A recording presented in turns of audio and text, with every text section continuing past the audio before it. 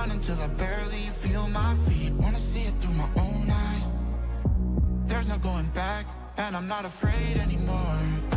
Cause I know I'm gonna be the last one standing. Yeah, I'm not afraid anymore.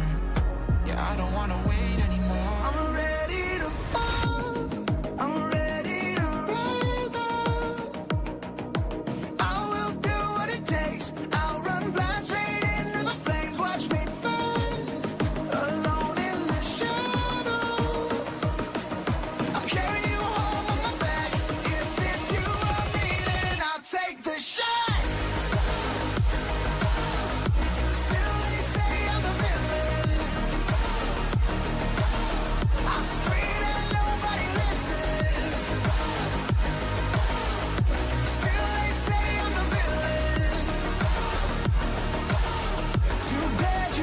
Take me down. See that I'm surrounded by predators. It's critical, they got me in my element. It's dirty how you trying to keep it elegant. Keep my eyes open wide when everyone around me is an enemy. See my life cross my eyes. I'm ready to fall, I'm ready to rise up. I will do what it takes. If it's you or me, then I'll take the shot. Still they say I'm the villain. I scream and nobody listens. Still they say I'm the villain. Too bad you can't take me down.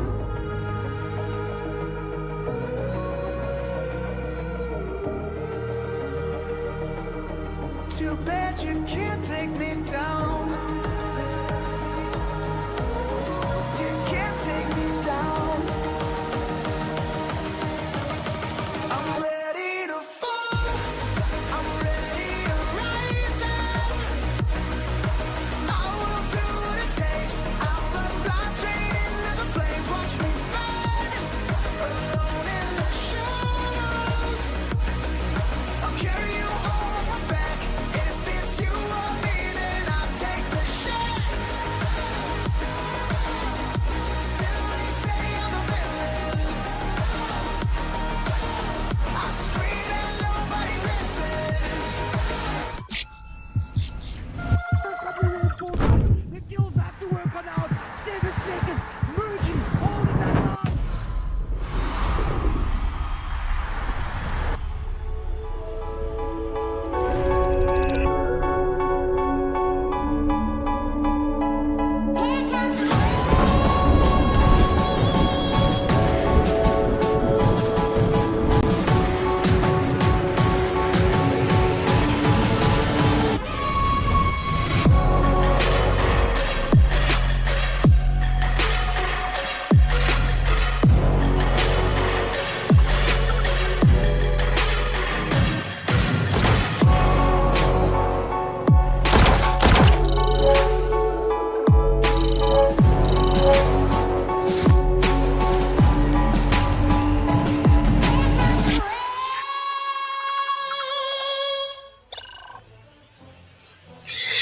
Hello, Africa. We are fully back. It's the Qualifier Africa Cup 2026, the road to the Call of Duty Mobile World Championships. We had an amazing 2025, crowned the champion, had a stage 5 appearance, and well, we're back again this year with 5 regions. And with me is AR. Where are you, AR? Are you here? I'm this way. One direction, doesn't matter. The Blackheart is back here on Call of Duty Mobile, the biggest tournament in Africa, ladies and gentlemen.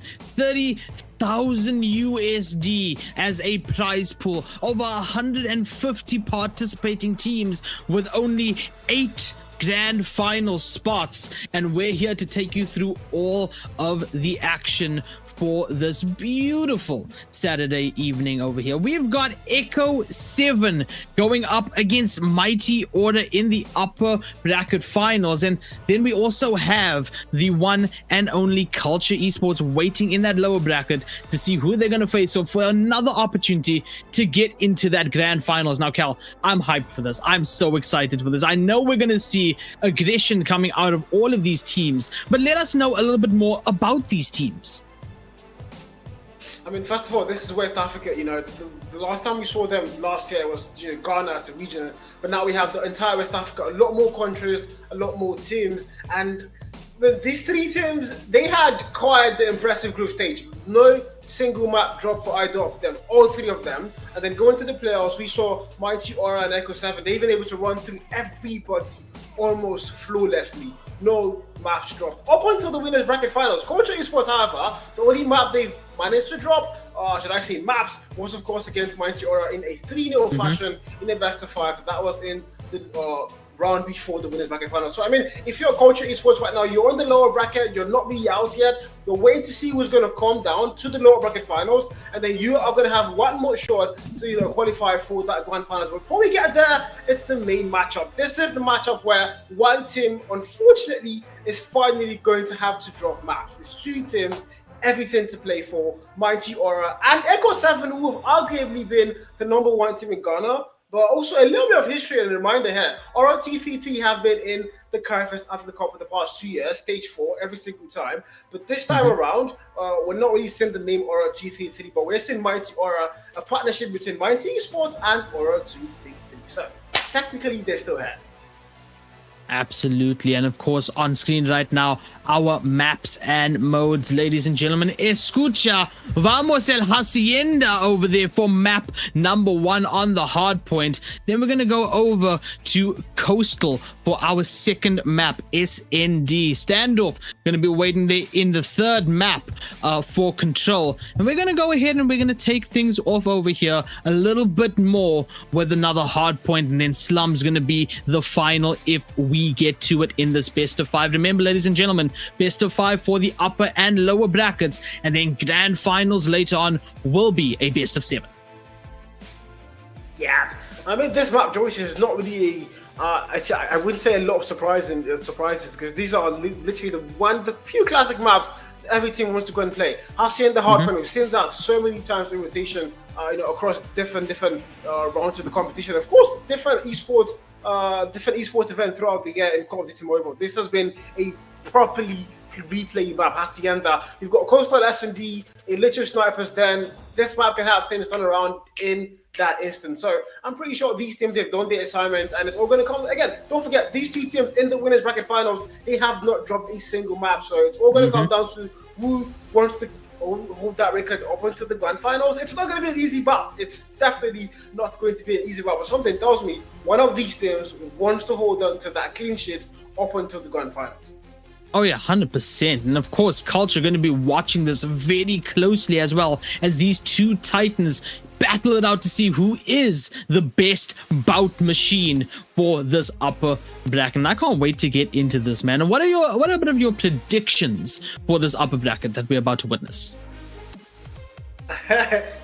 When I did see a 30,000 CP points giveaway earlier on, and of course I did make sure to go and drop my predictions real quick. But then, the kind of predictions I made on that chat, they were a little bit too outrageous, so I don't think I'm allowed to say them out loud. So I'm going to be a little bit, a couple of mind games here and there. But in the meantime, the Mighty Aura, I think, like I did say, Aura GTT, the past 2 years, they've been the one team to look out for every single time when you're talking about Ghana and West Africa. And now they might no longer be there, but again, Mighty Aura, if they could get that partnership with them, I'm pretty sure these guys look like they already have a grand final slot booked. But at the same time, Echo 7, these guys are no pushover. You said it yourself, they haven't dropped a single map all the way to this winners bracket. So predictions, I don't know. I think we're going to go to map 5, and I want to leave it at maybe a 3-2, But this is me being nice.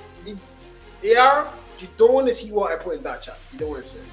I'm about to open it. I will see that in just a second when the game starts. I have to agree with you over there. I think 120% we go to a map number 5 here. I mean, we're talking about two dominant forces over here. The entire chat split between who they want to pick right now. And you mentioned it yourself. These two titans argued to be number one team in Ghana. And then, of course, Mighty Order trying to get this a third time in a row.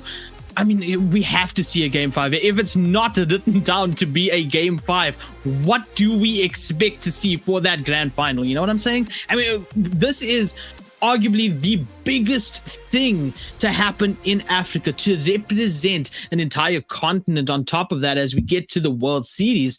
So, of course, these guys are going to have to go ahead and play their best, be the top standard that they can be, just to go ahead for that opportunity on its own. Yeah, no doubt. I mean, don't forget, this is double the prize pool. The first time we saw the Caribbean Africa Cup was $15,000, and then the next year we saw another $15,000. Now we're seeing 30, so both years combined together, we're getting $30,000 worth of prize pool, and we're getting so many more countries allowed into the mix of the things as well. So this is the biggest the Qualifier Africa Cup has ever been, and there's so much up for grab. But I mean, the one important thing as well is that throwing. But again, going back to the case of Mighty Aura, and Aura 233, the measure and all that, there's one player that has been in the Aura 233 lineup for the past two seasons, and he's literally, we could arguably say he's been the reason why they've made it to every stage 4. And his name is Rin. And unfortunately, Rin is not even playing in the West African region. He's playing for a totally different region and a totally different team. So can Aura still book that slot? Can the players from Mighty, can they fill up that gap that Rin once filled? Can they fill that man's shoes? We're going to find out. But again, Echo 7, the boys from Ghana, I wouldn't lie to you, AR. I didn't really expect a lot from them because I've heard they're really good. Or I didn't really get a chance to watch them a lot of the times. But when I finally watched them throughout the weekends, leading into the playoffs, I was like, oh, maybe I'm the one who's just not updated. This guy's actually looking solid. So, I mean, in the winners bracket final, don't forget, if you lose, you're still not out. You're falling down to that lower bracket and you're going up against Culture Esports. Mighty Aura already had one matchup against them. It was a flawless 3-0. So I don't think they will be scared to go down. But with the kind of record they have, they don't even want to go down. They want to just make it to that grand final. So Echo 7, I hope they're ready for what's about to come. Absolutely. And of course, I mentioned that 8 grand final spots, ladies and gentlemen. There's 5 regions that will be through the West Africa, North Africa, Southern Africa, East Africa, and Nigeria, of course. And there's a couple of regions over there that get 2 slots for it. West Africa being one of them, Southern Africa as well, and Nigeria, East Africa, and North Africa both going to get 1 slot to go to that grand finals, meaning 1 team will go to that grand finals. And on your screen right now, you can see all the dates for each region, and of course the date for that LAN grand finals as well. Yeah, the one thing everyone's looking forward to is the LAN grand final for sure. That is the one. That is literally what they're playing for. That's what all these playoffs are going to be about. Booking a slot to be among the 8 teams that are going to be flowing to Nigeria, and of course, battle it out for the crown, throne, and the glory of stage 4, and of course, a ticket all the way to stage 5 to represent Africa on the biggest, grandest stage of Call of Duty Mobile. But in the meantime, West Africa now, this is their day. We're gonna have 2 teams from this region advance to the stage 4, and it's all gonna come down to this evening. Wherever you're watching this from, afternoon, evening, morning, I do not know. But again, welcome to the stream. This is the Qualifier Africa Cup Call of Duty Mobile World Champs qualifiers, and my God, AR, we're going to the beautiful map B-roll, the calm before the storm. Let's go. Man, I think the storm's going to be there since the beginning, man. I think these guys are going to go hard in the paint straight off the bat, especially with, like you said, this massive opportunity, the biggest event in Africa right now. Of course, these guys, these 2 titans that you haven't failed to mention, being undefeated to this point, they have to give it their all. They have to have the aggression. They have to have that bloodlust to go ahead and keep that clean sheet, starting off with Hacienda Hardpoint.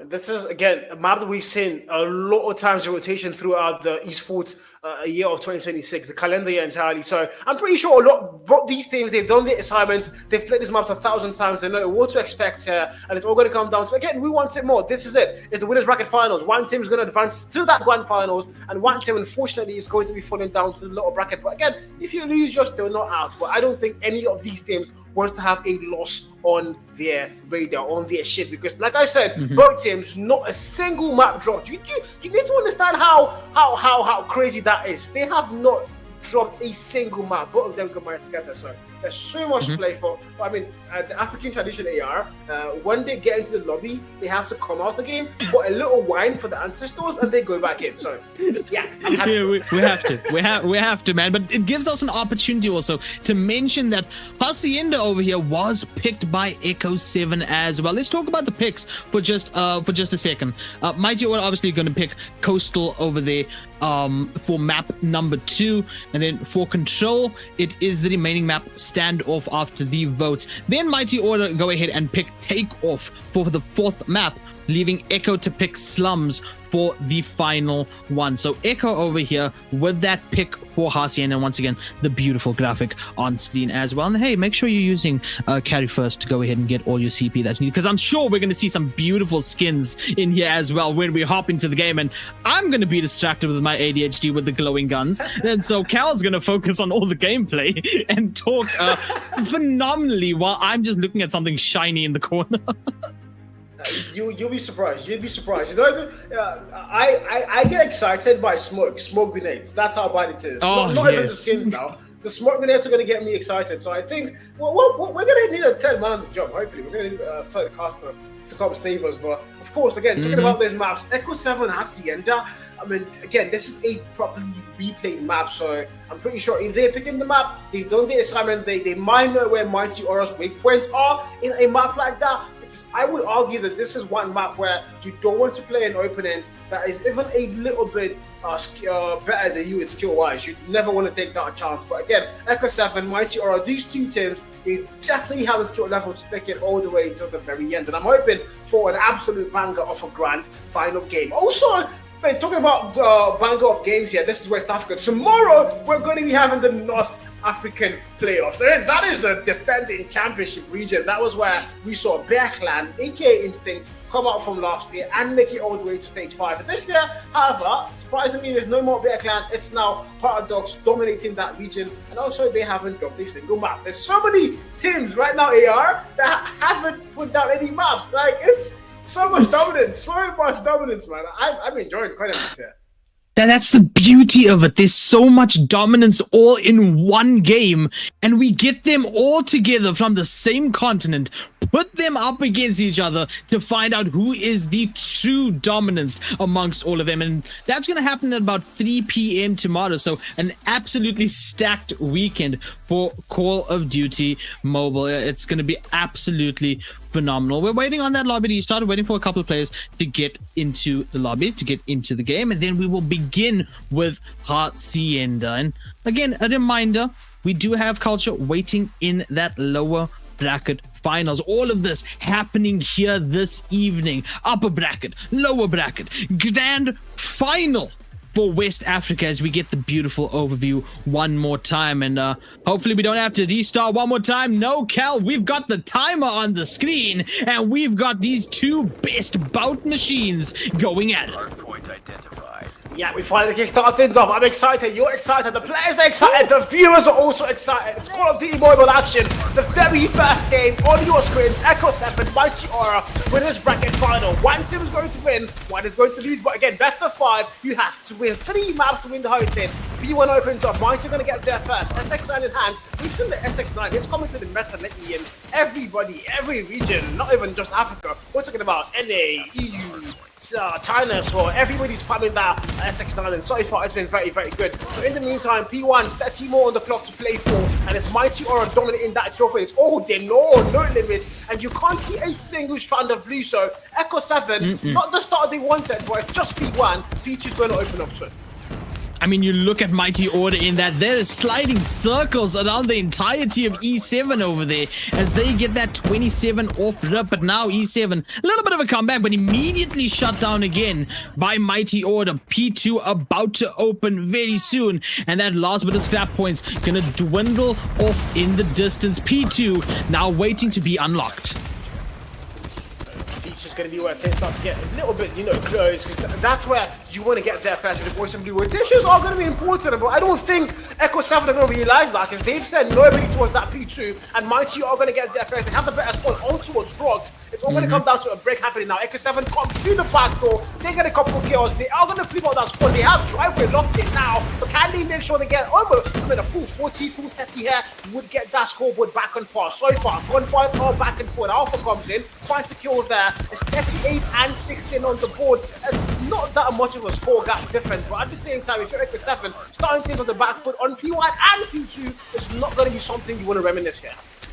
We see the nade spams coming in as well, and E7 trying to do everything that they can to get in there to get some points on the board, but Mighty Order locking it down, shutting it down on the contest here as well as we now approach P3, and you can see the early rotate coming out of Mighty Order already. In fact, one going to be over there contested from E7 as well. Backs up, actually gets shot in the back over there by No Limit, and now P3 going to go straight towards Mighty Order as soon as it unlocks. Yeah, P3 opens up now, and if you're Echo 7, you've been behind now for 2 hard points. First set of rotations not going in your favor, that can't be good. But don't forget, this is all down to a map best, literal map 5. If you can drag it there, best of 5. The North finding a double on the kill feed, that machine popped out. Operator skills are going to play a very vital part as well if you're going to have a full 60 hold. Now the war machine for cars, hopefully can do some work for their side. Echo 7 are getting the kill feed in their favor. Now they're going to get that break finally. And now they might give Mighty in spawn. War machine goes big, finds a triple, and they still find in value. Equalizer finding one more, the clock gets popped out, and now they're giving Mighty in the spawn. It's Echo 7 all the way through. Look at that kill feed, glorious freaking blue as they hold it down. 4-piece nuggets with extra barbecue, please, for E7 as they get that points racking all the way up. 10 seconds, and they will get this points to the end as well. But we're going to switch points over here as that last bit of scrap points go to E7. 55 to 63 is where we currently stand, and now the rotate's coming in once more.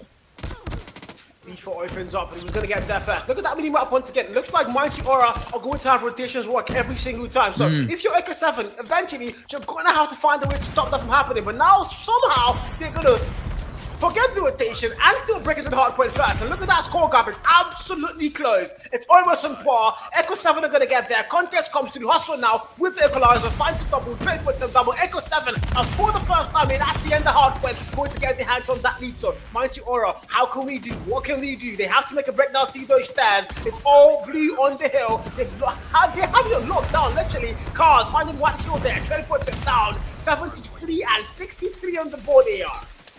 I mean, the only time I've seen a lockdown like this was 2020, and E7 right now doing a phenomenal job of getting those points up 10 seconds before we switch back over to P1. And my, oh my, what a turnaround E7 had over there. We talked about how close this was going to be, how these guys were undefeated in their own rights, and you can see it right here. Auden right now trying to slide in, gets caught out immediately by Alpha, and P1 now unlocked. And Mighty Order gonna go ahead, get that first little capture over there, but immediately contested by E7. And E7 has found their groove. They've found their footing now, and they found out exactly how to go ahead and build this momentum and keep it going forward. The one thing about Mighty Aura is they are a very scary team on paper, especially in this region, West Africa. So right now, if you're Echo 7, I think you had a little fear going into the game, but again, it all came down to how momentous could they build anything up? How could they find the value to work with? And right now, they're finding that perfectly. P1 opens up, it's all going to be there so far. The 100-point mark about to get crossed over, but Mighty Aura are going to stop that from happening for a little bit longer. Now they fight back. Now they're right back in. They know and no limit are going to hold in the hill and make it theirs. If you're Mighty Aura, however, you're on the back foot, but not by too much. There's still a very big chance you can close that gap on P1 and get the rotation for P2 first. That's going to be very important for their side. A full 60 there, whoever gets it, might as well go on to win the entire thing. Look at that rotation. E7 wanted already there. Finding a kill from the back of the Lamborghini. Might get a double there. Two ball players come to the door. He's going to be distracted, able to get one kill, but the trade finds him, and now P2 about to open up. Somehow, E7 are going to get there first. Scoreline 107-87. Wanted it enough over there to hold out for just as long. Got a little bit hustled in the end by Hustle, but still managed to do enough to keep that point lead. But Mighty Order fighting their way in as we reach that 40-second mark for this point, and somehow once again we see Echo back on it, and the Claw is out doing some work but taken down very quickly, just as quick as it was pulled out. Now the remaining 30 seconds on this point, on this hill, 127-95 is where we stand, and E7 still keeping it to themselves. The greed to get all of these points and not share with Mighty Order now, as we're about to unlock and head over to the next point.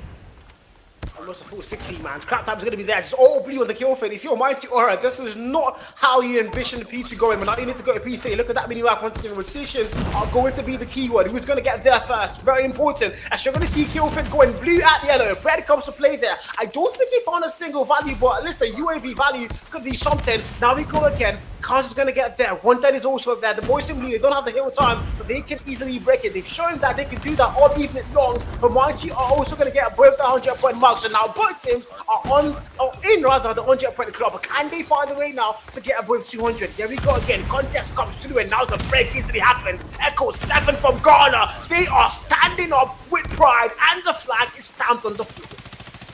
Nades cooking, but the only thing that's cooking right now is E7. The slide out, the peaks, the shots to go ahead and hold out Mighty Order and to keep these points for themselves as 20 seconds left on this point. And finally, Mighty Order find a way in as they get this last bit of scrap. 168, 109 on Mighty Order. 10 seconds as we're about to move to P4. And man, do you think Mighty Order is just a little bit, they're not warm enough for this first Hacienda map?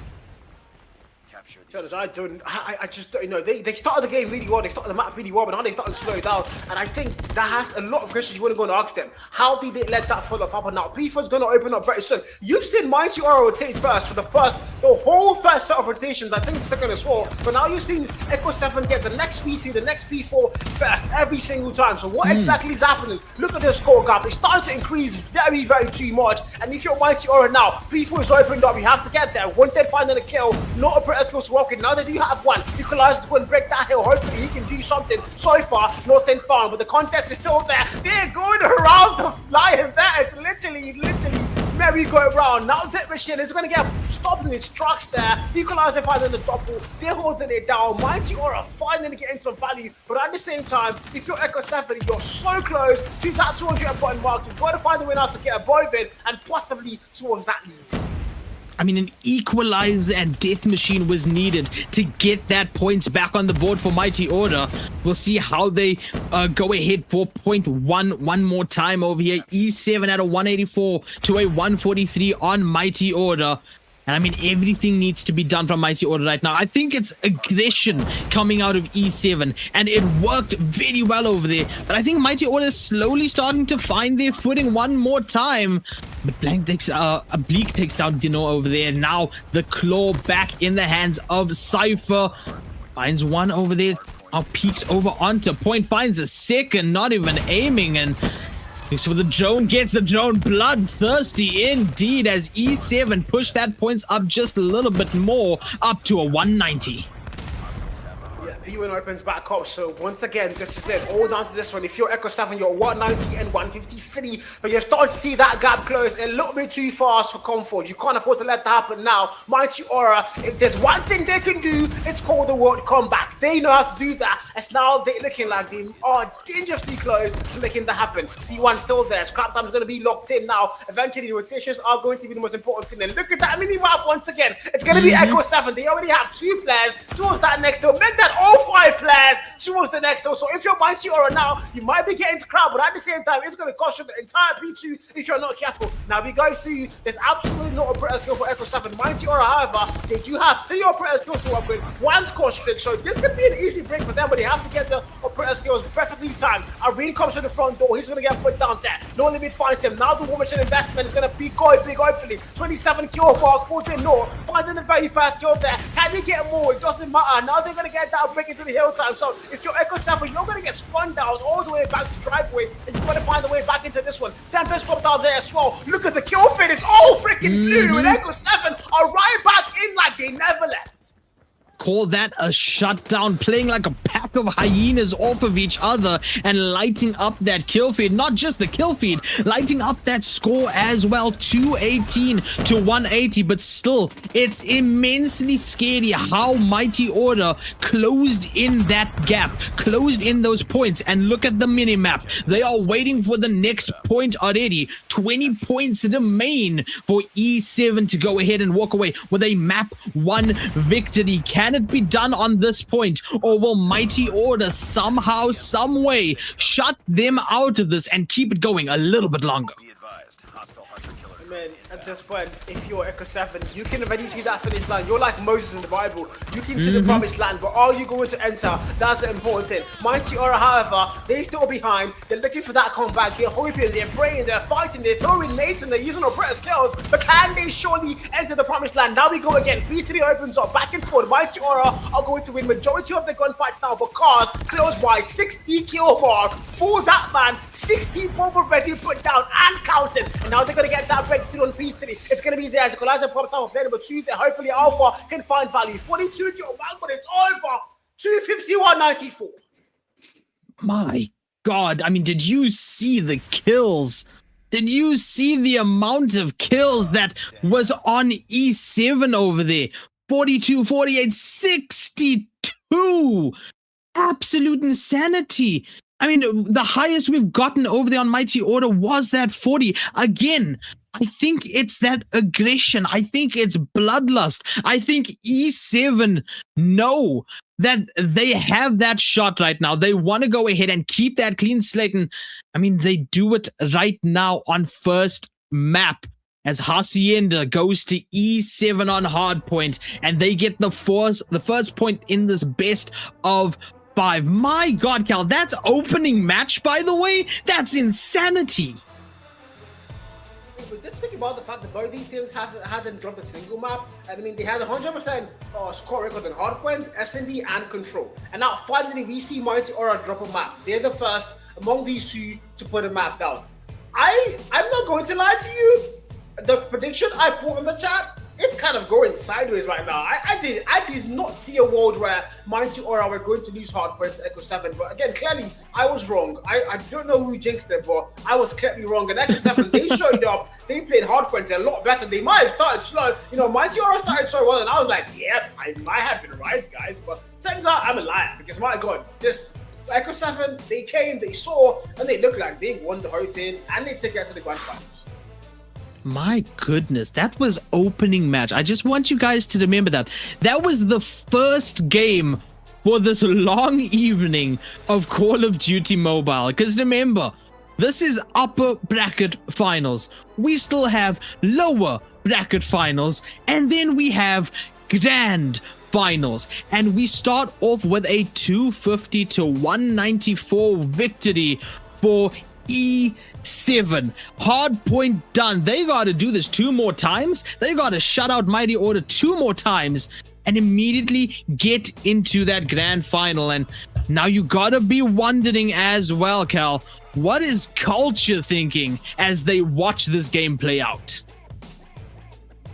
I mean, I hate to be that guy, AR. I don't like to be that guy. But Mighty Order 3-0 Culture, and Echo 7 are doing, you know, they've already got a map against them. If you're Culture Esports now, I think like on paper, the one chance you thought you might have had was against E7. If they come down to the lower bracket, then surely you could be able to put them down. But now you're looking at a world where it's not Echo 7 being put down to the lower bracket. It might be Mighty Aura. I don't know. The mental game right now for that team is going to be absolutely nuts. They have to find a way, to anticipate Mighty Aura being put down, and they have to find a way now to do the impossible of beating Mighty Aura if that happens. But again, don't forget, this is a best of 5. This was the very first map. Hardpoint might be done. Echo 7 might have that on the bag. But again, there's the S&D control hardpoint and another S&D if we do get that. So anything can happen. And speaking of mental as well, we're going to S&D, we're going to Coastal, and obviously a much more methodical styled game. You can't just go rushing like that and giving up numbers. So will that benefit Mighty Order now? Because E7 can't go as hard. They can't be as aggressive. They can't have that bloodlust that quickly, because they may just feed into Mighty Order. Is this the shot that Mighty Order need to go ahead and tie it up? Because I'm still going to stand with the prediction, Cal. We go to map number 5. I mean, if that's what we witnessed and Mighty Order had that shot in that one point, they pushed their points all the way up, almost to tying it up. We have to go all the way to a game number 5. Yeah, definitely. I mean, to be honest, if Mighty had won the hardpoint, I would have said, okay, maybe a game 4, maybe even a game 3, I don't know. But Echo 7, nah, these guys, they're looking absolutely fire. And Mighty Aura, I think now they've seen that, this team is absolutely not going to be a pushover. If we're going to win this and qualify for the grand finals, we have to go above and beyond if we're going to secure that ticket. But in the meantime as well, I want to go and talk about a certain player in the Mighty Aura team, which could be the determining factor for who wins S&D. He's an Arwin. He's undoubtedly, unarguably, if you've watched Such and Destroy in Africa for the last couple of months, Arwin has been one of the best snipers in the scene. He wasn't Eclipse gaming us for last 2 months, but he registered with Mighty Aura for the Qualifier Africa Cup. So he's one player. If you're the side of Echo 7, you want to have that man on chokehold the entire S&D. But now things are going to kickstart. Coastal, Such and Destroy, Echo 7 on the series lead. It's a 5v5. Take us away, Aaron. Take us away.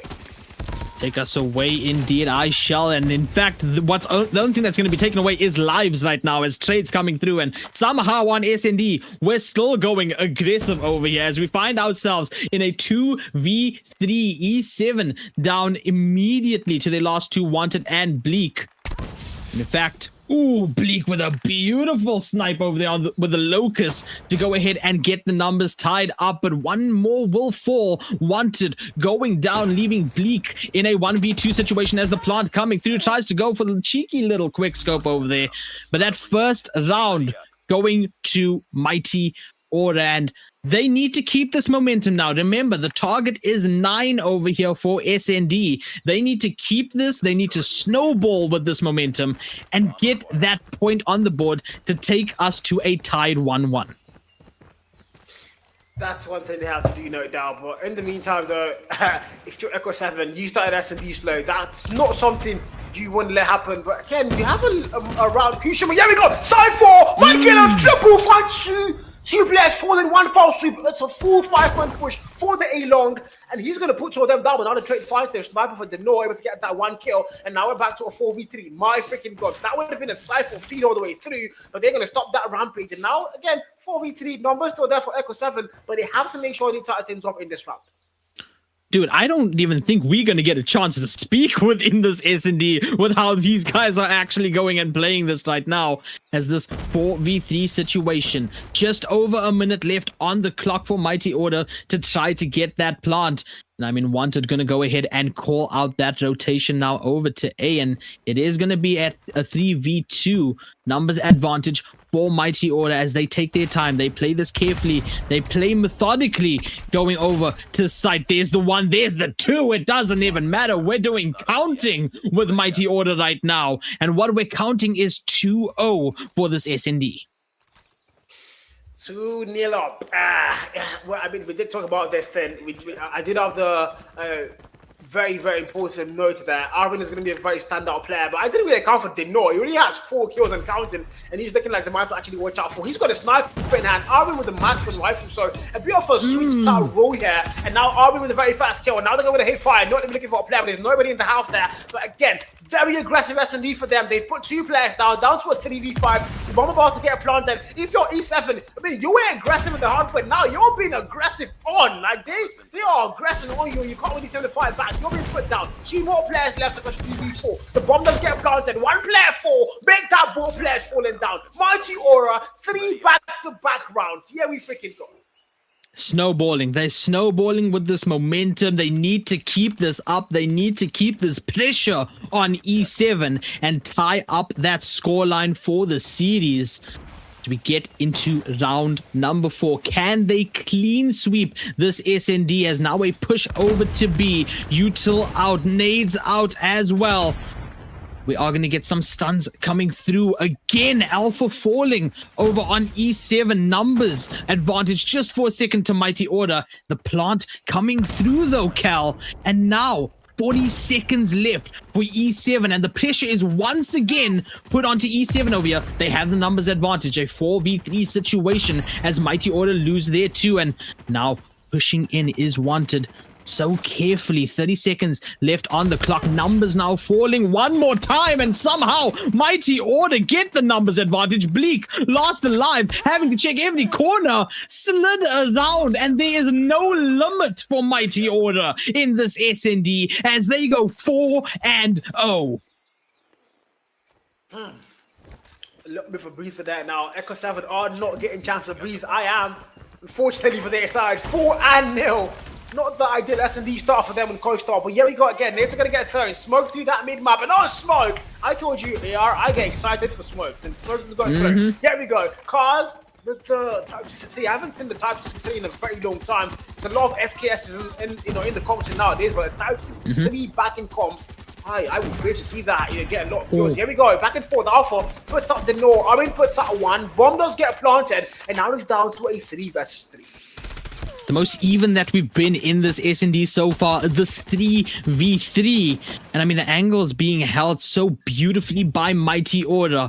Again, even when they're just chilling over there, they're putting so much pressure. But that might be the opening straight up as now rushing into sight. A 2v1, make that a 2v0 as finally, after 4 rounds of domination, E7 get a point on the board in this SND.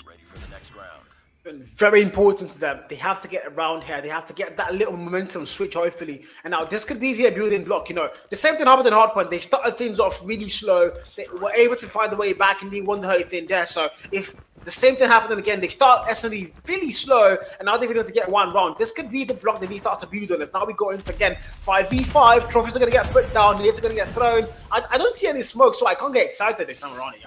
Why? A lot of damage coming through there as well. Saving the smokes for the right time, just to hype you up over there. Still a 5v5, and it seems like we've now gone to a more methodical state. Never mind, Mighty Order just gonna rush through, get that first blood, a trade out coming as well. The Type 63 not finding its mark on Hustle just yet, but that bomb has been planted. The bomb found its mark indeed. As we still are in this 4v4 situation. Reload coming on the PKM right now. Needs to play around all these boxes, but eventually falls. And now a 3v2. Numbers advantage to Echo. In fact, going down to the 1v1. And we love the storylines that we see happening. Alpha gonna get jump shotted. And just like that, on another roll, Mighty Order find another point that they can snowball off of. Yeah, did hope for a little momentum flip out there, but not looking likely anymore, is it now? 5-1. Mighty Aura able to, once again, getting that lead and hold it down. 5-1 on the scoreboard. So if you're Echo 7, you have to find a way back now. Don't forget, it's fast to get 9 rounds. And I'm pretty sure overtime is something Mighty Aura wouldn't want to let you guys get anywhere near. Now look at Wanted overextending there. He might get value. There's about 5 players around that angle, actually 4. 1 player was dating all the way back towards that mid-map. So if you're Wanted now, there's 4 players around you, but the information has to be given out perfectly well. Now they know with the very first kill, Cast is going to get put down on that kill feed. So if you're Mighty Aura now, you do have numbers locked in, and you've got to find a way to make it work. Echo 7, I don't know. It's too slow start. Very slow start indeed, and you can see that rotate coming in from both teams right now, and E7 going to be waiting around A site almost instantly. Clears the building, and they will attempt to get this plant off. Hustle going to be planting that bomb. And you can see E7 trying to play this slow, trying to cut that momentum off in a strategic way. They don't want to overextend. They don't want to feed into this. We have a 4v4. This is the most even. One more time. Make that a 4v3 as they find another 4v2. We're counting down with E7 as they may find another opportunity. Defuse now being attempted. The spray comes in so hopeful from No Limit. But E7 gonna get back on the board. 5-2 is where we stand. Oh my God, 2 and 5, and again, I think if you're Mighty Aura, I think the one thing you can't afford to do is get comfortable. Because Hardpoint, I think that's kind of what happened. They got too comfortable. They had the lead locked in, and they eventually slipped off. You don't want to let that happen. You're not Steven Gerrard. You can't sleep off. But here we go, 2 and 5. It's all down to round 8 right now. Echo 7. Cars is in a very good spot. Potentially, it's going to get a couple of numbers down. Nader's going to get thrown to them. They know exactly where he's going to be. So they're going to want to play that safe. But eventually, though, they're going to have to push out. Have to push out indeed. About 90 seconds on that clock right now to go ahead and strategize around this map. Strategize around Coastal. A 3-point lead for Mighty Order. Still a 5v5. No picks yet. No first blood. And we're dropping down to about 60 seconds right now. And a much more strategic play. A much more strategic round for this one. I mean, just holding each other off, waiting for the opposition to make the first move, the first mistake, one can say. You can see E7 not moving, not budging, not wanting to be the first one to give up position. Now slides out, finds one, but eventually taken down is Cypher over there. But we are in a numbers advantage for E7. 4v2, make that a 4v1 as Kaz is on a roll. Can we get the last one? Yes, we can. And we're slowly but surely closing that gap. Take a deep breath again, Carl. Take a deep breath. If you're Mighty Aura, this is starting to look all too familiar. This happened at Hardpoint. You slow down and he caught up and he overtook you guys so freaking fast. And Sniper for the door, but he just saw the glimmer of light there and he got put down. Blake falling, and now we got Cars. The man with 60 plus goes in Hardpoint and he's back once again. Not even gets put down there. More about to get planted now for their side. Sides haven't been flipped. Don't forget that. Sides have not been flipped. And Echo 7, this is going to be their very first round on the attack. Mighty Aura playing defense, but so far they're not playing a very good one. 3v3, the bomb already put down, 34 more on the clock, and they've got to break that B-side. Warbang attempts here from a risk, but not finding anything. The 3v3 is still where we stand. 20 seconds on the clock right now. Mighty Order having to push in, try to get that defuse. E7 gonna try and sit as comfortably as they can for this last 13 seconds. Now the pressure put onto Mighty Order. The Warbangs finding one, looking for the second. Defuse coming through. Is there time? Oh, there's an offside! Oh my god! Oh my god! Whoa! I held my breath there. I thought surely there wasn't time.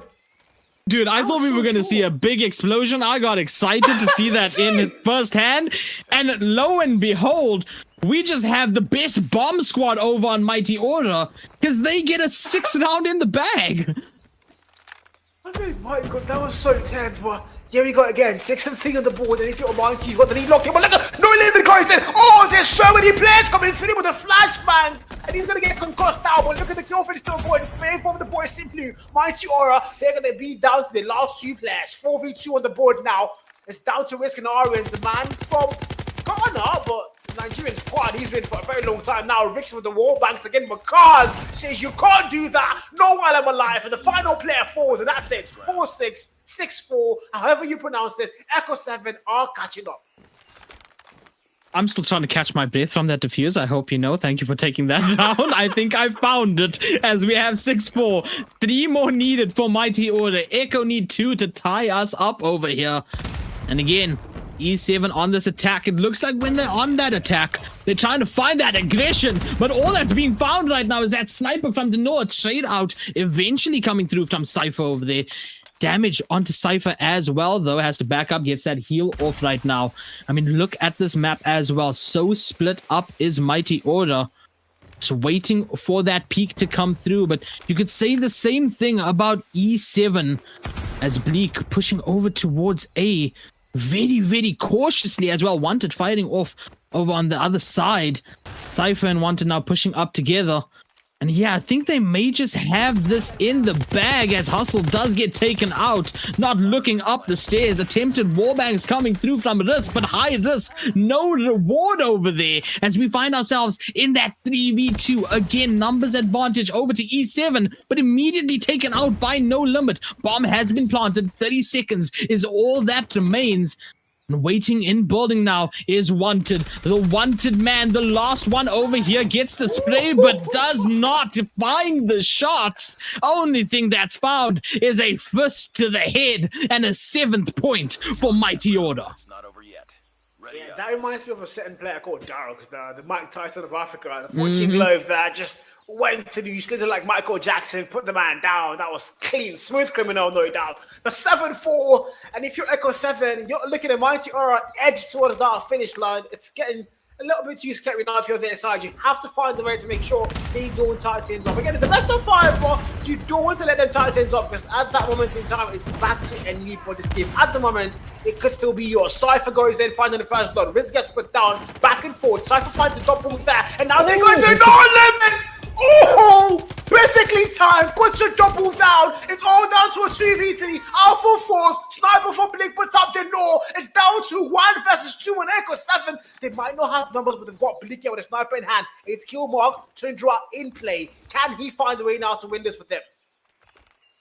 Mighty Order, they have the bomb with them. They can just wait for that push to come in and play their numbers, play their angles over here. Hustle and No Limit.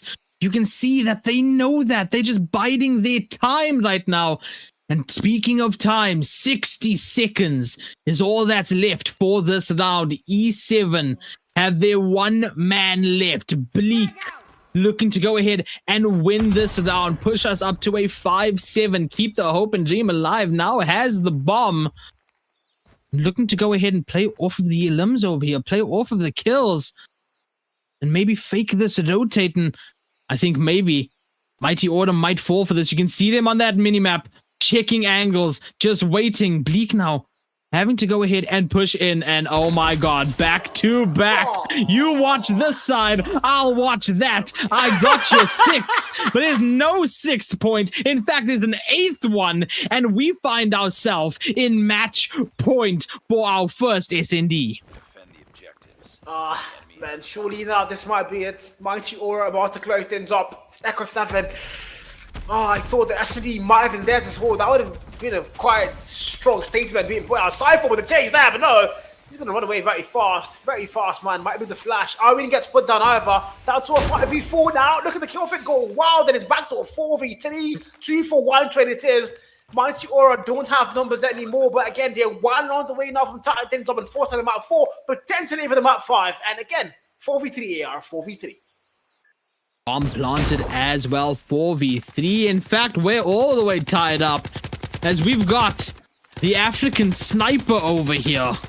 Denor finding that trade out and evening our numbers. 20 seconds though is all that remains. You can see Risk trying to find that opening with all of those wallbangs. And now the entry will begin. Alpha peeking out over there. In fact, doesn't get taken out. It's Cypher that's the one that gets taken out first. Alpha now taken out. Eventually, Risk has been traded. But I mean, 3 seconds. And I mean, we're gonna get that explosion from a couple rounds ago. We're also gonna get a 5th point and a little bit of a delay to Mighty Order getting that 9th point. Yeah, they're just trying to drag things out. Hopefully they can force maybe overtime. That's one thing. They have to get 3 more back-to-back rounds, and they have to be flawless while they do it. As that's the only way. But if you're Mighty either, doesn't look likely. You just 1 round away here from forcing that map 4. And here we go. They're so fast, and nobody's settling. Oh my! Lost that round, but it's What? not over yet. Ready up. Was that part of the script? Did you write that? I didn't read that.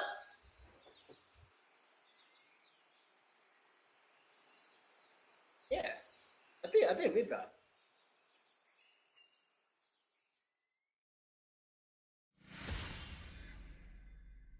Wow. It's a draw. Stand down.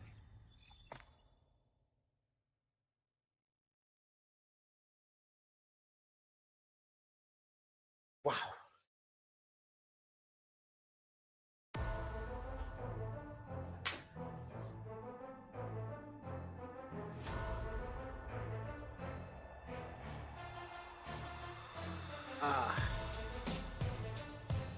I was muted in the excitement. I was muted. I'm not gonna lie.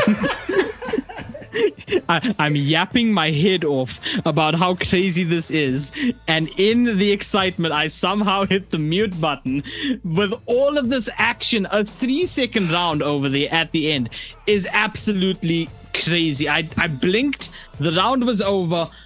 I don't know what even happened over there, except that Mighty Order get that 9th point and get the tied up 1-1 on our scoreboard. What an insane 2 maps this has been so far, Cal. Yeah, you know what happened? When I couldn't hear you, I had to check my headphones, and it's probably me again, bro. I checked my fiber, it's working. I checked the stream, it's on. I checked my headphones, I'm like, what exactly just happened to AR? Did he get a heart attack? Because that was so fast. Yeah, it probably was a heart attack because that happened. I was here talking about maybe a potential reverse sweep, time beat force, and I'm like, wait, what? I got diffused, Wait, bro. I got diffused. I got headshot by Deno over there. I hit my desk so hard that my mute button went off. That's crazy. What an insane SND over there. Coastal going to Mighty Order, and so far, I will say our predictions is still on board to get to that map number 5. But of course, we have to get to map number 3 first next, and control on standoff. I don't know how the aggression of either of these teams are going to play out over here, but I do know we're going to see those lives drop so quickly, Cal. No doubt. We've seen both teams, they've been pretty aggressive. I haven't seen any I thought these two teams play a little bit safe, or just try to drag things out. They've been pushing heads up all the way through every map here. And the map like standoff again, this is a map that can be pretty aggressive. And this was I think this was one of the few maps in Qualifier where the B flag is a harder capture. It's easier to get the A if you're on the attack on standoff. It's easier to get the A flag capture because it's on your spawn than to get the B flag capture. On literally almost every other control map, the B flag is known to be the easiest cap to get. But yeah, unfortunately, if you're on the attack here, you have to deal with being able to get that B flag. It's going to be a little bit harder than the A flag this time. But again, these two teams, they've been aggressive all evening long. Before the stream started, I had a friend of mine ask me, this is West Africa, these two teams, I don't really know them that well. I think they're going to be boring. Hello, man, what do you think? Is this still boring? I doubt it, brother. Call that friend up right now. Tell them to put up the stream, because I need to remind you all, this is still the first series of the evening. We still have a lower bracket and grand final to come, and need I remind you that grand final is a best of 7.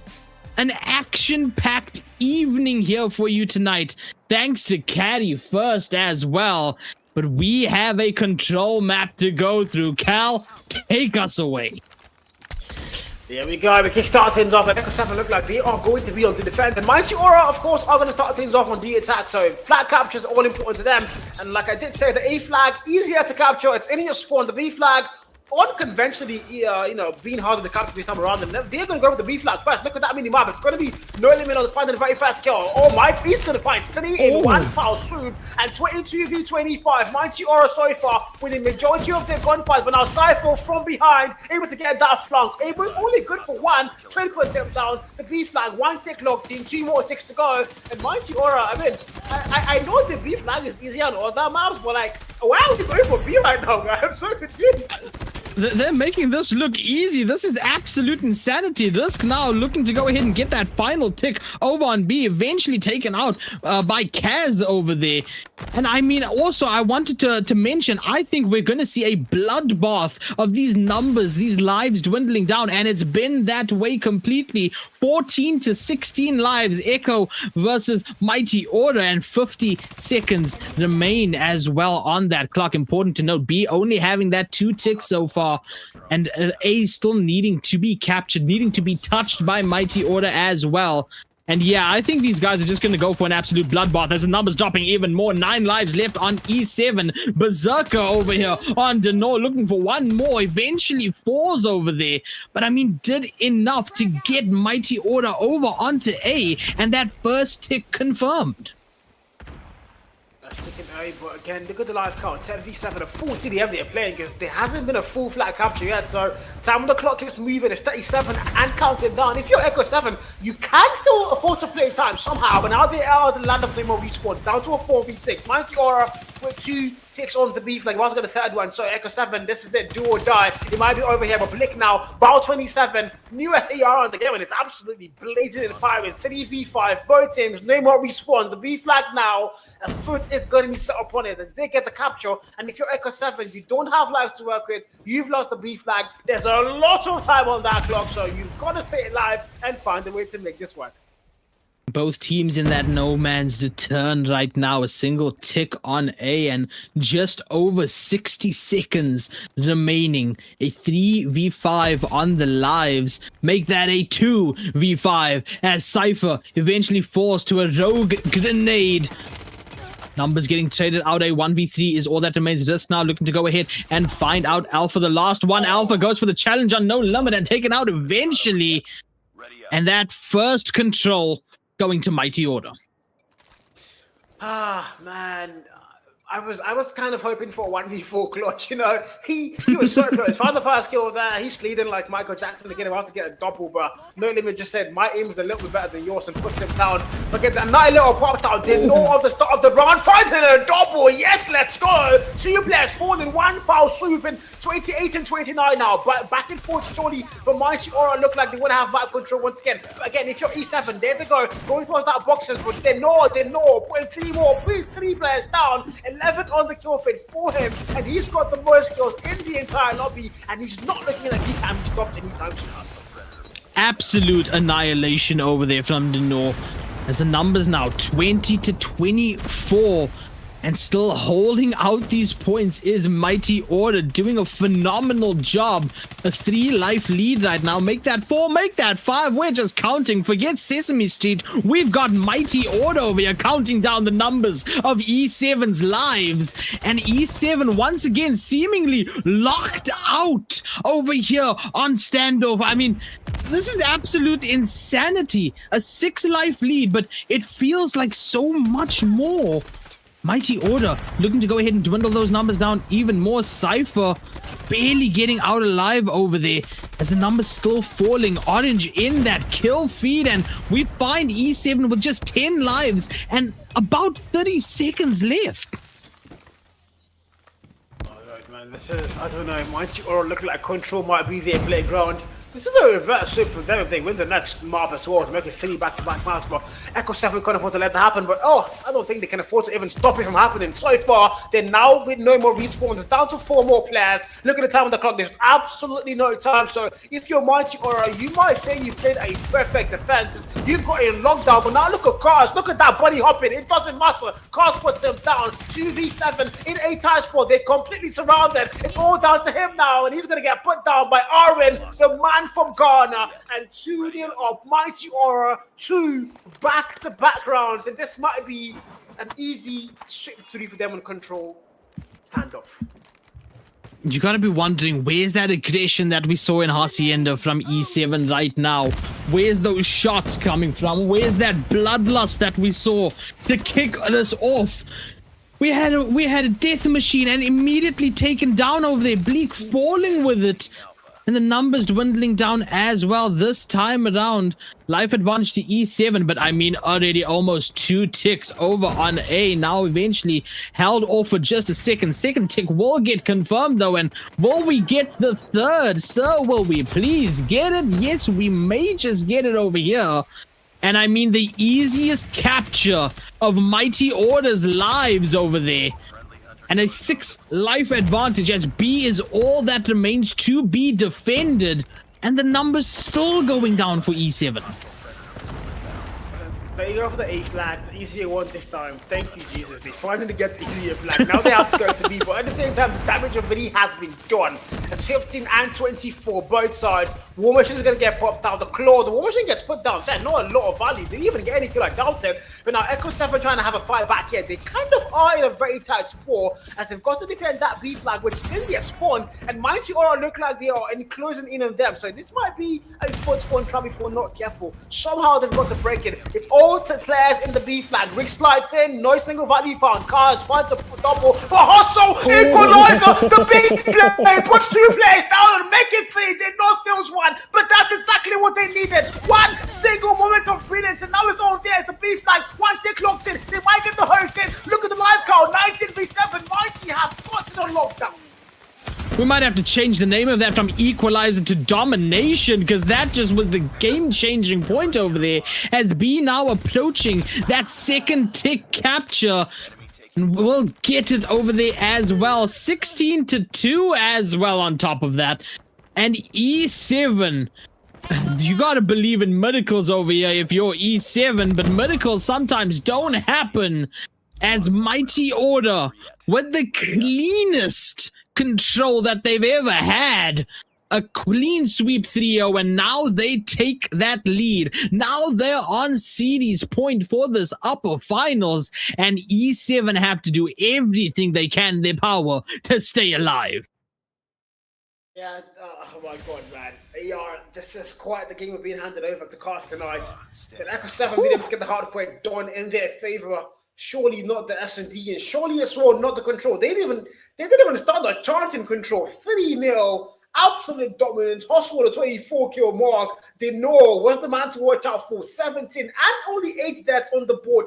The KD there, over 2 points, freaking KD, and that man was just he was dominating too. Like, I mean, the 9 let off in the hands of that man. Yeah, that's something you never want to go up against. And Mighty Aura, they finally live up to that name. They were mighty and they had all the aura on control stand up. But that's it, it's not done. It's a best of 5. They've gotten 2 back-to-back maps. Some would say they might get that reversion if they can win the next hard point. But at the same time, a team like Echo 7, I don't think they're gonna take that line down. They can still come back, they can still make this theirs. They can force them at 5, but surely they have to play perfectly on the next map hard point. I mean, look, right now, Mighty Order, they're looking to go to the moon, and we're going to take off as well for that next HP, which could potentially be the final map here for our upper bracket finals. But don't stress, ladies and gentlemen, we are far from done with this broadcast, because we still have that lower bracket coming through, and then the grand final. Man, we have a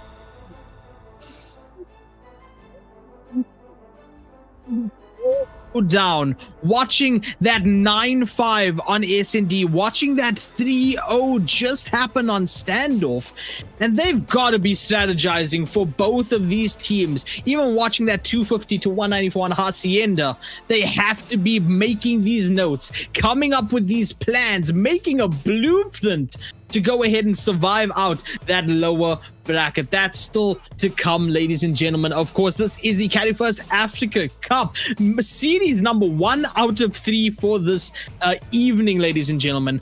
Of course, 8 grand final spots on the line is what these guys are battling it out for, and you just tuned in to 2 Titans that have been undefeated the entire time, and with Mighty Order now taking the lead and on match point. Take a deep breath. This might be the end. Echo 7, not the end to their journey, but of course their end to a flawless upper bracket run. Before this game, none of these teams had lost a single map. Surely now, both of them have dropped at least 1 map in the series. And it's all down to this one. This is hard point. It's going to be takeoff. Don't forget that. But man, looking at Mighty Order right now, they lost the first hard point, but I think the one thing I love about a lot of the teams in Africa is they don't take losses lying down. They lose the first map, they find a way to get back. They find the momentum. They find a way to flip the whole thing, the script in their favor, and then they just instantly clock in, and they make it work. So I mean, you're looking right now. If you're Echo 7, you're on the back foot. You start the series so freaking well. You had an amazing shocker at the start, but now you've gone on to lose S&D and control in a very devastating form. But again, there's still potentially 2 more maps. All you have to do is take the hardpoint, take off. I mean, you won the first hardpoint. How hard can it be to get a second hardpoint? But of course, mind you, this hardpoint is not going to be their map pick. It's going to be the map pick of Mighty Aura. So, predictions, man. What do you think? I don't even think we can make predictions with what we've seen. We made a prediction straight up, and E7 absolutely blew that out of the water in the first map. Then we thought E7's gonna snowball with that, and then it turns out Mighty Order was the ones that were gonna snowball with it. So I don't even think we can think of anything or predict anything without these teams being in our heads first, changing with an eraser what we have written down on our brains, and putting it all out in front of us to witness. All I gotta say for predictions is watch and see what happens, because there's no way I'm gonna be able to predict anything. I predicted game 5, and here we are on map number 4 with Mighty Order looking so dominant and now waiting on takeoff to go ahead and maybe even continue that dominance. But never count out E7. Never ever count out E7, because they can make miracles out of nothing as they look to do that here on the potential final map of takeoff. Potentially final map. Hopefully not. If you're an Echo 7 fan, prayers get sent up, answers get sent down. That's the only thing you have in your mind now. Sitting, watching your television, your phone, your laptop, your iPad, wherever you're watching this, on YouTube, on TikTok.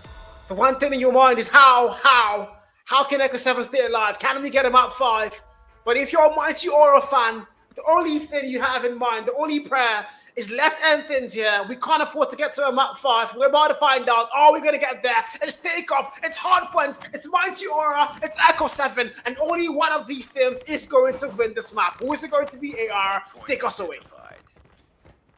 Starting off waiting for that P1 to unlock, and positioning is key over here. You can see MA Mighty Order sliding through ever so quickly and looking to get those numbers down, but E7 gonna be the one to turn that around and get the first few points on the board. Mighty Order now finding that footing, getting a couple of their own, and we're going back and forth just like we thought this entire series was going to go down.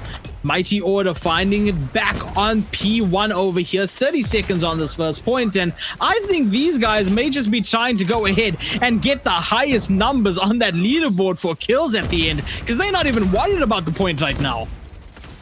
I mean, don't forget, Kaz actually dropped a 60 bomb. I mean, 60 freaking kills in a very fast map and hard point, so can you do it again? Because that's what they need. They need the moment of brilliance. They need that one player that is going to be the outlier. Can that man once again deliver on the big stakes? 18-8 so far. P1 is almost completely gone. We're going to open up P2 very soon. We're going to get there first. Rotations are going to be absolutely important, and this is going to be it. Look at that mini map. It's going to be Mighty Aura starting rotations up properly. We saw that on the first map on Hacienda. They had rotations properly for the first set of rotations. I think the second as well, but eventually they fell off. So this time around, though, they have good rotations, but they don't have that lead. And look at the mini map. Look at the kill feed. It's going to be blue, but now it's yellow. It's a back and forth. Oh my freaking god. 22-17. Both teams fighting it out till the very last. Yeah, these guys are just trying to see who can get the highest number on that leaderboard right now, as we're still at 22 to 27 points, climbing for Mighty Order slowly. But let's just take our minds back to Hacienda, how quickly those points actually rose. These guys are right now just playing out for pure dominance. Mighty Order still going to keep that lead, though, ticking on and off the point. Now finally gonna get counted just a little bit by E7, and now E7 get this little bit of scrap points to the end as we're waiting for the next point to unlock, to open up. And as we get there, Mighty Order gonna find themselves with that 40 points, a whole 10-point lead as a few scrap points go to E7.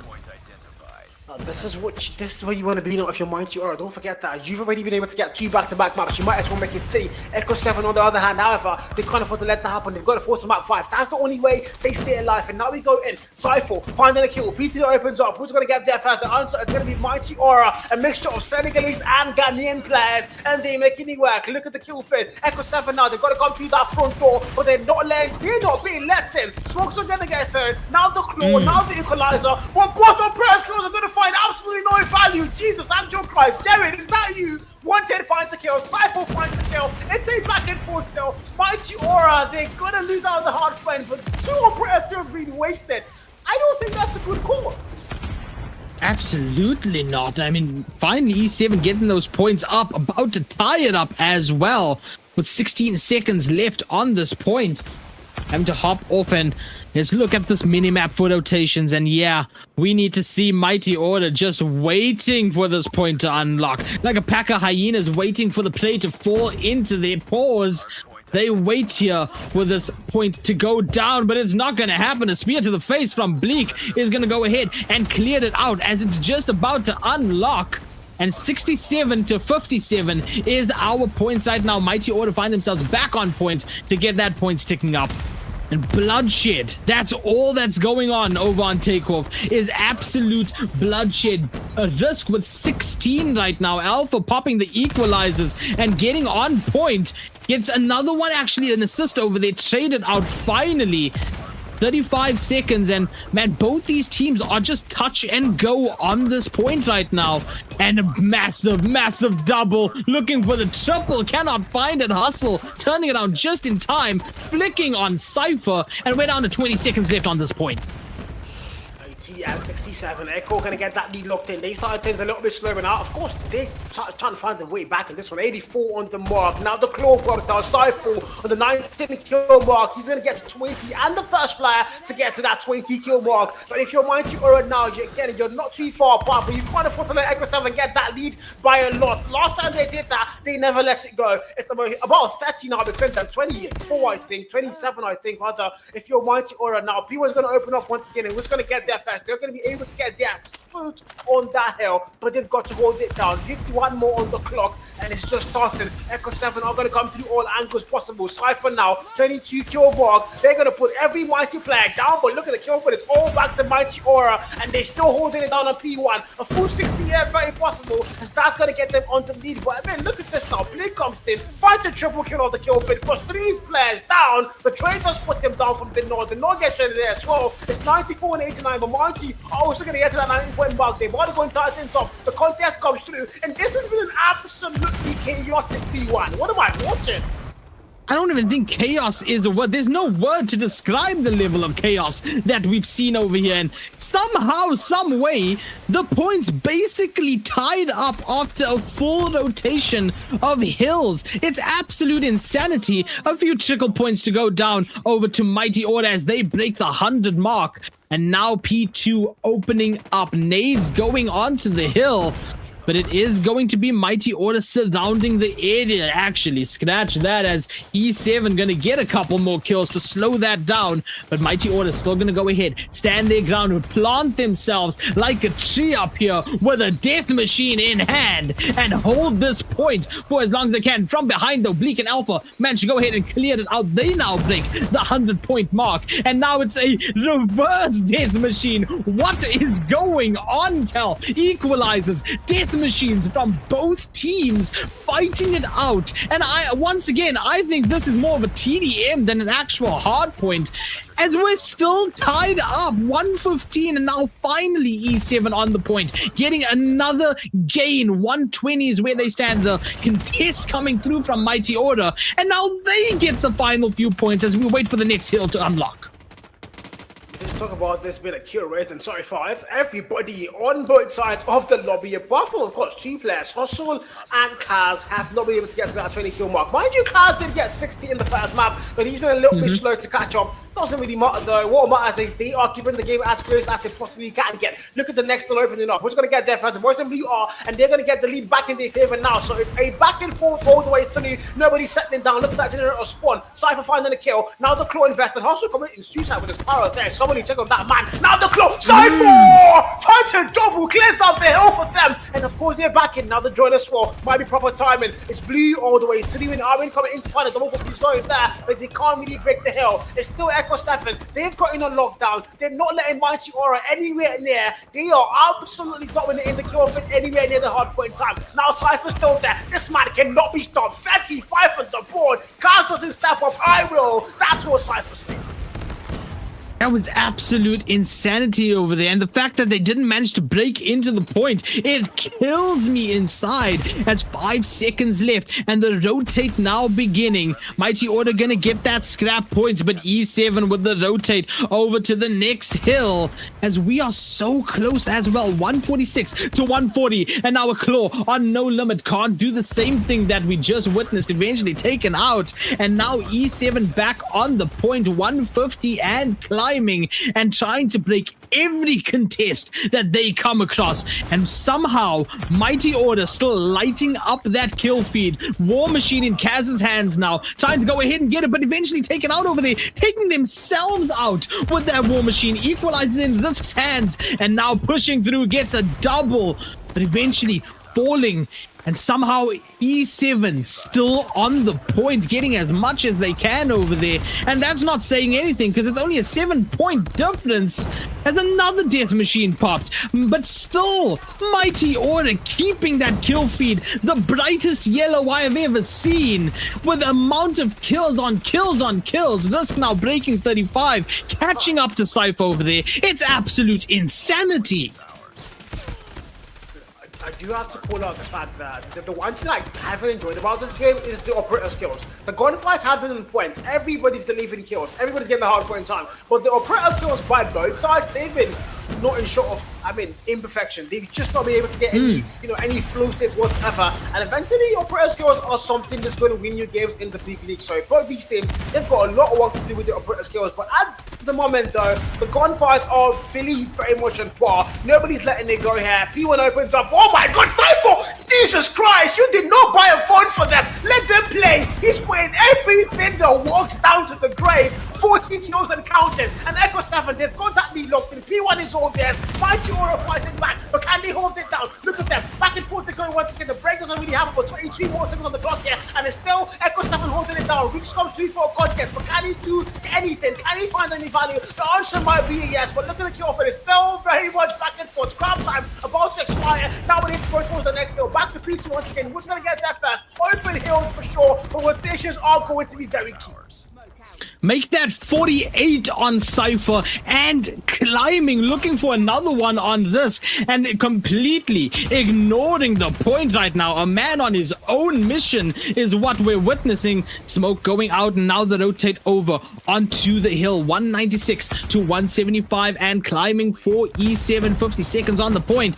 And they might just get close over here to getting that victory, to taking us to map number 5, to taking us to an all-out battle where we will crown one of the grand finalists for this evening. Mighty Order, though, not going to let that happen just so easily. They now get on point. Drones getting thrown out as well. The Claw was used to get in, but nades coming in from Kaz. Goes ahead and clears that entire hillside. The contest coming through as well. Mighty Order still finding that climb on points. 205 to 195. 14 seconds on this hill, and it's just going back and forth, but somehow that kill feed is still bright yellow. 6 seconds and the next hill being shown. We're gonna have to rotate over there. We have Mighty Order waiting over there in the form of No Limit, waiting for the opportunity, and they have the spawn now as well. They're waiting for the unlock and they're waiting to catch up close, though. Cypher not gonna let that happen. Cypher gets the assist on that second one,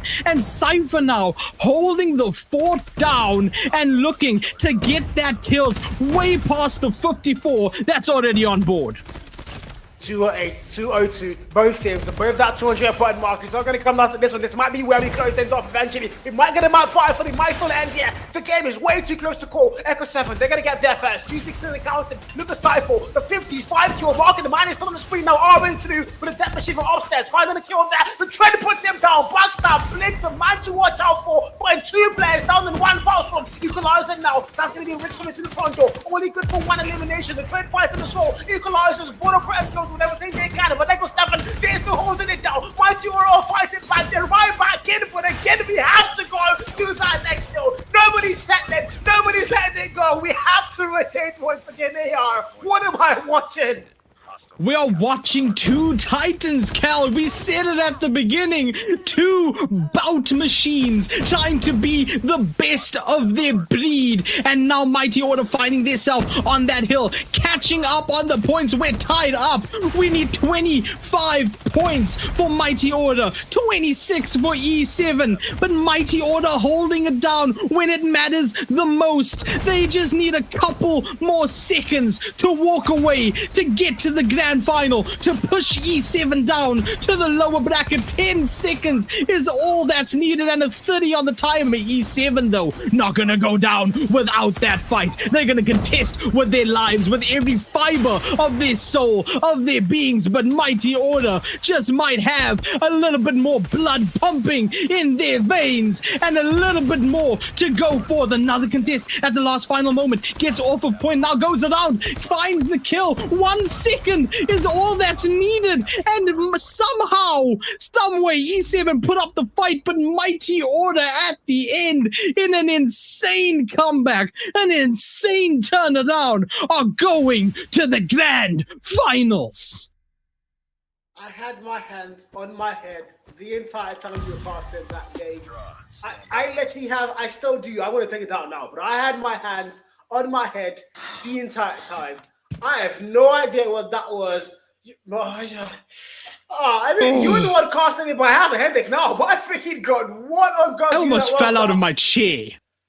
I mean, God, the beautiful, that was beautiful. That was Call of Duty Mobile at its finest. That was both teams fighting for every last drop of hardpoint time, every last drop of fight they could possibly find. Nobody was letting it go. But ultimately, Mighty Aura, they've come, they sin, and they've already qualified for the grand finals, and they've already booked a slot in stage 4. They are there. Nobody's stopping them anymore. But I mean, we still have to kind of champion in West Africa. And Echo 7 fought hard, fought really hard, but unfortunately they are going to have to go down to that little bracket. But I mean, take away nothing from these boys. 60 kill mark with Cypher. If Cars doesn't step up, Cypher will, and he's showing exactly that. But unfortunately, it's not going to be enough to get them through this map.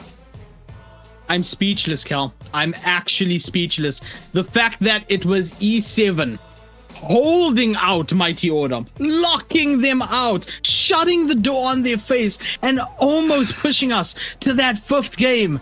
But somehow Mighty Order, they kick that door down, and that door led to the grand finals. Take a look at that point difference, by the way. 250 to 232. Absolute insanity. We can get that 5th map out of here, because Mighty Order have just kicked down E7 to the lower bracket. And oh, Culture, even though they're down there with you, you have an absolute mountain to climb against E7, because they're warmed up. They have the aggression, they have the bloodlust, and they are waiting for you in that lower bracket right now, waiting for another opportunity to get to that grand final. So, AR, I do have a very good friend of mine, Black Matter, and I usually call him the king of bad takes. So, I think I'm going to transfer that title to you. We both, not we, only you. You said map 5. We did not, I never said that, guys. Guys, you guys were watching the stream. I never said map 5. Only AR said that, okay? Someone open the Discord. Let's see what it says. Yeah. I mean, we didn't get it. It's map 4, you know. Mighty Aura, man. The reverse it. Oh my God, yeah. Dude, I'm working up a sweat over here, man. That was absolutely insane. And to point out, from the first map, that was non-stop action. Total non-stop action from Hacienda onwards. Cal, we're not done yet. We still have lower bracket. We still have grand finals. What are we going to see this evening? Yeah, nothing short of magic. I mean, you know, I'm gonna call names. Alex, you told me West Africa was gonna be a boring region. You're gonna take that back. You're gonna make a video and apologize to the entire West Africa. You're gonna call Echo 7. You're gonna call Mighty Aura. You're gonna call Culture. You're gonna say, I am really sorry, guys. I was not familiar with your game, because that match I just watched, that was nothing short of absolute banger. That was a grand final worthy game, and ultimately, Mighty Aura got it, but don't forget, Echo 7, they drew them up until the very last. And I mean, they're not out. That's a good thing. It's down to a lower bracket. Some people call it loser bracket, but I think it's just a lower bracket. It's not a loser bracket. It's the lower bracket, and it's all down to this. Of course, one team, unfortunately, one team is going to get eliminated from that lower bracket, and their run put to an end. But whoever wins that lower bracket has also already booked their slots in stage 4. And Cal, we can yap about it all we want, but you know what's even better than yapping about it? Taking that short intermission, getting the teams into the lobby, and then actually going through with that lower bracket. So don't touch that dial. We will be right back after a short intermission with the lower bracket finals. E7 versus Culture coming real soon. There's no way I'm beating this game. You can never beat me. I've been playing since the one. It was at this moment that I knew what I had to do. This guy, they used mythic gun play me Rihanna. I went to go and claim my own type 19, but I realized that I didn't have enough code points. But his friend reminded me of Qualifier shop, a place where I could get code points easily just by putting my player ID. Paying with a bank transfer or directly through OP or Pamply. I don't even need the dollar card. After this was done, I got the CP so fast that I got my own type 19. Now with a mythic gun in my hand, you already know it's about to go down.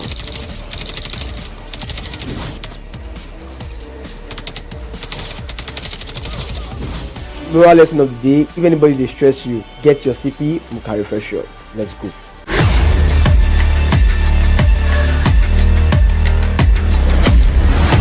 Killer drone on. Do you want to take your gameplay from this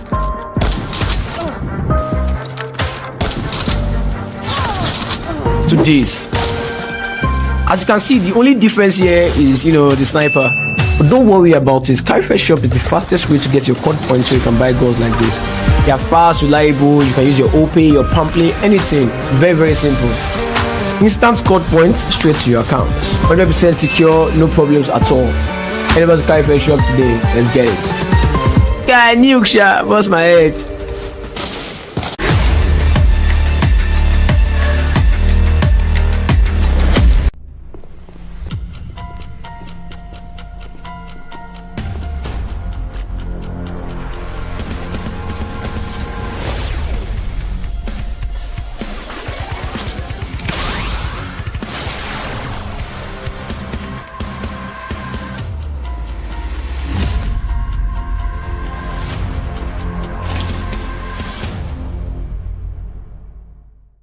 Introducing Carry First Discount Points.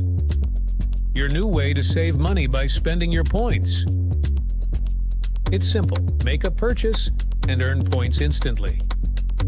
Watch your points grow with every purchase. Next time you shop, use your points to get discounts and save money. The more you shop, the more you save. It's a win-win. Download the Carry First Shop app today and start earning your points. Save money. Spend points.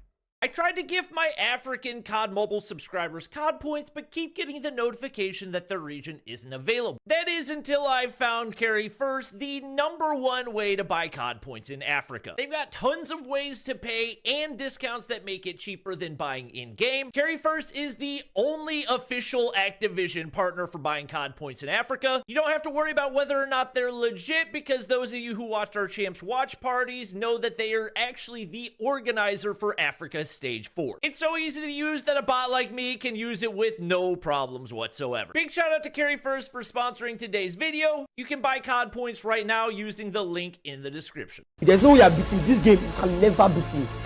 I've been playing since season 1. It was at this moment that I knew what I had to do. This guy, they used mythic gun, play me Rihanna. I went to go and claim my own type 19, but I realized that I didn't have enough code points. But a friend reminded me of Qualifier shop, a place where I could get code points easily just by putting my player ID, paying with a bank transfer or directly through OPay or Pamply. I don't even need the dollar card. After this was done, I got the CP so fast that I got my own type 19. Now with a mythic gun in my hand, you already know it's about to go down.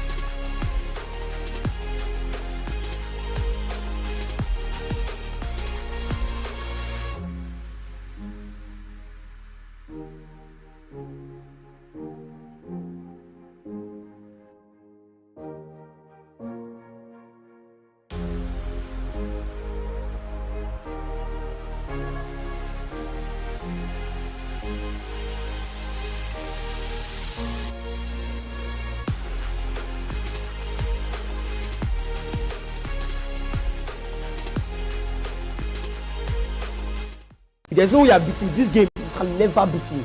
I've been playing since season 1. It was at this moment that I knew what I had to do. This guy, they used mythic gun play me Rihanna. I went to go and claim my own type 19, but I realized that I didn't have enough code points. But his friend reminded me of Qualifier shop, a place where I could get code points easily just by putting my player ID. Paying with a bank transfer or directly through OP or Pamply. I don't even need the dollar card. After this was done, I got the CP so fast that I got my own type 19. Now with a mythic gun in my hand, you already know it's about to go down.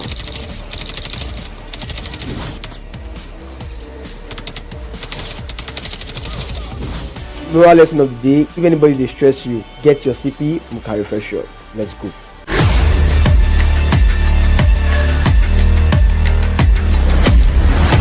Killer drone on. Do you want to take your gameplay from this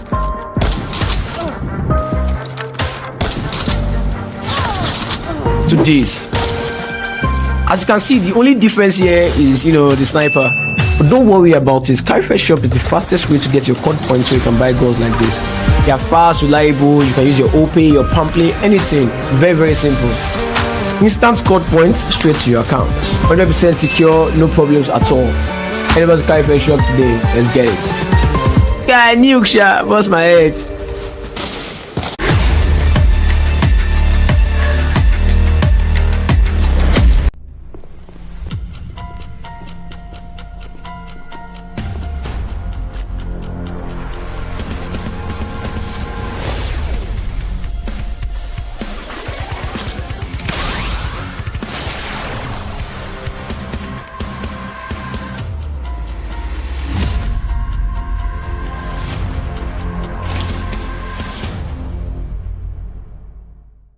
Introducing Carry First discount points. Your new way to save money by spending your points. It's simple. Make a purchase and earn points instantly.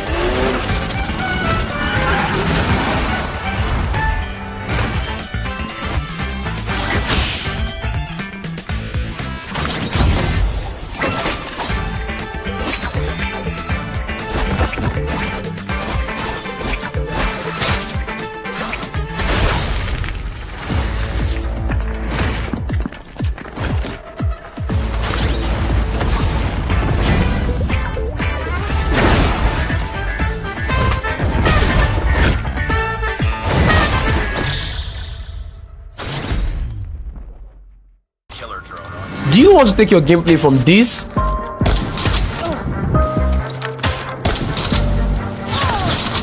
to this?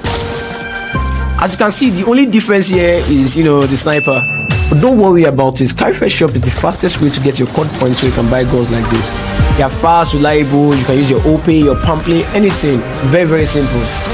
Instant COD points straight to your account. 100% secure, no problems at all. Anybody's Qualifier shop today, let's get it. Guy, nuke shot, bust my head.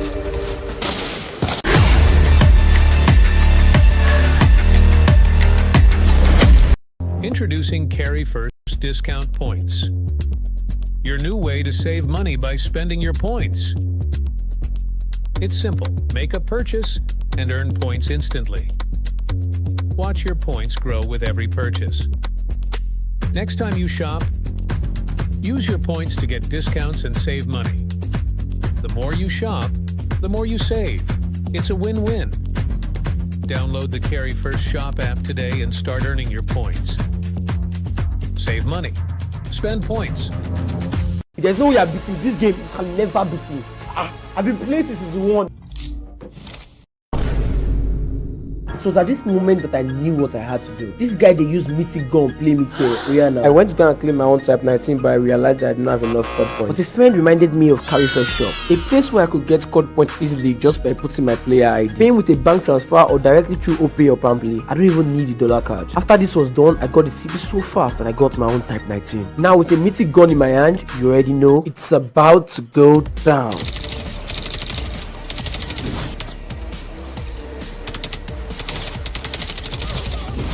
Moral lesson of the day: if anybody they stress you, get your CP from Qualifier shop. Let's go.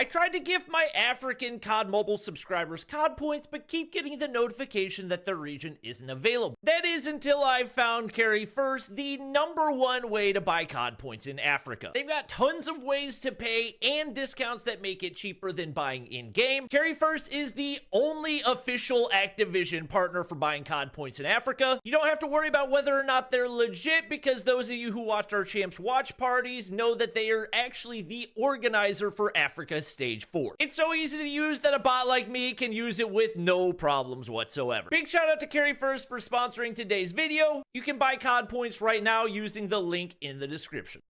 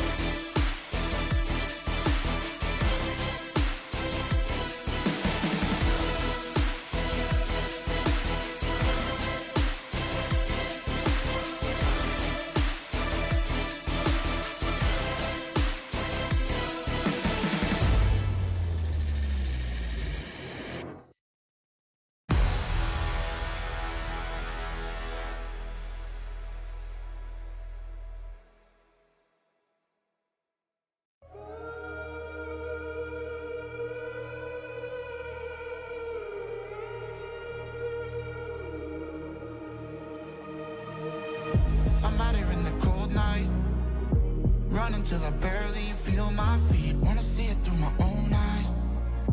There's no going back, and I'm not afraid anymore. Cause I know I'm gonna be the last one standing. Yeah, I'm not afraid anymore. Yeah, I don't wanna wait anymore. I'm ready to fall, I'm ready to rise up. I will do what it takes, I'll run blind straight into the flames. Watch me burn, alone in the shadows. I'll carry you home on my back. If it's you or me, then I'll take the shot. Still they say I'm the villain.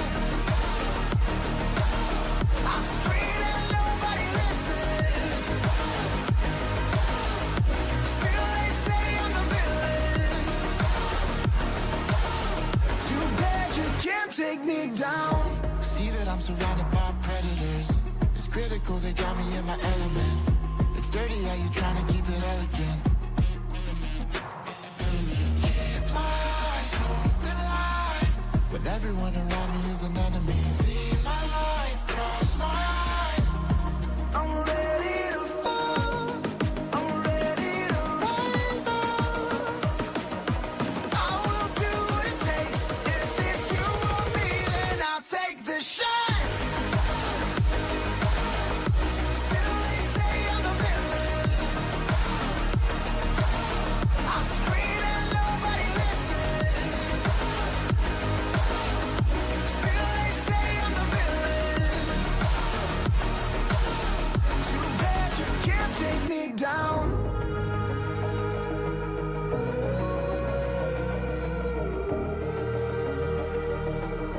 Too bad you can't take me down.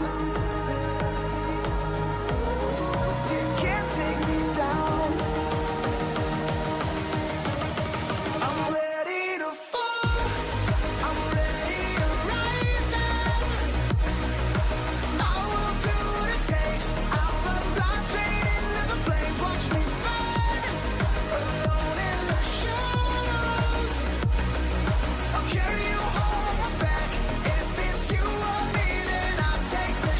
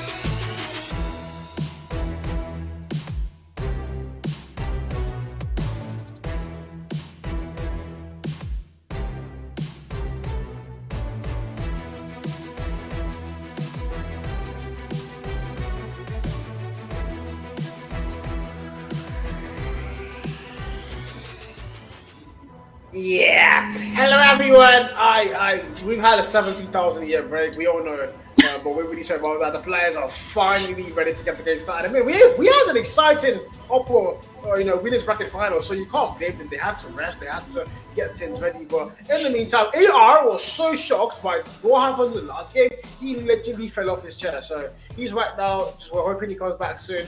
Kijo, where are you? Oh, you're here. Yeah, hi Kyo. Welcome to the stream, Kyo.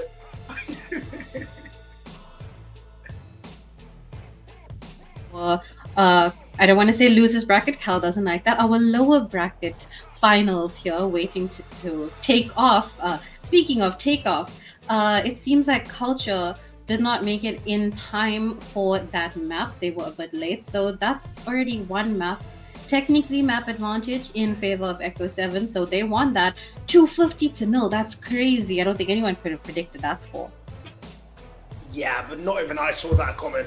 250 mil, man. It didn't happen, guys. It didn't happen. It just didn't happen. It was a forfeit due to time wasted. I think that was the rule set there. They were able to get the last man on the lobby on time, so unfortunately, they're not going to be able to even go and play that map. But the exciting thing about the whole thing is it's still a best of 5, so it can still be absolutely anybody's game. Echo 7 might have won the first map there, but again, S&D is what we'll tell. Culture Esports, mind you, they hadn't lost a single map up until they met Mighty Aura, where they lost 3-0. Now, the same team, Echo 7, had forced Mighty Aura to a map 4, so can Culture be able to put down Echo 7? We're about to find out, because this is going to be the first time they both met. It's such a destroy. It's Tunisia. It's a 5v5, Kijo.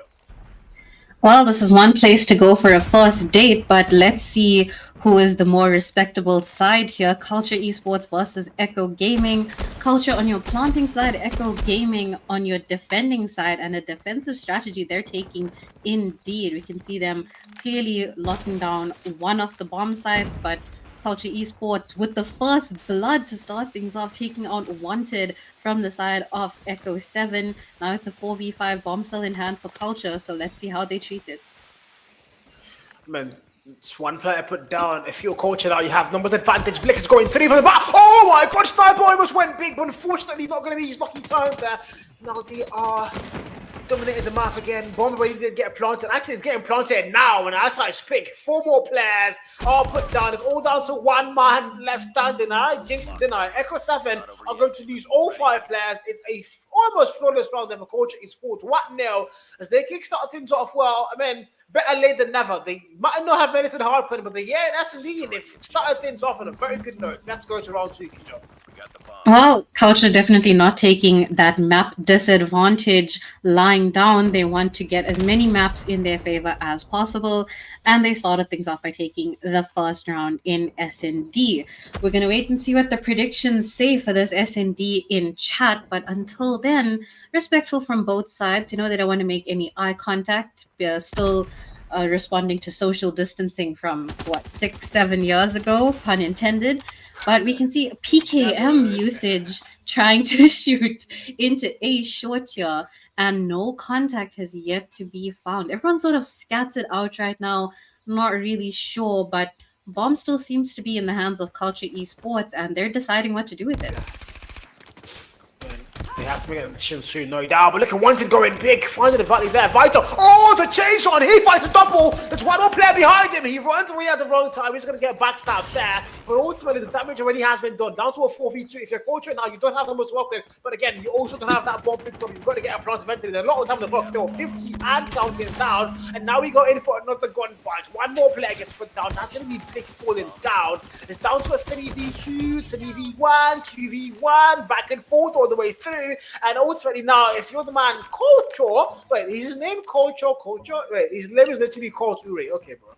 Wow. Well, he's really representing his team there, and now the last man standing, everything up to him, and 25 seconds left on the clock. Man does not even have bomb in his hand right now, and he's going up against Kaz and Alpha. Kaz still looking to, if I could say, connect to the S&D game, because he has yet to get a kill on the board, and maybe Culture is going to be that first kill for him. But Alpha leaking around the corner, didn't hear Culture even run for the bomb, but there's no time left, and well, score is equalized. Echo 7, welcome to the S&D. Welcome to this actually straw with it. Back on the pole, 1 piss now. And as my friend Keo would say, KFC would be proud. It's down to around 3, by the way. If your culture is sports, well, man, don't forget, you've lost the hardware there due to a forfeit due to time wasting. So you can't afford to let S&D go. It's the best of 5, yes, but you can't afford to let a team get 2 steps ahead of you, as ultimately that's almost irreversible. But here we go again. Such a show alerts and the Tanisha, the snipers then. And so far, I haven't seen a lot of crazy snipes yet, but the game just started, so there's still a lot of chance for a lot of things to happen. Mind you, one of the star players on the Culture Esports roster of the leagues has played in about 2 of the regions, including Latam, before he came to the African scene. So that's one player you would want to watch out for. Unfortunately, I don't know what his IGN is. They all change their IGN, so they are what they are. Scorpio finding a kill there is down to a 4v5. Well, the only player with the sniper in hand for Culture is Scorpio, and Culture managing to get a kill on Kaz, still leaving him on a lovely Krispy Kreme donut over there. 3v5 right now. Culture still has the bomb, and Wanted taking down Lowski as well. He did not take it lightly that he was the first blood in the first round. Bomb has been planted. We're in a 4v3 situation here now with Culture having that numbers advantage. And oh my god, okay, Culture and Wanted are very close to each other right now. Wanted sneaking past like a worm, and Culture is not gonna let that happen, sending him straight into the next round. Bleak tried his luck, but Prof takes him out for the count. Last man standing here for Cypher. 1v4 drops to a 1v3. Can he clutch this up to put Echo 7 in the lead? Oh, last man standing. Bomb already put down. He's going to find one trade-off first. Can he get more? Dances, yes, finds a double this time. Enough on the clock. He goes in for a defuse. Where's the AFK player? Oh my god, Echo 7 clutched it somehow. It's 2-1, 2 back-to-back rounds. 1 on God's green earth just happened. What? Pun intended, on God's green earth, but God wasn't even in the lobby. What just happened to him? What? They have the Almost. I'm a little bit shocked there. I have no idea what happened. Cypher able to clutch a 1v2 before even getting that defuse there. Ultimately, he put time to test and he got Scorpio might be released there, finding a double kill. They kickstart things off on a very good note. Numbers are intact for them. Not a single player has dropped. Down to a 3v5 now. Culture, literally Culture, aka Culture, gonna make that move in the Alpha finding a kill. Prof gets put down. It's down to a 2v4. The bomb already has been planted. So if you're Culture now, you've got the map on lockdown. All you have to do now is a perfect defense to make sure the defuse doesn't happen, and it's all going to be your round in the 1v4. Well, Scorpio managed to take down Alpha there, bringing it to a 1v4, and Cult God, who finally reconnected, takes out the last man. Wanted, putting Culture in an equalizing round. 2-2 right now. Both these teams neck and neck. This is going to be intense. Now I'm almost kind of sad that we didn't get to see the hard point. I am. I definitely am. It's like I was expecting such a close game from what we just saw in the winners' bracket finals, but unfortunately, Culture they let us see that. But it's not too late though to force them out forward and get another hard point. If you're a Culture now, you have to start that by winning the S&D here. If you're Echo 7, however, you've won one map by default, so you might as well win a double and eventually, get your revenge matchup against Mighty Aura in the grand finals, bro. Yeah, we go again. It's gonna get thrown. Look at the smoke. I said smoke's getting me excited. I wasn't joking. There's the smoke, my guys. But yeah, 2-2 on the board and a 5v5 still. Jinxed it. Well, as you say that, Costas coming into clutch. Bleak with the first blood, but Lowski avenging his teammate, and now Prof taking out Alpha. 3v4, your Culture still have that life advantage. Bomb is planted on B side, clock has reset, and Culture have that life advantage. Echo 7 are going to try and break in once again. Let's see how well Culture have this on lockdown. Scorpio takes out Wanted. Kaz is already sent into the next round, and now Cypher left to decipher this 1v4 situation. Not going to work in his favor. Culture take a second back-to-back round. Yeah, 2 and 3 on the board now. 2 back-to-back rounds for Culture Esports. So if you're Echo 7, I don't think that's something you want to let happen. I mean, again, don't forget, hard point already in your favor, in your bag. Do you want to get that double lead and down? Probably ensure you the whole thing for a grand final rematch against Mighty Aura. But at the same time, Culture Esports, something out of their own hands. A player not able to get to the lobby on time, and unfortunately had to fulfill that whole map. S&D might beat their record, and can they tie things up here? We're about to go and find out. 5v5 once again. Colts. Good. Beyond pronounce that name. 2 kill mark for him. Got a bounce at 7-1 dead. Oh, check your Connors. Gets put down there. Now, double kill for the man. 2. Oh, Prof, rather, taking that one. Alpha gets put down. It's down to a 3v5. Colts Gaming are going to have to be locked in here. If you're Echo 7, this is not a good spot to be in. You don't have numbers to work with. The bomb is not been planted though, so you can bank on that hopefully and try to cut him off from putting that bomb down. Well, that was a bit of a sticky situation for Bleak to be in. We can see that he very briskly ran away from the danger, hoping to reunite with his teammates there. Now him and Kaz trying to fight off Culture before they rush onto the bomb. Prof holding a deadly angle gives Kaz a little haircut there to end off the kill, bringing it down to a 2v5, 1v5, and now 0v5. That was a flawless victory round there for Culture.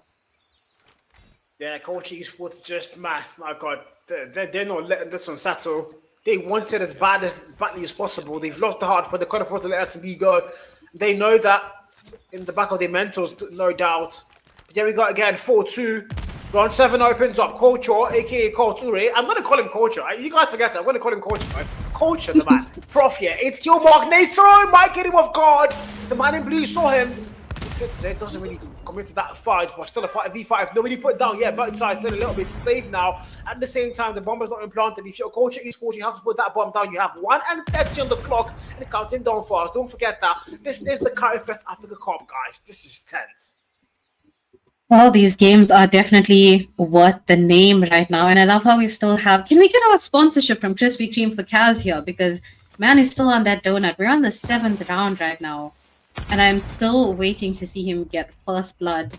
But other than that, both teams being respectful. Kaz, there we go. Cost is cursed with the reverse action there. Takes out Lowski for his first kill. He gets dropped by God, ? And Scorpio taking out Wanted before he could even peek through the zigzag. God trying to go for the plant. Doesn't manage to do it. Cypher gets a 2-piece. Scorpio and God out for the count. And we're seeing Echo 7 with a life advantage for the first time.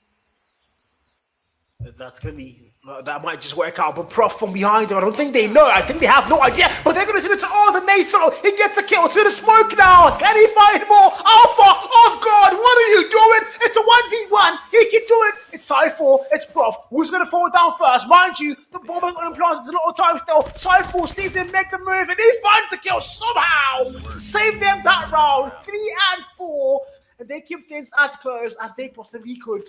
Culture Esports, however, my God, that was almost nearly a 1v3 clutch, Kijo. That was absolutely insane. I think Cypher had 3 kills alone in that round. So definitely an amazing comeback round there from Echo 7. Speaking of 7th round has been completed. We're in the 8th round right now, ladies and gentlemen. So this is the potential last time that we're going to see Culture get to plant the bomb in this SND. That depends on how the score turns out, but let's see how they handle this potential last round of attacking. Wanted there with a little distraction grenade, throwing that out. Lowski takes out Wanted before it could get any further. Bleak walking right through the smoke machine pistol, not working in his favor because Prof Mike Tyson comes through, sending him to the next round. 3v5 came down to a 2v5. Alpha is out, Kaz is out, and now Lone Wolf Cypher gets his first kill on Culture, brings it down to a 1v4. Is he going to be able to clutch this up once again?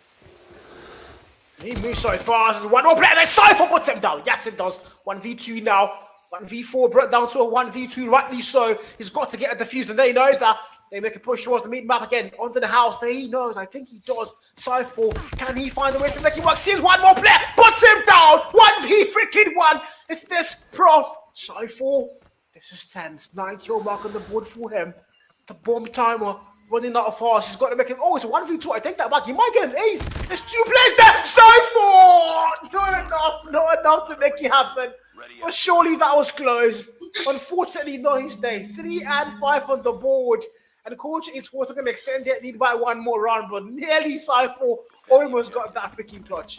My God. That would have been an incredible moment for him to rejoice in, but unfortunately, the holding hands always proves to work best in comp, and it worked out in favor of Culture Esports. But we switched sides here. We've turned the tables, and now Echo 7 are going to be planting for us.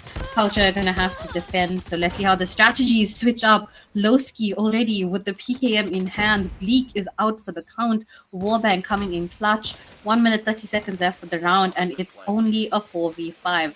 Bomb planted on B side, smoke is thrown, vision is blurred, and everyone just running past each other. God takes out Wanted, Alpha taking out Culture. We're already down to a 2v4, 1v4, and once again, Culture have that life advantage.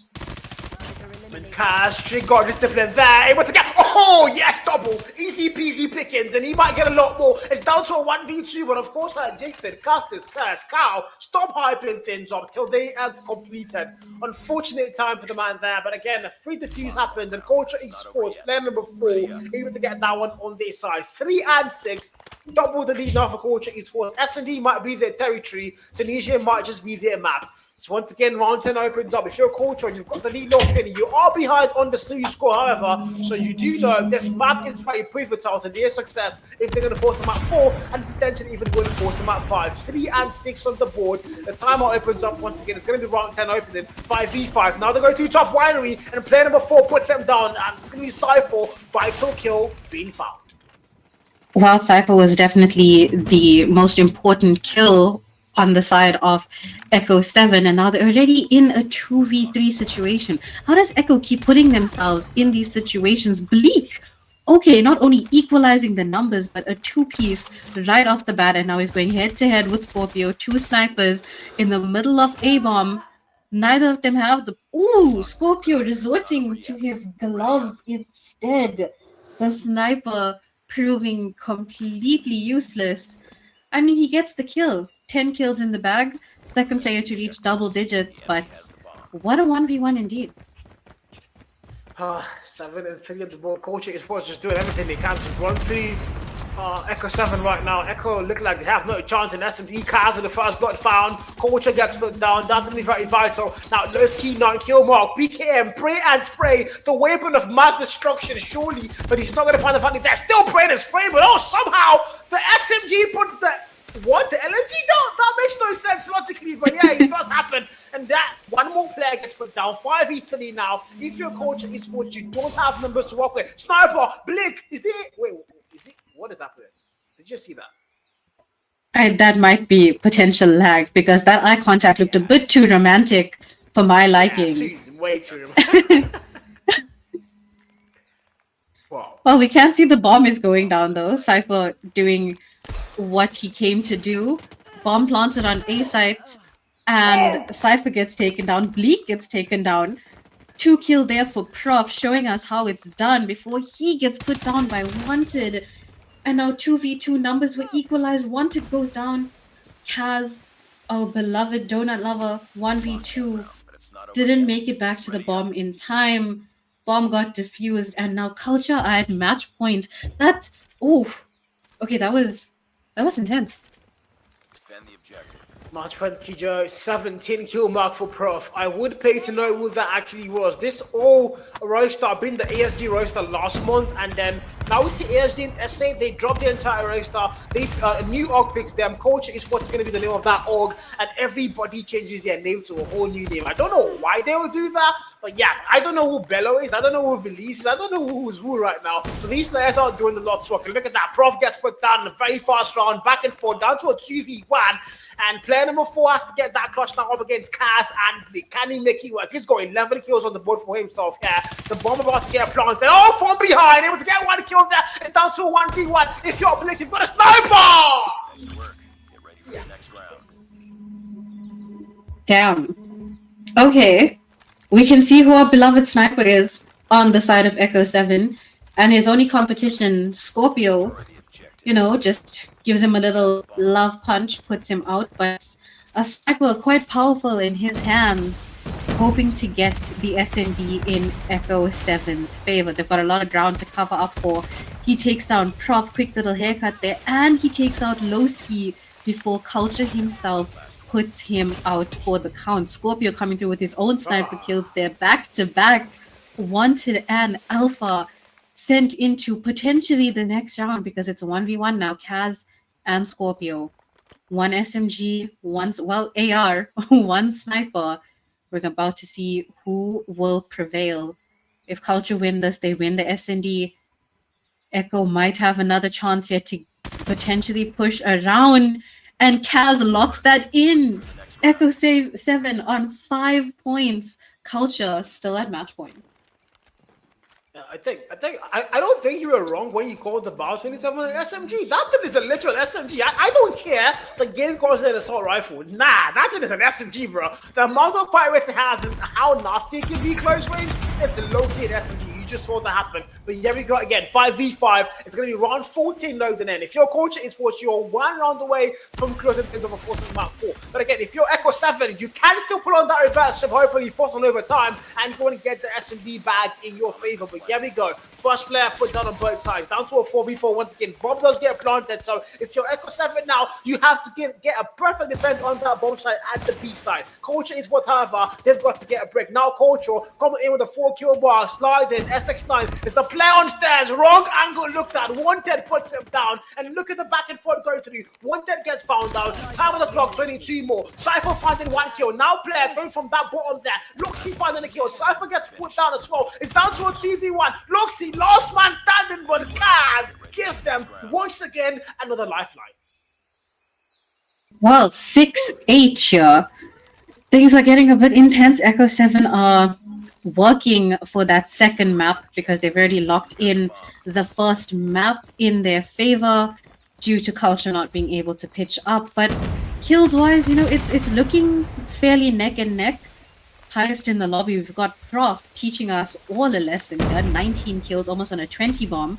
But Cypher carrying his team here for Echo 7. Gets his first blood.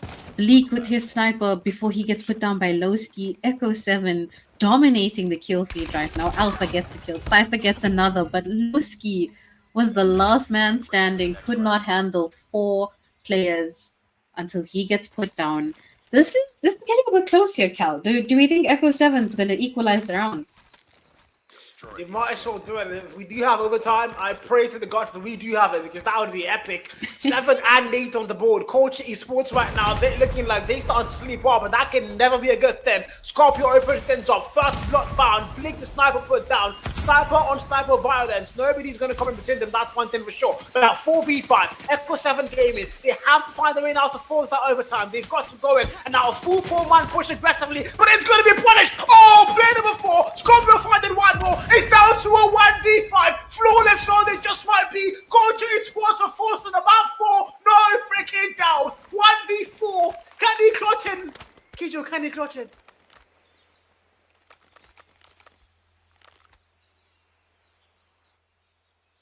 Complete total faith in him that he can push for an equalizing round. It's just you have to play it carefully. Check your corners.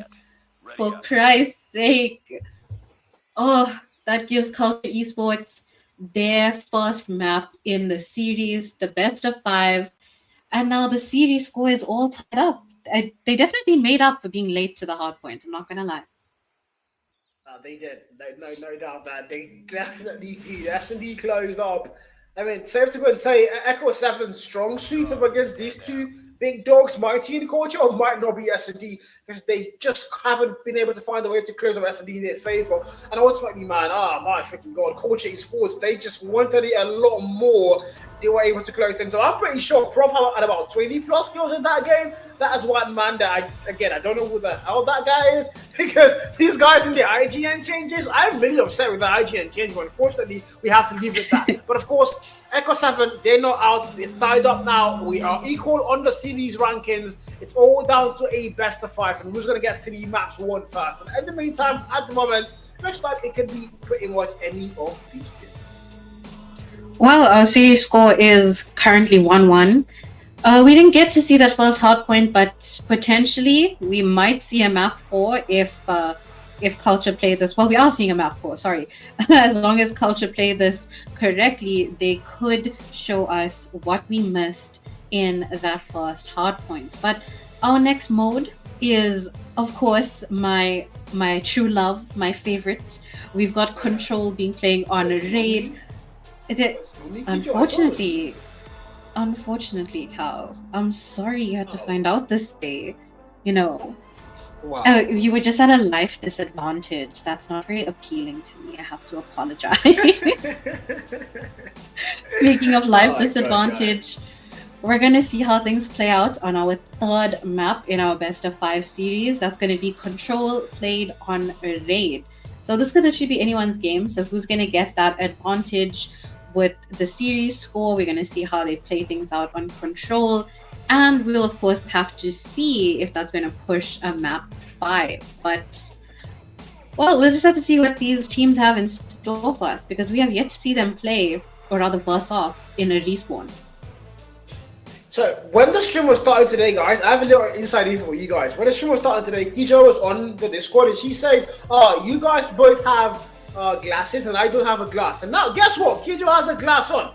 She had to go and pick up a glass just so she could have a glass like all the other casters. Nah, Kijo, I caught you better than that. Also, I just noticed all the casters in AF, they all have like the mic hanging close to them. Unfortunately, my mic is a Timbu mic. So, guys, for today, I'm going to have my mic. This is my mic. It's going to be right here. I'm going to hold this thing the whole freaking time on the stream.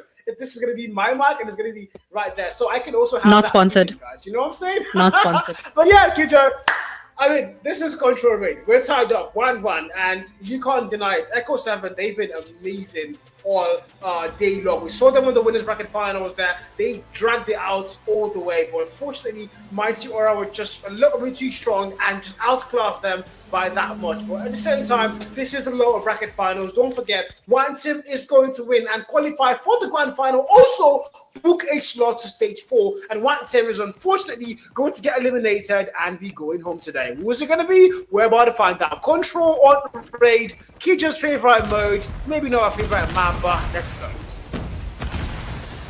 Started. We're on map 3 here, and Culture starting us off with the first blood in, well, Culture Esports' favor. If you don't know which team he plays for by now, I guess it's kind of obvious. Lives are neck and neck, and in our first round, Culture Esports are going to be capturing Echo 7. Are going to try and keep them away from A and B flag, which they seem to be doing a good job of. They've cleaned up both those flags completely. Still 1 minute left on the clock though, and 22 for 23 is your life count, so pretty neck and neck. Pretty neck and neck. This is kind of what you'd expect after the S&D there. That was literally back and forth all the way through. But yeah, we got again 2023. Don't forget that this is going to be very important. If you're the guys attacking, you have to capture flags. And I think this is a map where the A flag is harder to capture. But for some reason, again, I don't get it, guys. What is the logic? Everybody so far watching Control today this evening, they've been going for the harder flags. Is there something I'm missing? Can somebody update me? What's happening, bro? The A flag is what they invested all their focus on the voice of culture. So far, it's yielded absolutely nothing. One thing did get locked in though, but the life count is pretty much tied up. So Echo 7 are pushing them back and they're fighting really hard. So you can't be letting that happen. In the meantime, 14 v 13 and 32 more seconds on that clock. Well, Echo 7 proving to have that little extra fight left in them, considering they just came out of a best of 5. They still have so much of life in them. Well, pun intended, now it's equalized 12-12.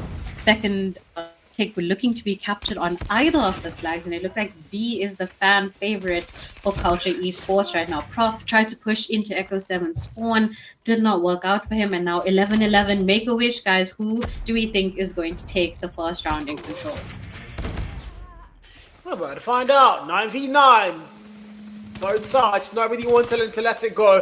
8v7 now. Time on the clock. A minute mark. Still above a minute mark. We'll start counting down pretty much soon. But again, this is the Qualifier Africa Cup Call of Duty Mobile World Champs qualifiers.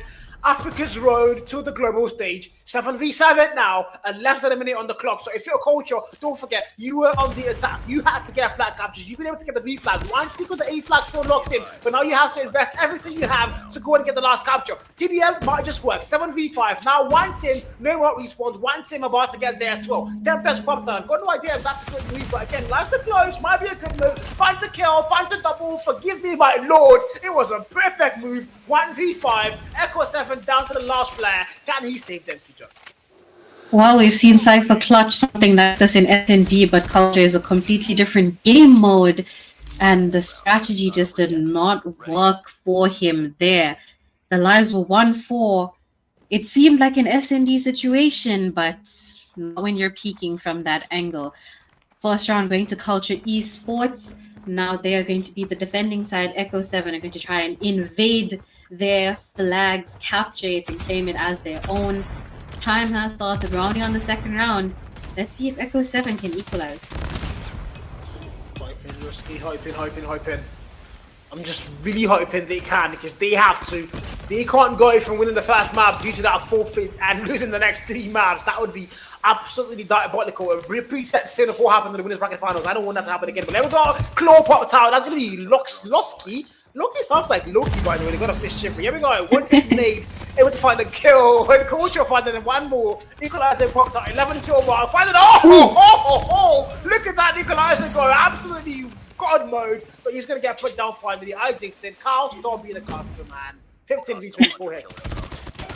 14v24, 14v23 now. Culture still with those extra lives in their inventory with more than enough to spare. Send out the Hunter Killer drone, find Cypher as its victim, and now the Tempest from the side of Echo 7 here, Wanted showing us how to use it, scores a double, and now he's looking for more victims to shot into place. Lowski playing it safe and close to the ground, manages to take him out there, but the life count still in favor of Culture. They've got 10 lives extra to spare, 9v19, and not a single flag captured yet, Cal. I mean, this is just Culture dominating the control so far. We saw that on S&D. It was back and forth, yes, but they had the lead for quite literally the entire game. And that's exactly what we're seeing again now. 5v15. If you're Echo 7, you're not going to have any respawn to work with. Unfortunately, you're down to the last 3 lives. No more time with the clock has 12. You can't even get captures at this point. You're getting outslayed, outplayed, outclocked, outgunned, outkilled. Look for the words, Kijo. It's down to a 2v13. 2v13 is not the situation you want to be in here. Wanted and Alpha, the last 2 standing, and as I say his name, he drops to the ground.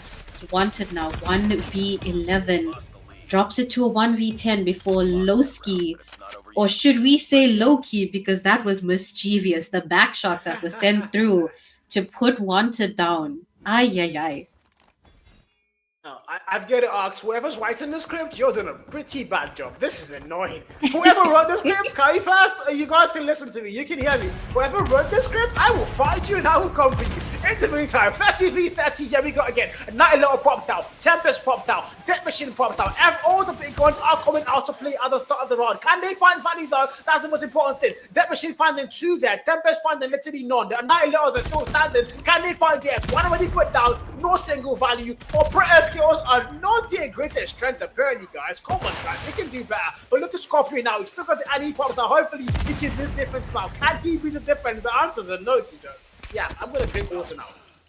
Well, there's clearly no one studying to be a doctor here, because the way they're operating, it's not working out for them. Cypher trying his luck, claw in hand, finds 1 kill there, spraying and praying his way into the spawn of Culture Esports, but it is not working out in his favor so far. Still going to try his luck, pushing even further, but the life now in Echo 7's favor, 21 for 20. Still too close to tell who's going to take it home. This is match point here for Culture Esports, and they are back to capturing. They did favor the OBJ more in their initial capturing round, but Echo 7 seem to have picked up on that strategy, and they're keeping them away.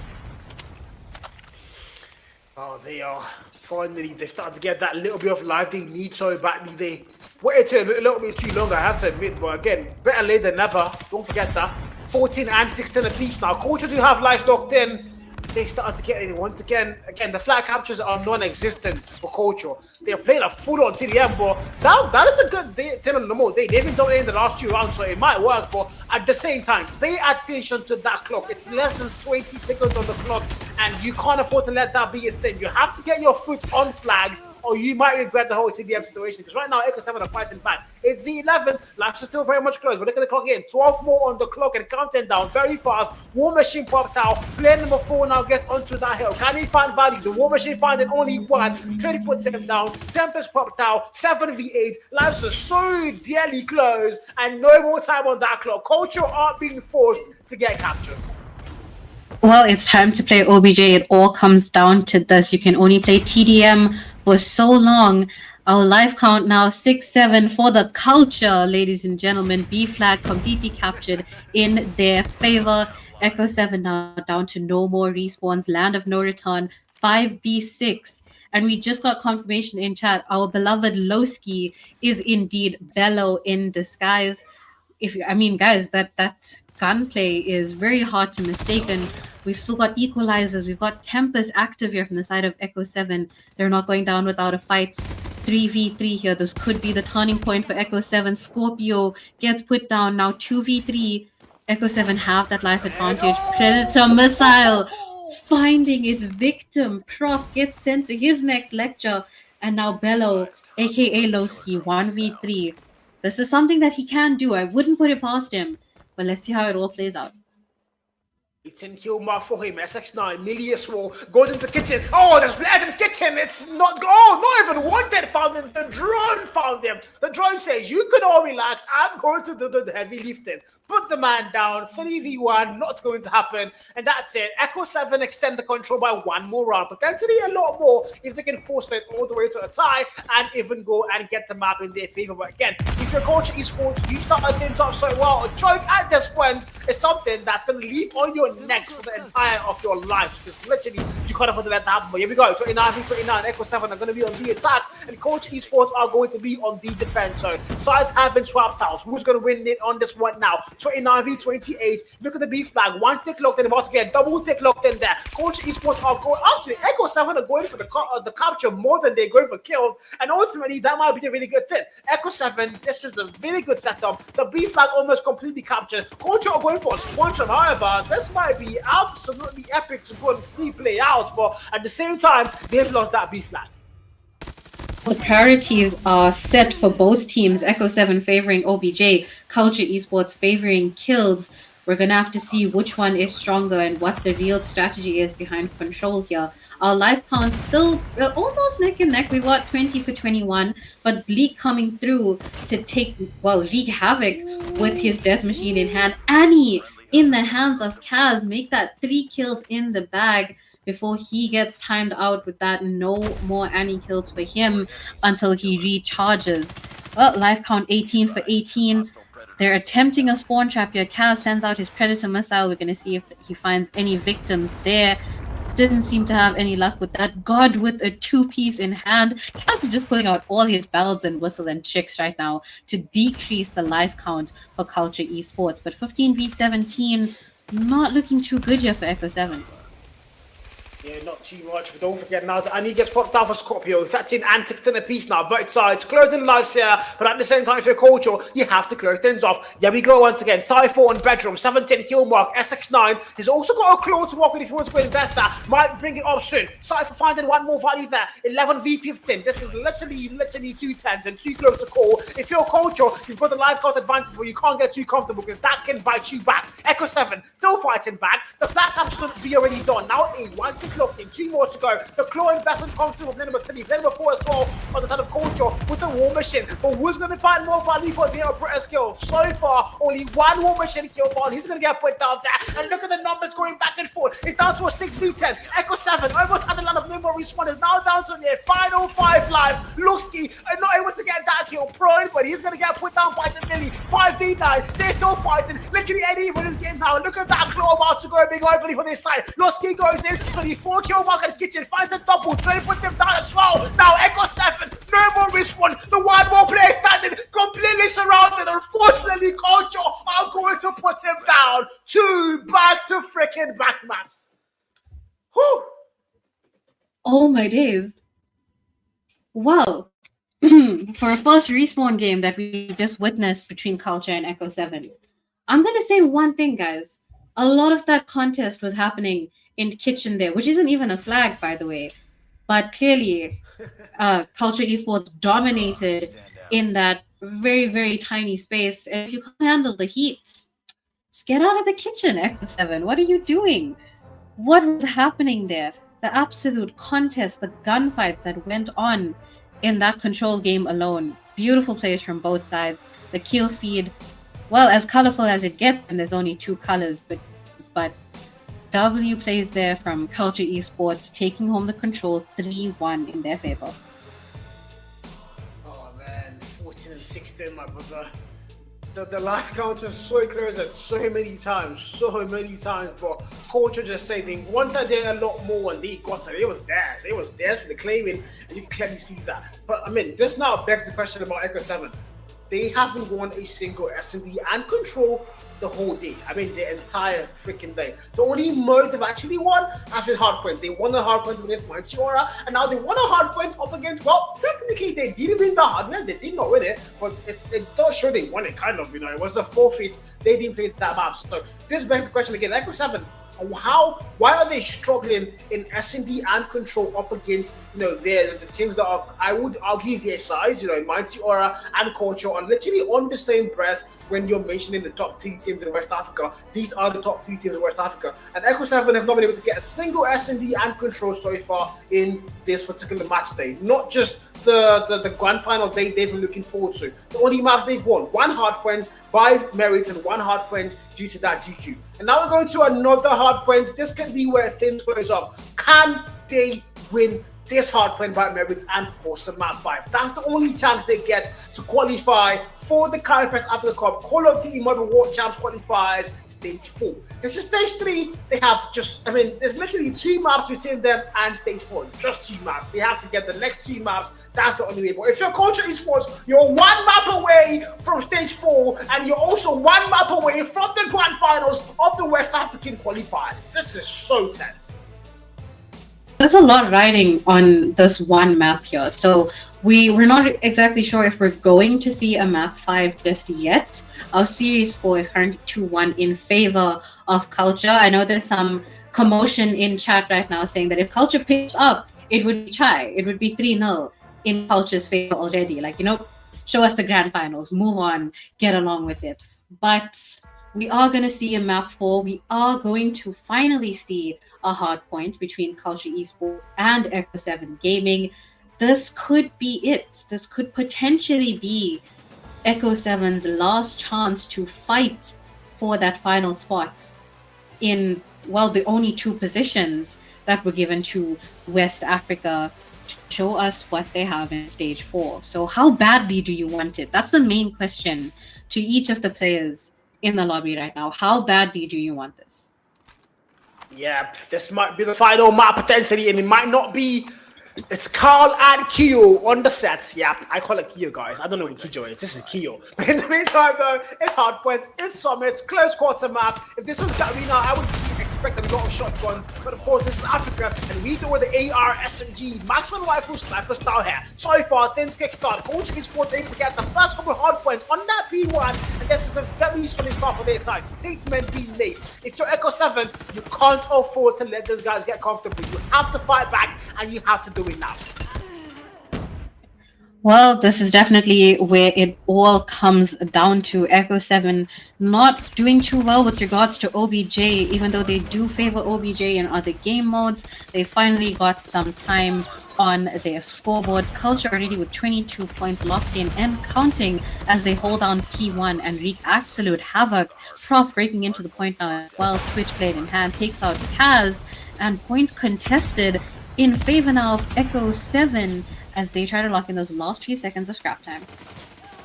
15 and 23 things are so close. It's only P1 noted down, but again, this is how you want to ideally start the P1. You don't want to let the other side get too comfortable. You don't want to let them get that lead back too much, and that's exactly how they're going to start things. So now P2 about to open up. If you're Culture Esports, don't forget, this is all a high stakes. You have to win this one, qualify for the grand finals. Mind you, both teams were sent down to the lower bracket by Mighty Aura. So they both have a personal bone to pick. They both have a personal scrabble, and who's going to get that chance? We're going to find out. Future opens up. Who's going to get there first? Both sides are, but now Echo 7 are going to lock it down. Prof now coming through that door. It's all blue on the kill for a little moment there. Can't find it one more. Scorpio and player number 4 going to break into the hell, and now Culture Esports off, but then right back in. But again, 31 more on the clock. Eventually, we have to rotate towards that. This is why I'm so sad that we missed out on the first hardpoint, because look at how close that OBJ is. Echo 7 not going down without a fight, and that is exactly what we came to see. All these one-sided games, they're just totally not worth it. Got a Tempest active there in hands off. Prof, we're going to see if he does any damage with it over on P3. Spawns does not seem to be in Echo 7's favor right now, as we see the rotations come into play. Culture Esports are holding that lockdown. Scorpio, the bouncer waiting at the door for any players to stand in his way, gets taken down quickly. I guess they had their IDs on them because Cypher came blazing through as he takes control of the point now. Echo 7 have P3, gets contested. Culture Esports take back what is theirs. With Lowski, claw in hand, he's pushing out now. Spraying and praying, we're wasting bullets through the smoke until it finds its next victim. Equalizer is also active there until they get put down as well. What is going on with the offense, chat? Somehow Kija's multitasking. She's casting and chatting. Normally I could do that, but right now, no. I don't even have the strength. Kija's bad, man. You're multitasking. I'm gonna give you that. At the moment, though, 61 and 52. Culture Esports. They still have to be locked in by a little while here, but at the same time, Kija, this game is so unnecessarily close. You know, they gave AR a near heart attack, and now they're trying to give us one as well because none of these teams want to let it go. Echo 7, they've got the lead locked in now. They're back on par. Now we're going back to that P4. P4 opens up, and who's going to get that first? Kija, look at that mini map. It looks like Culture Esports are going to get rotations very much in their favor.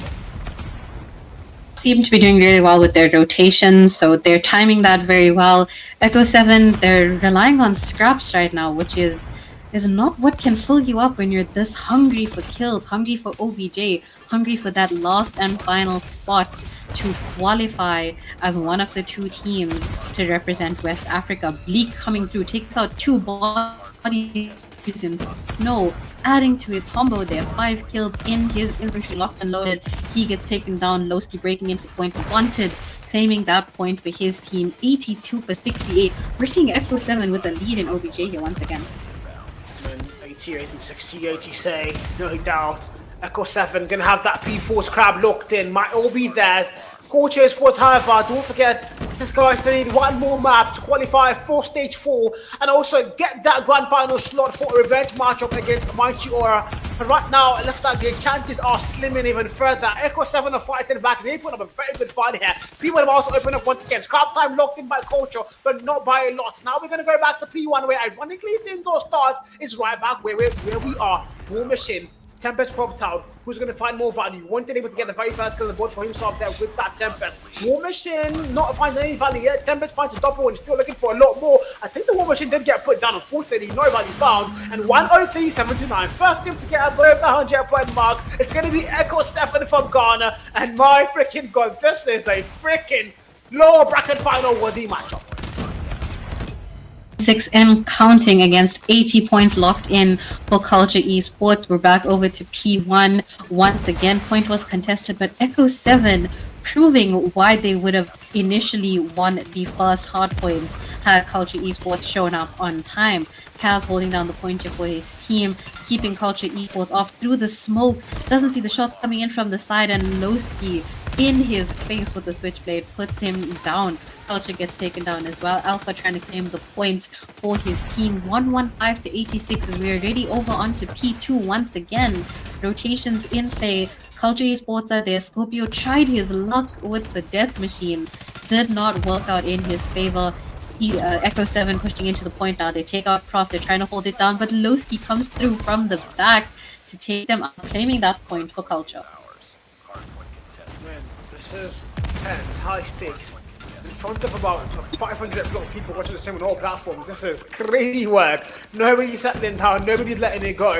Echo 7, Culture Esports, but Echo look like they want it more. They want to force the map 5. We did say Hardpoint has been their one stronghold the entire evening. Can they now finally win this Hardpoint and force the map 5? The answer might be yes. But if they do that, they also need to win S&D if they want to qualify for the Grand Finals and for Stage 4. There we go again. 20 more on the block of P2. We need to start going towards our P3. P3 rotations are going to be key. It's going to be very important who gets there first. And look at that mini map. The boys in blue look like they're going to rotate first. They've got the better spawn. They've got his crowd time locked in. It looks like a full 6 in there might just do the job of getting them above that 200 point mark. If your Culture is what, however, you've got to fight back. You've also got to get there. Alpha, fight to kill, put one player down. Smokes are going to get thrown. Trying to get to that mid map to go and break the spawn. But so far, it's not working. Player number 4, War Mission. No value found. VAR reviews that and they say yes, no value indeed found. Equalizer to the front door. Goes in. No value. What the hell am I watching? Operator skills are wasted. What, Keyjoy? What?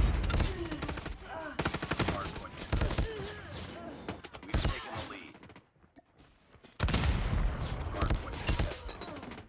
Friendly hunter killer drone. 3-piece trying to break into point. He still has that life. He still has value. Pushes into point. Gets a thought with the bell in hand before Bleak shows him how to actually use that gun. Puts him out for the count. Wanted with his own little 2-piece there. Trying to break into point. Hold it down for Echo 7. Prop through the smoke. Takes out Alpha before he gets put down by Bleak himself. Guarding those last few seconds of scrap time with his life. Cypher there to back him up now before rotations are already in play for P4. Culture Esports giving up all hope on P3 and cutting their losses. They've set up camp over on P4. Hopefully they can hold it down, keep Echo 7 off to come back from this. But an 80-second lead, Cal, is that even something you can come back from? Yeah, I think this might be GG's and game over. But again, if anybody can pull off that comeback, it has to be Culture Esports. So we can't need right them out. Now they're going to get above the 100 point mark, but can they find more? They have to find more. Look at that hill. P4 locked in. And now Echo 7, War Mission, investments are going to go big. The gunfights are being won. The claw as well comes out to play here. As Echo 7 are not joking around. The boys from Ghana, they want this as badly as they can possibly get. Now Culture, do that slow pass. Finds the kill, finds the double. Clears out the hill for them. But it's going to be a mere 27 more. Actually, forgive me for putting that mate. That is not there. That is a lot of time. And Culture are going to have it in lockdown. Echo 7 to the doors. Can they get that break? Now the late 1 party there. Cypher, Bleak, Alpha. They break that hill. And yes, they do it cleanly and surely it's now theirs. Crowd time locked in. I existed. Culture are right back in. But P1 opens up really soon. We have to send everything we have back to P1. 198 on the board. 122. Echo 7 just a little inch away. 52 points from getting a map 5.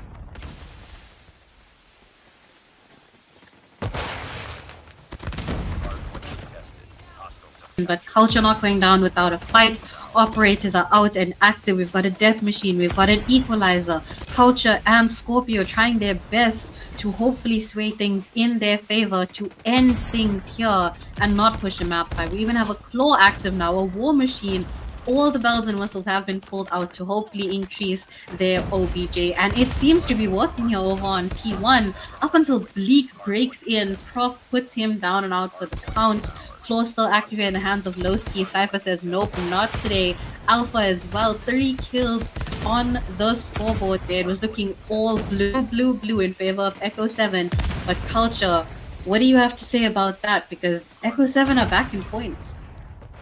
First to get above that 200 point mark is going to be Echo 7. So now if you're Culture, you're on the back foot still. You're on 149. You've got to start to find a way to level up. And you've got to start to find a way to do it now or never. No more time on the clock. You have to go towards the next hill. Next hill opens up. And who's going to get there first? The answer both sides. It's a very open hill on P2. 210, 157. Culture are going to have you in lockdown. They're going to get there first and there. But mind you, while they're playing that P2, Echo 7 might not have the hill time, but they have the next one already inside. And mind you, that could be where the entire game ends. And somehow Echo 7 are still going to break that P2. P3 spawns locked in. P2 hardpoint locked in. 200 points and counted. About to close things off here now. If you're Culture, you've got to get that with equalizer. Death machine popped out. Death machine absolutely no value found. Now the equalizer has to go big. Has to make the magic happen. Death says no. Bosses in there. Professor puts 2 players down. And Culture are starting to close that gap. Echo 7, what are they doing? They've got to get back locked in. Culture right back in. The back and forth ensues once again.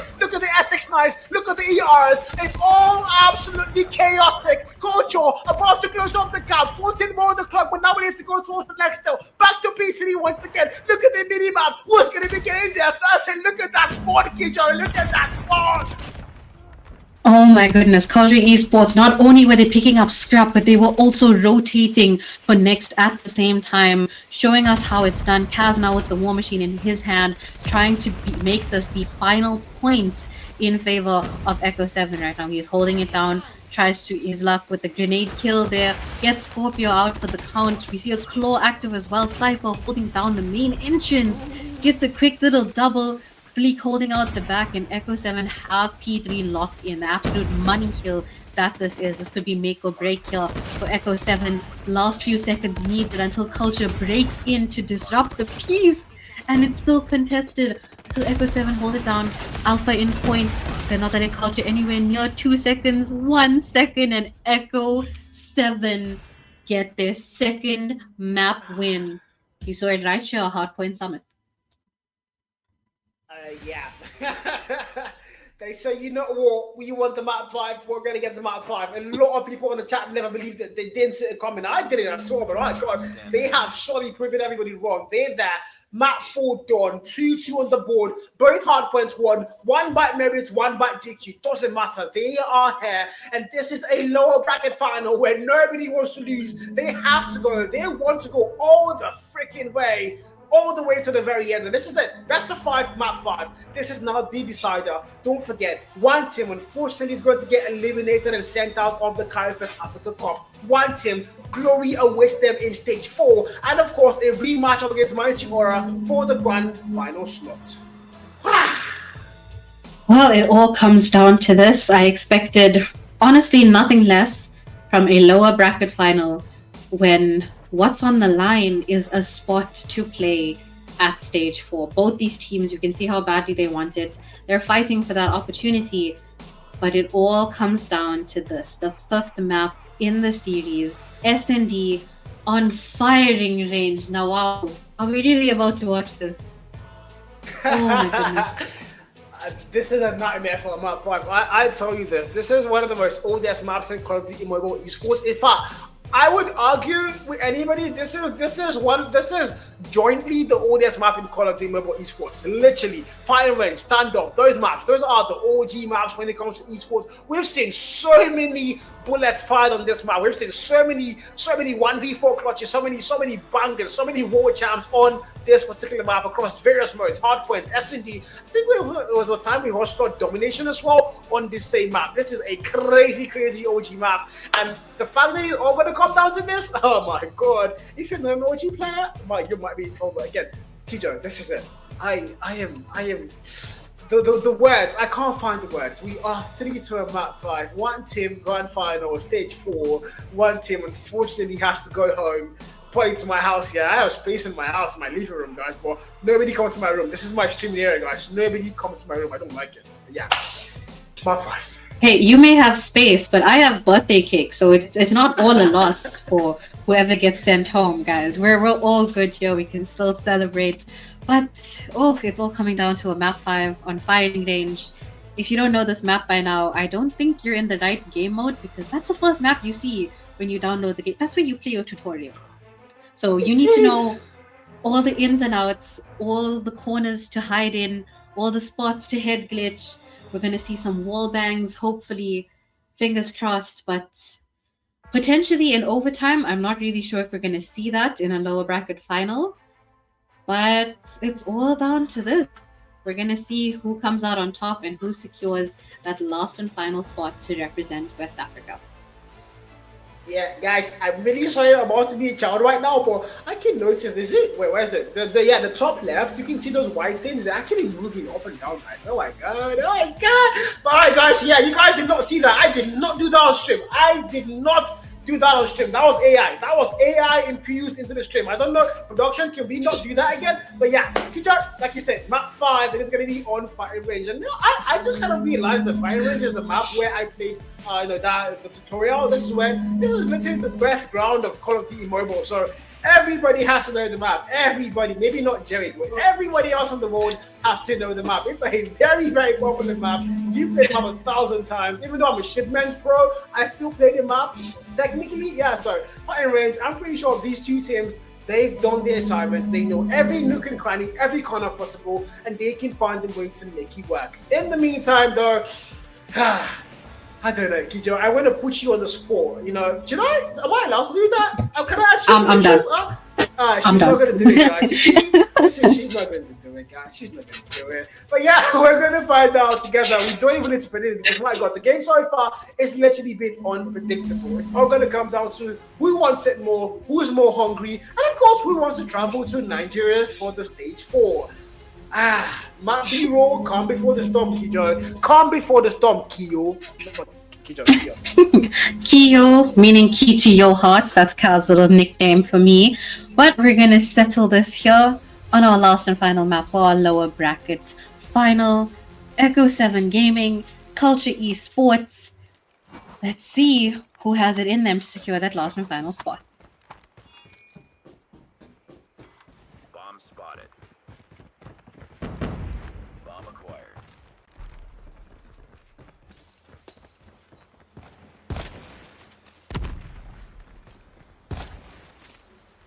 Alright, we're starting things off here in our first round. Culture Esports are going to be on our planting side, our attacking side, and Echo 7 going to be defending. This is a completely different map from where we saw the initial S&D, of course. Different strategies are required, different pushes, different angles to hold, and Echo 7 playing it a lot more respectful than they did in the first S&D. Almost 1 minute has completely elapsed, and everyone playing it very respectful. Do not want to cause any chaos just of yet, but we're gonna have to cause some chaos in a few.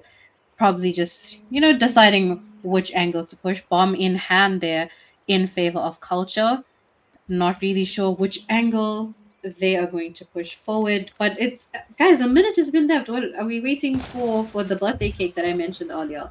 Come on, guys. Prof, the one holding the bomb, waiting to get it planted down, and it seems that they've decided which way to go. Wanted is waiting ever so patiently, hopefully giving those necessary comms. Bleak with the first and second blood. Culture and Scorpio get shish kebab as soon as they try and enter A long. Wanted gets his much patiently needed kill there on guard. We're already in a, what was a 2v4, 1v4, 1v3. Lowski, aka Bello, last man standing. Let's see what he's gonna do. Yeah, let's see what's gonna do. He's the last man. Yeah. I shouldn't have given the mic, man. I just jinxed it. The moment I started talking, the clutch wasn't gonna happen. That's it. What? No. But Hugo, it's S&D. I almost forgot the last map was S&D. I thought it was a respawn. It's literally S&D. And mind you, the one map, the one mode, Echo 7 haven't been able to get on board.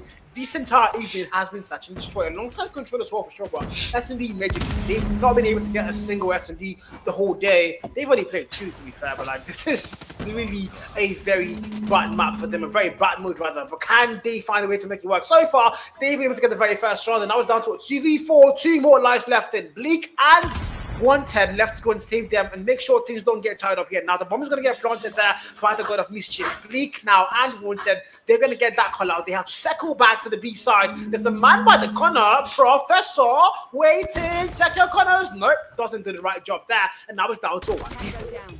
1v4 indeed. Prof finally gets caught in his corner. Wanted puts him down and out, sends him into the next round with a little thank you gift. Wanted now in a 1v3 situation. Lowski, Culture himself, Culture Esports mascot, and we've got Scorpio, potentially aka Release. Lowski holding the completely wrong angle there. Wanted come through with the back shots until Culture himself puts him down. And now the rounds are equalized, 1-1. Yeah, this is what we all knew was going to be disclosed. I don't think anybody saw a blow off for others had on S&D fight range. Popular map, popular game mode, no doubt whatsoever. This is going to be very close. If your Echo though, you have to win it. That's the thing. You haven't won an S&D. Can you win one finally? Culture already have won one S&D tonight against Echo. Can they now do it twice? Here we go again. There's going to be a back and forth. Oh, look at that. 1-for-1 trade on that place. That was a very close target, and that was down to a 2v4. The bomb is getting planted once again at the B side. And if you're Echo 7, you've only got 2 players. Once again, they have to cycle back all the way to B. The last time they tried that, they got caught off in their rotations. But this time around, is it going to work out? Hopefully, the answer is going to be a yes. SX9 in hand for the man wanted. Trying to go through that mid-map. Once again, 3P1. There's a player inside house, bottom tins. I don't think he's going to get the info on time. But now Sniper's going to play a very big role. Wanted, checking every corner except the right ones behind him, and I think that might be a call out. Losky goes in, slides from jungle, finds a kill to deal the final blow. I mean, these guys were positioned on every angle of the map, so no matter where you come from, you're gonna die. And that's it. 2-1, Culture, 2 back-to-back rounds. It just hit me that I know I said it in the beginning, but Culture Esports are attacking, yet they're the ones holding the sneaky angles. So definitely an interesting tactic, but I mean, it seems to be working in their favor. If it ain't broke, don't fix it, right? Culture Esports seem to know what they're doing, as we've seen from their previous and today's S&D.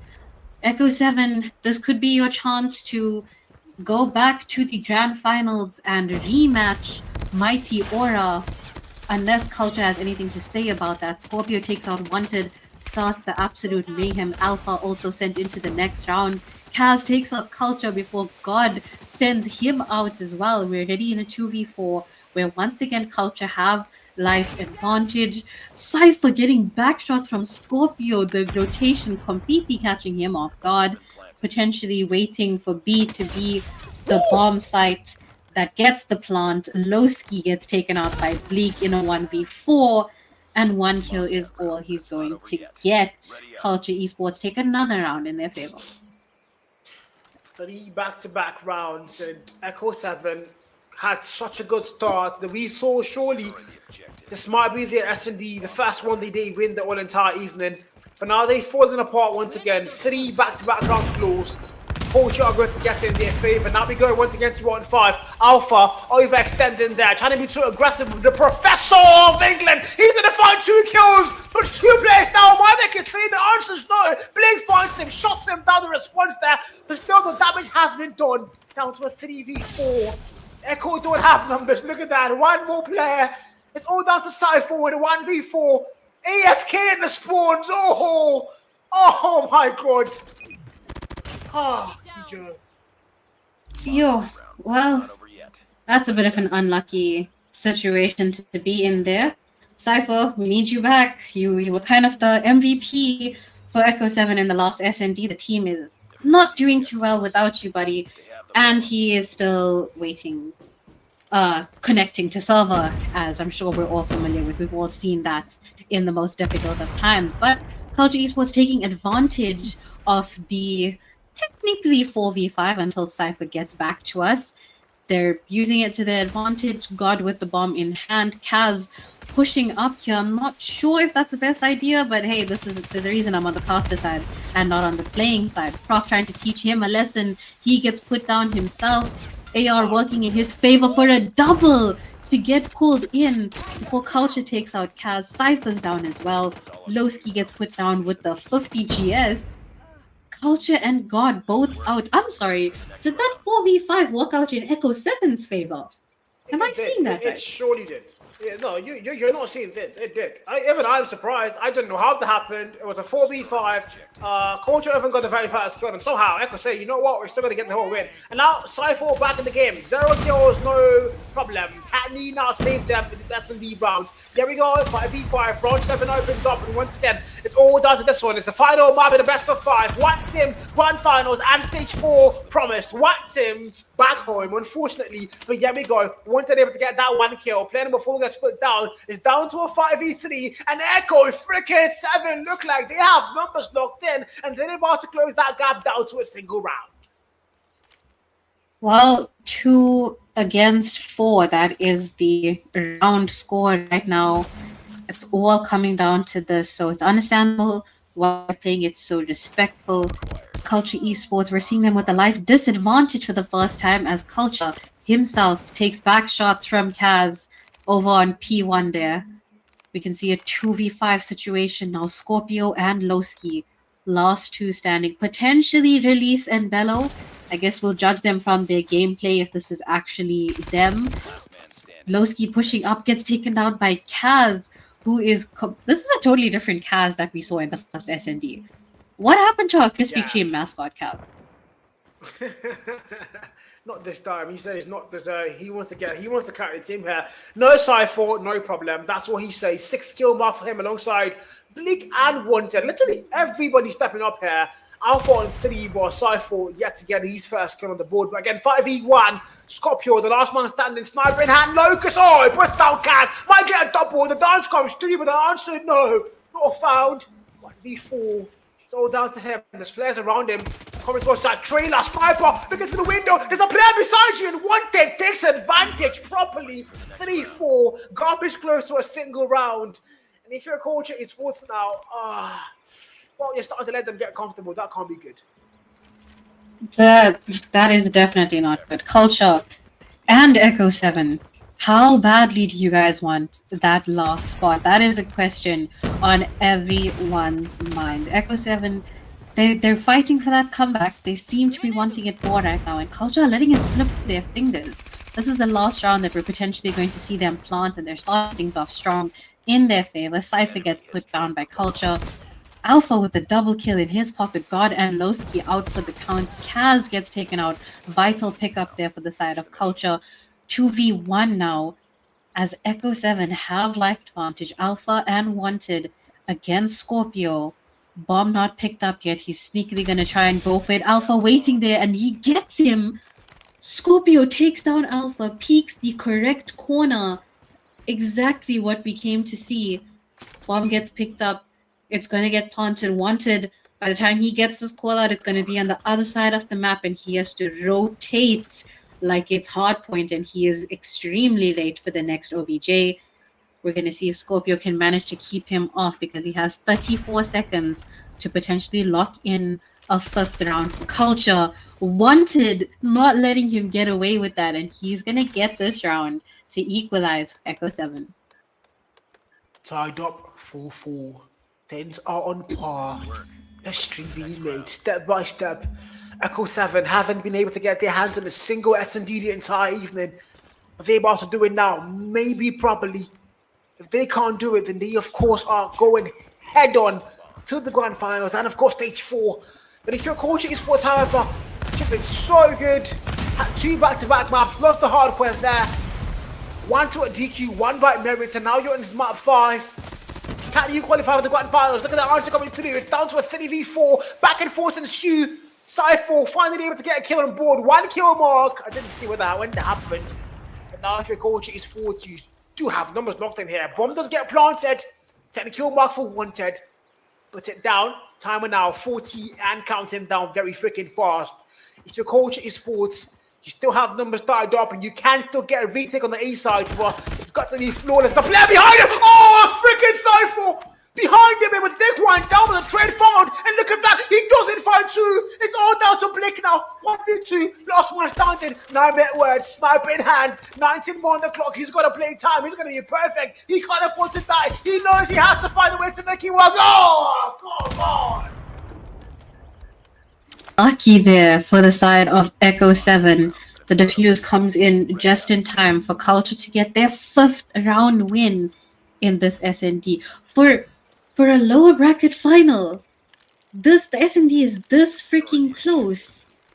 I honestly can't believe my eyes. It's like, why did I even put my glasses on in the first place? I need to return them. Scorpio, first blood here for our 10th round in this 5th map here. Putting Echo 7 at 4 lives, make that 3 lives if Culture has anything to say about it. 2 lives, and now last man standing here for Alpha before I can even complete my sentence. God has spoken. Takes him out for the count. 6th round here for Culture Esports. 4v6, 4 to 6 further. I don't know, man. I don't know. Echo 7 might be the end of the journey for them. Might be the end of the road. Except they can wake up and somehow make something work, turn water to wine. But here we go again, 1:45 on the clock. Scorpio finding the kill. Culture getting put down, back to back, 4v4. Numbers are on par once again. Bomb not planted. Bomb did get picked up though. 110, 10 kill mark, double digits for the man. Hopefully can be the turning point they need. But look at the backstab there. Cypher gets back shot at. down to a 3v4, and if you're Echo 7 gaming, you're losing numbers like flies. It's only 2 more players, 2v4. To lead him out to extend once again. Player in trailer. There's a sniper aiming at him through that door. He can't afford to move on. He's surrounded. He finds a kill. He gets put down. It's down to Alpha in a 1v3. Kijo, 1v3. Alpha is always getting stuck in these sticky situations. And tell me why he died as soon as I said his name. Is the cost back, Cal? Please confirm. Someone please confirm. Do not drag my name into this. Make I come for your neck. Speaking of, Echo 7 losing their comeback. They are now at 4 rounds in the bag while Culture are sitting on 7. 2 more rounds needed for Culture while a whopping 5 rounds needed for Echo 7. This is getting a bit intense now. Culture Esports are riding that momentum with the back-to-back rounds and back-to-back kills coming through for Culture himself. Kaz is out, Bleak is out, Wanted is out. Lowski adding to the drama takes out Alpha. At least he's not last man standing, but you know who was? Wow. Cypher. Chai. Not over yet. Chai, guys. You know what? Forget the accent, yeah. Omo now. Damn. Nah. 8 and 4 on the board.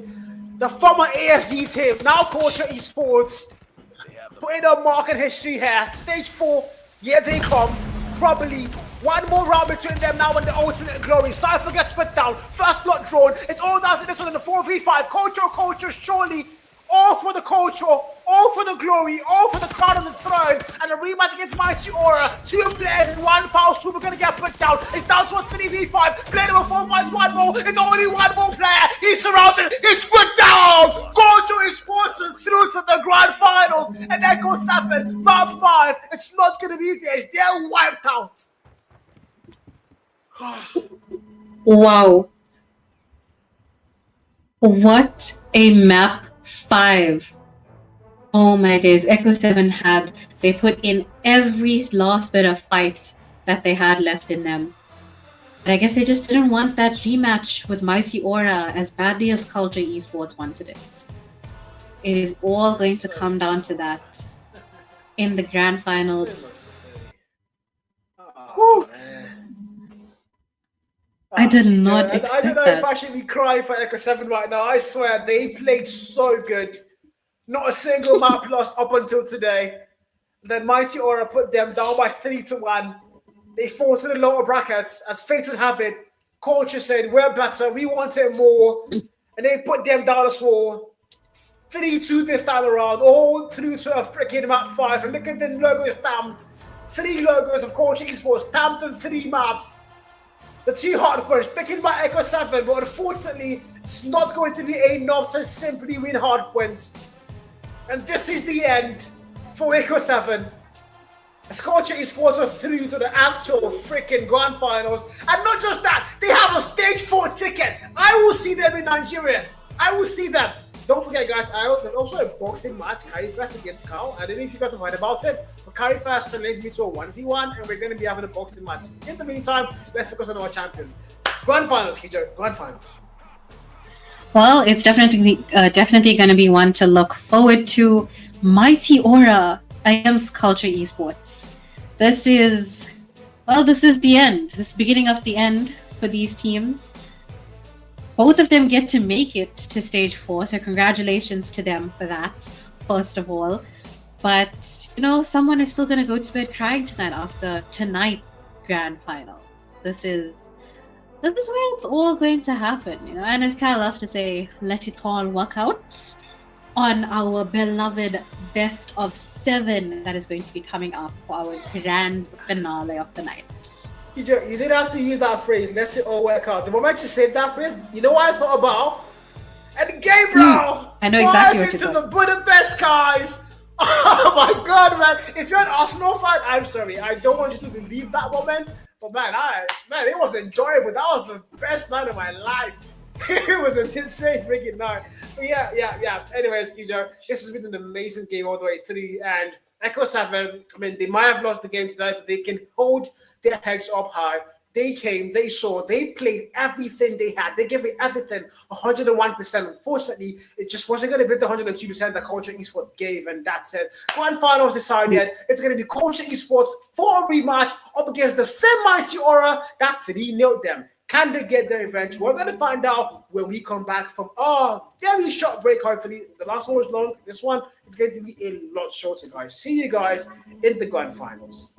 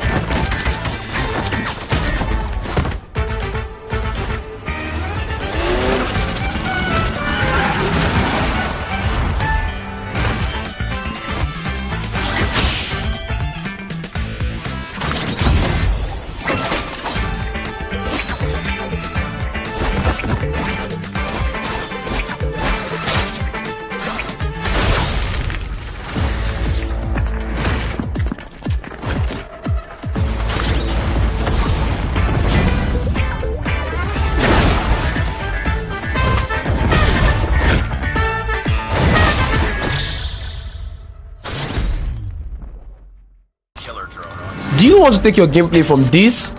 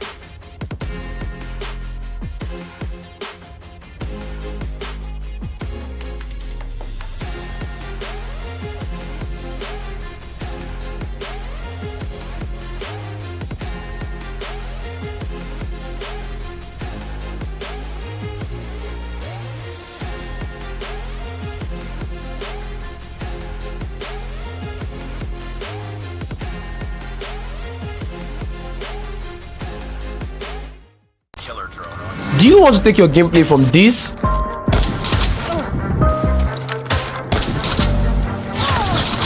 to this? As you can see, the only difference here is, the sniper. But don't worry about it. Qualifier shop is the fastest way to get your COD points so you can buy guns like this. They are fast, reliable, you can use your OP, your pamphlet, anything. Very, very simple. Instant COD points straight to your account. 100% secure, no problems at all. Anybody's Qualifier shop today, let's get it. Yeah, nuke shot, bust my head.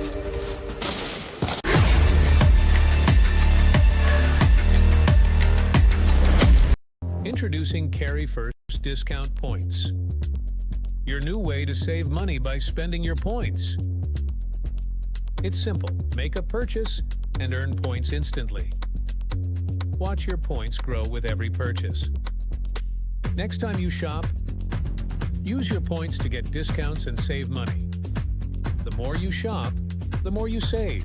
It's a win-win. Download the Carry First Shop app today and start earning your points. Save money. Spend points. There's no way I'm beating this game. You can never beat me. I've been playing since season 1. It was at this moment that I knew what I had to do. This guy, they used mythic gun, play me Rihanna. I went to go and claim my own type 19, but I realized that I didn't have enough COD points. But his friend reminded me of Qualifier shop, a place where I could get COD points easily just by putting my player ID. Paying with a bank transfer or directly through OP or pamphlet. I don't even need the dollar card. After this was done, I got the CP so fast and I got my own type 19. Now with a mythic gun in my hand, you already know it's about to go down.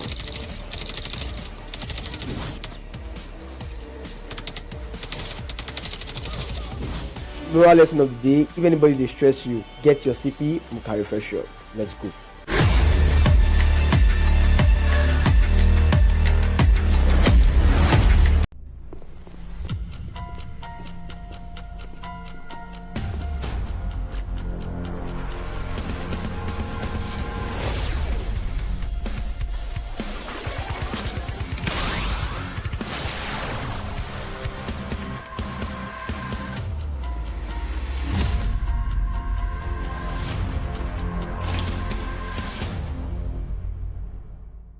I tried to give my African COD Mobile subscribers COD points, but keep getting the notification that the region isn't available. That is until I found Carry First, the #1 way to buy COD points in Africa. They've got tons of ways to pay and discounts that make it cheaper than buying in-game. Carry First is the only official Activision partner for buying COD points in Africa. You don't have to worry about whether or not they're legit, because those of you who watched our Champs watch parties know that they are actually the organizer for Africa Stage 4. It's so easy to use that a bot like me can use it with no problems whatsoever. Big shout out to Carry First for sponsoring today's video. You can buy COD points right now using the link in the description.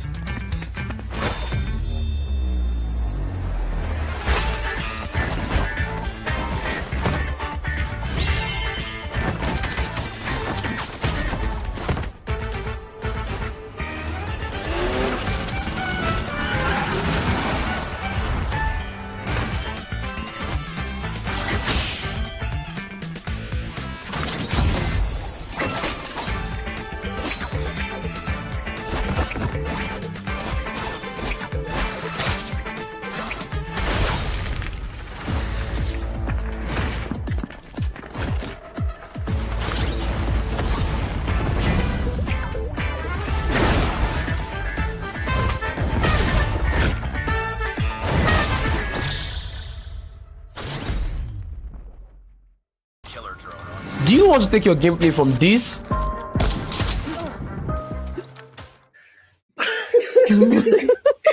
Yeah, do the honors, man. Because like my Man, name's listen, like I want to blacklisted. know. I need to know how many of y'all got debated by that. If you noticed, you noticed, but don't tell the rest of chat. It's between us, okay? Welcome back. It's grand final time, baby. Here for the Africa Cup, the biggest tournament in Africa. Cal, what an insane lower bracket that was. That was absolutely insane. Listen, I got food. I kicked back. I took my shoes off. I was watching that going. Don't be jealous. Listen, it's okay. It's okay. We can be busy buddies. It's fine. No one. I kicked back. I don't think I ate properly because my jaw was to the floor. That was absolute insanity. And now we find ourselves in grand final territory. What are your thoughts on what just happened, man? Besides hunger. I mean, to be honest, like, jaw on the floor, yeah, but you should have seen my hands on my head the whole time. Like, I was, the fact that these two teams, it was literally a goal for goal. Nobody was like, oh, you know what, we're better in this mode. Nah, every single map, every single mode was literally neck and neck. They fought so hard. Echo 7, you've got to give it to them. They haven't had any good S&D runs. They've kept all S&Ds close, but then they just haven't been able to get their hands on any S&D in the bag so far against either of these two big teams. And unfortunately, that's going to be where they get put down. You saw the hard point, however, the second hard point. The first one, we all know how that ended, 4th and all that. But the second hard point, they said, you know what, we want that map 5. We're going to force the map 5. And I thought if they could force the map 5, maybe they could take the S&D. But Culture Esports, off of a very bad thing. They hadn't lost a single map up until they met Mighty Aura, and they lost that 3-0. So this for them was personal. They had to make sure they qualify for the grand final and they get the revenge arc. So Echo 7, they just were in the way of a very nasty blow, and they had to take the 4 first. So grand finals, and our 2 teams is freaking stage 4. We have our first regional 2 teams. 30,000 USD is a prize, bro. I'm going to ask you, AR, what would you do with 30,000 US dollars right now? What would you do? Let's see. With the price of RAM, probably get a single stick of RAM. Yeah, fair. I mean, listen, man's got to stream somehow, but that's a big chunk of change, not to mention the 8 grand final spots as well. Here we've got our 2, baby. We've got our 2 right now. We've got 6 more to go ahead and witness. And guess what?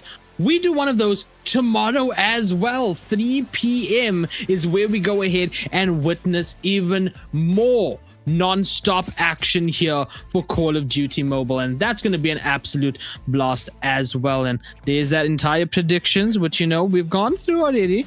I've been called out apparently by Cal right now for the first upper bracket predictions, but it's fine, we don't talk about those. Maybe you guys can give a better prediction right now. Who's going to walk away the grand champion here for West Africa, and then even tomorrow for North Africa as well? Do not miss out on it. It's going to be an absolute banger. No doubt. I mean, North Africa, again, are defending champions from North Africa. They won stage 4 last year. That was Instinct. That was Bear Clan. But now they are PDX, formerly Bear Clan, now PDX. So that's one thing. I'm pretty sure everybody. Now, this is the one region where it's not just, the North Africans looking forward to it. Every other region wants to see how PDX are going to fare. Because whatever happens in that stage 3, for them, it's quite looking likely to happen in stage 4. PDX are really sorted too. I mean, before I even go to tomorrow, it's 3 p.m. South African time, 2 p.m. West African time. Wherever you're going to be watching it from, brother, you need to get a cookie, get some milk. Somebody said milk and cookie are for babies. I'm a baby. Goo goo gaga. Yeah, I'm a baby. I need the milk and the cookie, guys. But in the meantime, West African finals, bro. Who said that? Ban him right now from the chat. That's insanity. What's also insanity is that we've been going for so long right now with Call of Duty Mobile, and now we're in that best of 7. Of course, map advantage goes over to Mighty Aura, so they only need to win 3 instead of the 4 to go ahead and walk away victorious. We do have our maps, Cal, if you want to walk us through that really quickly while we do get a lobby D-stop. But the most important one I would say was Yassi and the hardcore. That is the literally it's been too repeated. It's something that I'm pretty sure all the teams are now quite as used to, like the back of their own hand. So these 2 teams, I don't think they have any excuse whatsoever. This is the map where they both can't squabble it out up until the very end. But don't forget though, AR, don't forget the first time these 2 teams met in this particular event, 2026 World Champ Qualifiers, Qualifier Africa Cup, it was 3-0. Mighty Aura, they beat this boys mercilessly. So if you're Culture Esports, this is not just the grand finals, it's personal. It's literally totally personal. You have to find a way to put Mighty Aura down. You can't be disrespected with a 3-0 and come back to the grand finals and maybe get a 4-0. That would be absolutely unspeakable. So I'm pretty sure Coach Esports, hopefully they did watch the winners bracket final and saw what Mighty are made of. They've been able to get a couple strategical, backlashes, find a way to make sure they counter these guys, but we're going to find out starting last year in the hard point. Oh, no, it's combined. I take it back. It's combined hard point. My bad. It's my fault. It's combined hard point, one of the newer maps introduced to the esports scene, and also one of the new, very most interesting maps to go and watch out for. Hard point kickstart. It's grand final, baby. It's grand final, y'all. Take it away, man. Woo!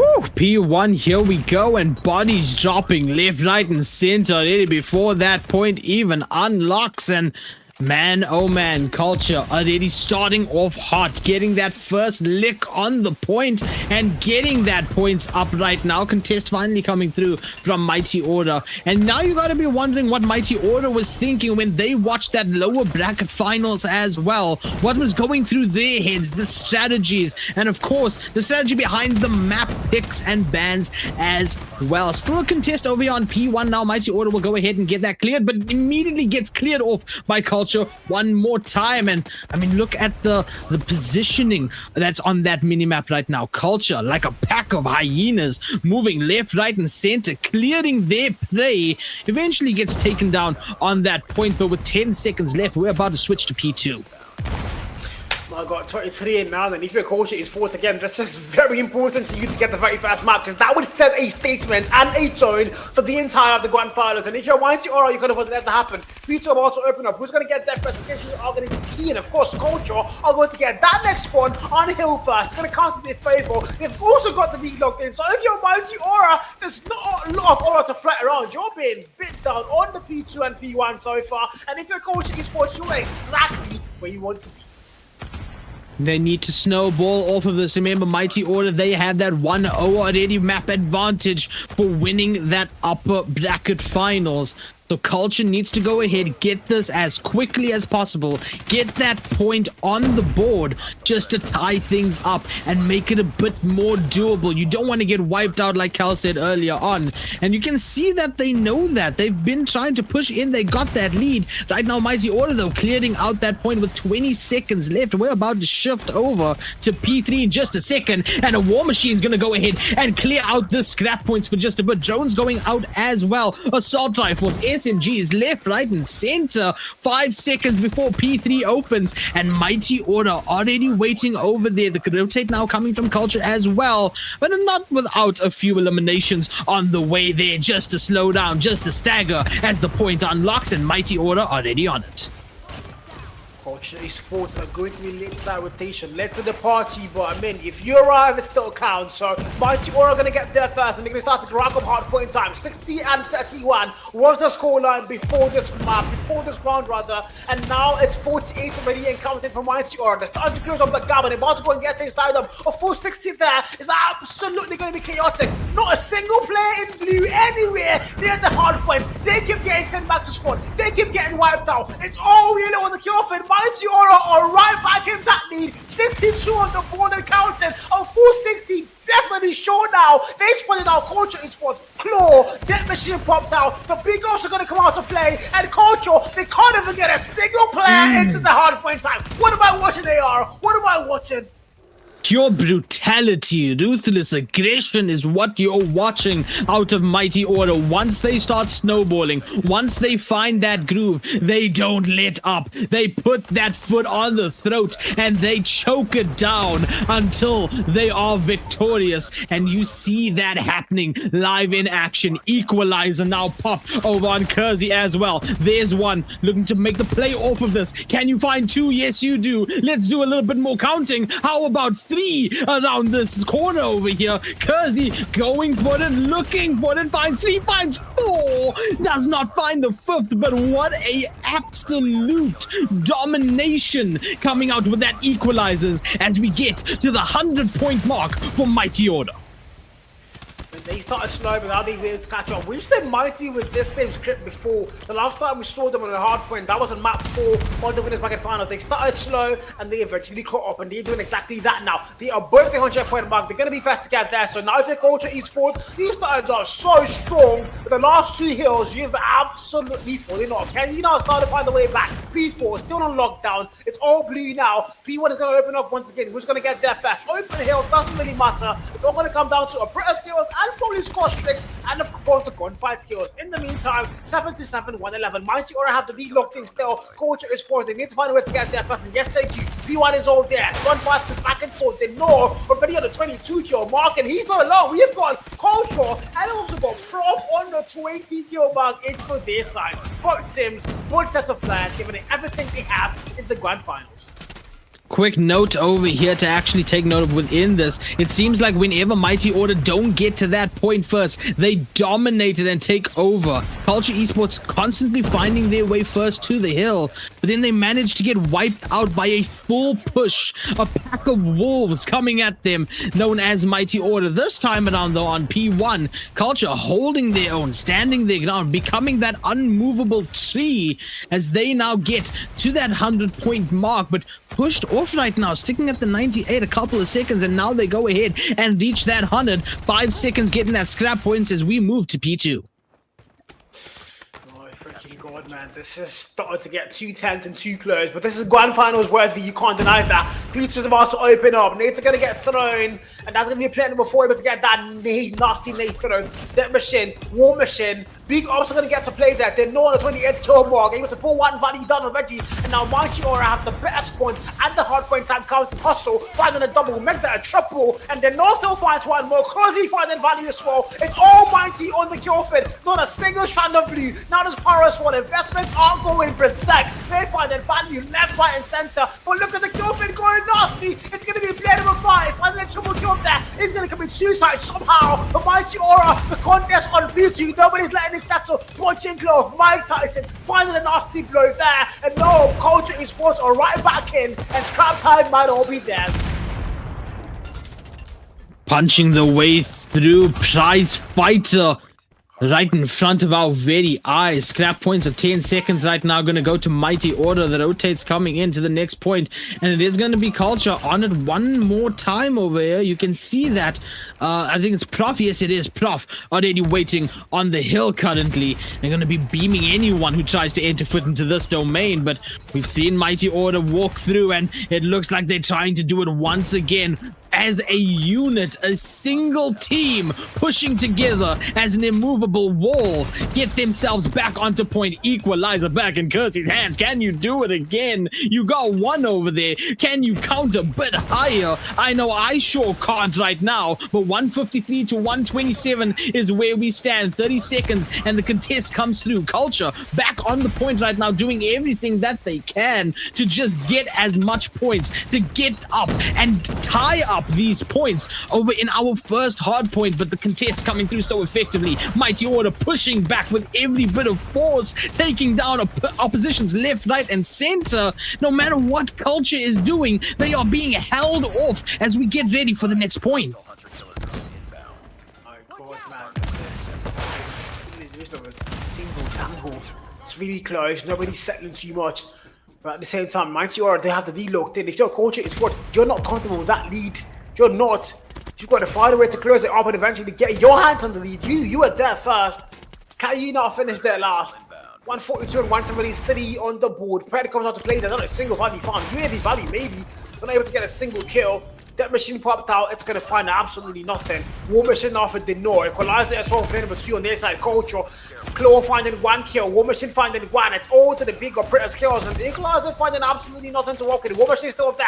Investment gets put down. The Claw only good for 1. Also going to get traded out there. And now Mighty Aura on P4. They're contesting. No, Claw and Sparrows also play here. Also finding a double to clear out that hell. 23 more on the clock. And it's all yellow on the feed. But no, I take that back. Culture Esports are right back back in. Now Scorpion, 23. Once again, they're there. 15 more on the clock for that hill. That machine popped out. Might be proper timing, and it's only good for one value though. I cycle back towards that mid-map towards P1 if you want to get a lot more. There's only one player away from that spawn. No more time on the clock. We're going back to a P1, but look at that lead. It's absolutely diminished. It's down to a 173, 182.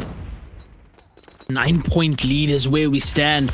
Order gonna be waiting on that point, hungry as ever for it. This time being the initiators to take point. But immediately shut down for just a second and they get forced off of that hill.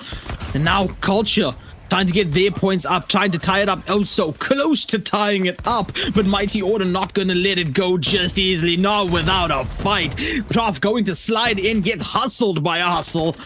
And I mean, just a wipeout after wipeout over here, trade after trade. Whether it's Mighty Order or Culture Esports, bodies are dropping. But what's undeniable is that Mighty Order only need 45 more seconds to go ahead and walk away with the first hard point, to go ahead and walk away with a 2-0 instantly, and maybe dash Culture's hopes within this grand final immediately. The contest comes through, but Mighty Order able to go ahead and push off of it. Last 10 seconds, Culture going to go ahead and get that scrap points as we get ready for the next point. There we go, 175 to 11. If you're Mighty Aura, don't forget, you are almost flawlessly in the league. You've only lost one map the entire event, and that was, of course, to Echo 7. And now you're facing Culture Esports. Can you continue your unclinching, hopefully? Now they go again. Scorpion, a 30 kill mark. My freaking god. There's a player on 40, by the way. Player number 3 on the side. It's going to be Professor already on the 40 kill mark. 47 for the North. There's so many high number kills, you can't even keep count of them. But now P2 opens up, and look at that. It's all Culture Esports. Gunfights have been won. Mighty Aura are going to have the better spawn, but it doesn't really matter because they're getting put out. The gunfights have been lost, and now they're going to flip out that spawn. Well, actually, it's a split spawn situation here. Culture are spawning at the front and at the back. Same thing for Mighty Aura. It all comes down to who wants the hard point time more. Mighty now, they're going to get that breakthrough finally. They know War Machine fights a double. Are we now for trade as well? Finding 2 more players down. And Mighty Aura, 230 points and counting. Only 20 more to go. Investments are going big. And this might be the end of the beginning. Beginning of the game, I have no idea, man. That split spawn helping out tremendously, not to mention the death machines and war machines as well. Culture trying to do everything they can to stall, because that's all they can do right now is stall and stagger their opposition. 9 seconds stands between a 2-0 lead for Mighty Order. Culture now about to break that 200 mark, but still a climb needed as the war machine on guard right now, absolutely beaming. It's like an AC 130, but in your hands, doing work, eventually gets taken out, and Culture is not on the point right now, not on the hill. They so desperately need to stay there. 39 seconds on this hill as the plate comes through. Will it get? No, it does not connect over there, but still maybe enough to go ahead and get those points. Mighty Order find themselves on the point right now. No limit, claw in hand, doing work, turning it out, flicking every possible direction you can, and with 1 second remaining, Mighty Order go ahead and say, nah, we're starting this off with a 2-0 lead. And dear Brett now, dear Brett, if you're a Culture Esports fan, the one thing is you have to take these Bretts first. It's not over, it's a best of 7. I mean, mob advantage, surely, yes, but you have 6 maps still left to play for sure, so it can still go either way. But Mighty are not looking like they want to let it go either way. They've already been able to get 2-0 on the series. They need only 2 more maps, and they are through to the grand final, or rather, to stage 4, rather. And also, I mean, if you're a Culture, not really much of a loss here. You are also through stage 4. But I mean, now it's pride on the line, and also being the kings of West Africa. There's a throne and a crown. And you're going to wear that for an entire 365 days. Don't forget that. An entire 365 days before the next World Champ. So this is not just about going to stage 4. It's also about that pride, that crown, that freaking throne, and that name and title for an entire year. So both teams, they have so much left to play for. But at the moment, Mighty Aura seem like they want this victory a lot more. 2-0 up in the best of 7. And the crown does await over there as well. And we now head over to SND Coastal. And of course, we've seen Mighty go ahead in their SNDs. We've seen how they made that comeback earlier on in the upper bracket after losing a hard point. Can they snowball this momentum right now? They're 2-0. You said it yourself. They only need 2 more maps to go ahead and walk away. The kings right now, the rulers, the destroyers, the bringer of war in Call of Duty Mobile. Can they do that straight up and not give any point over to their opposition? That is the main question right now.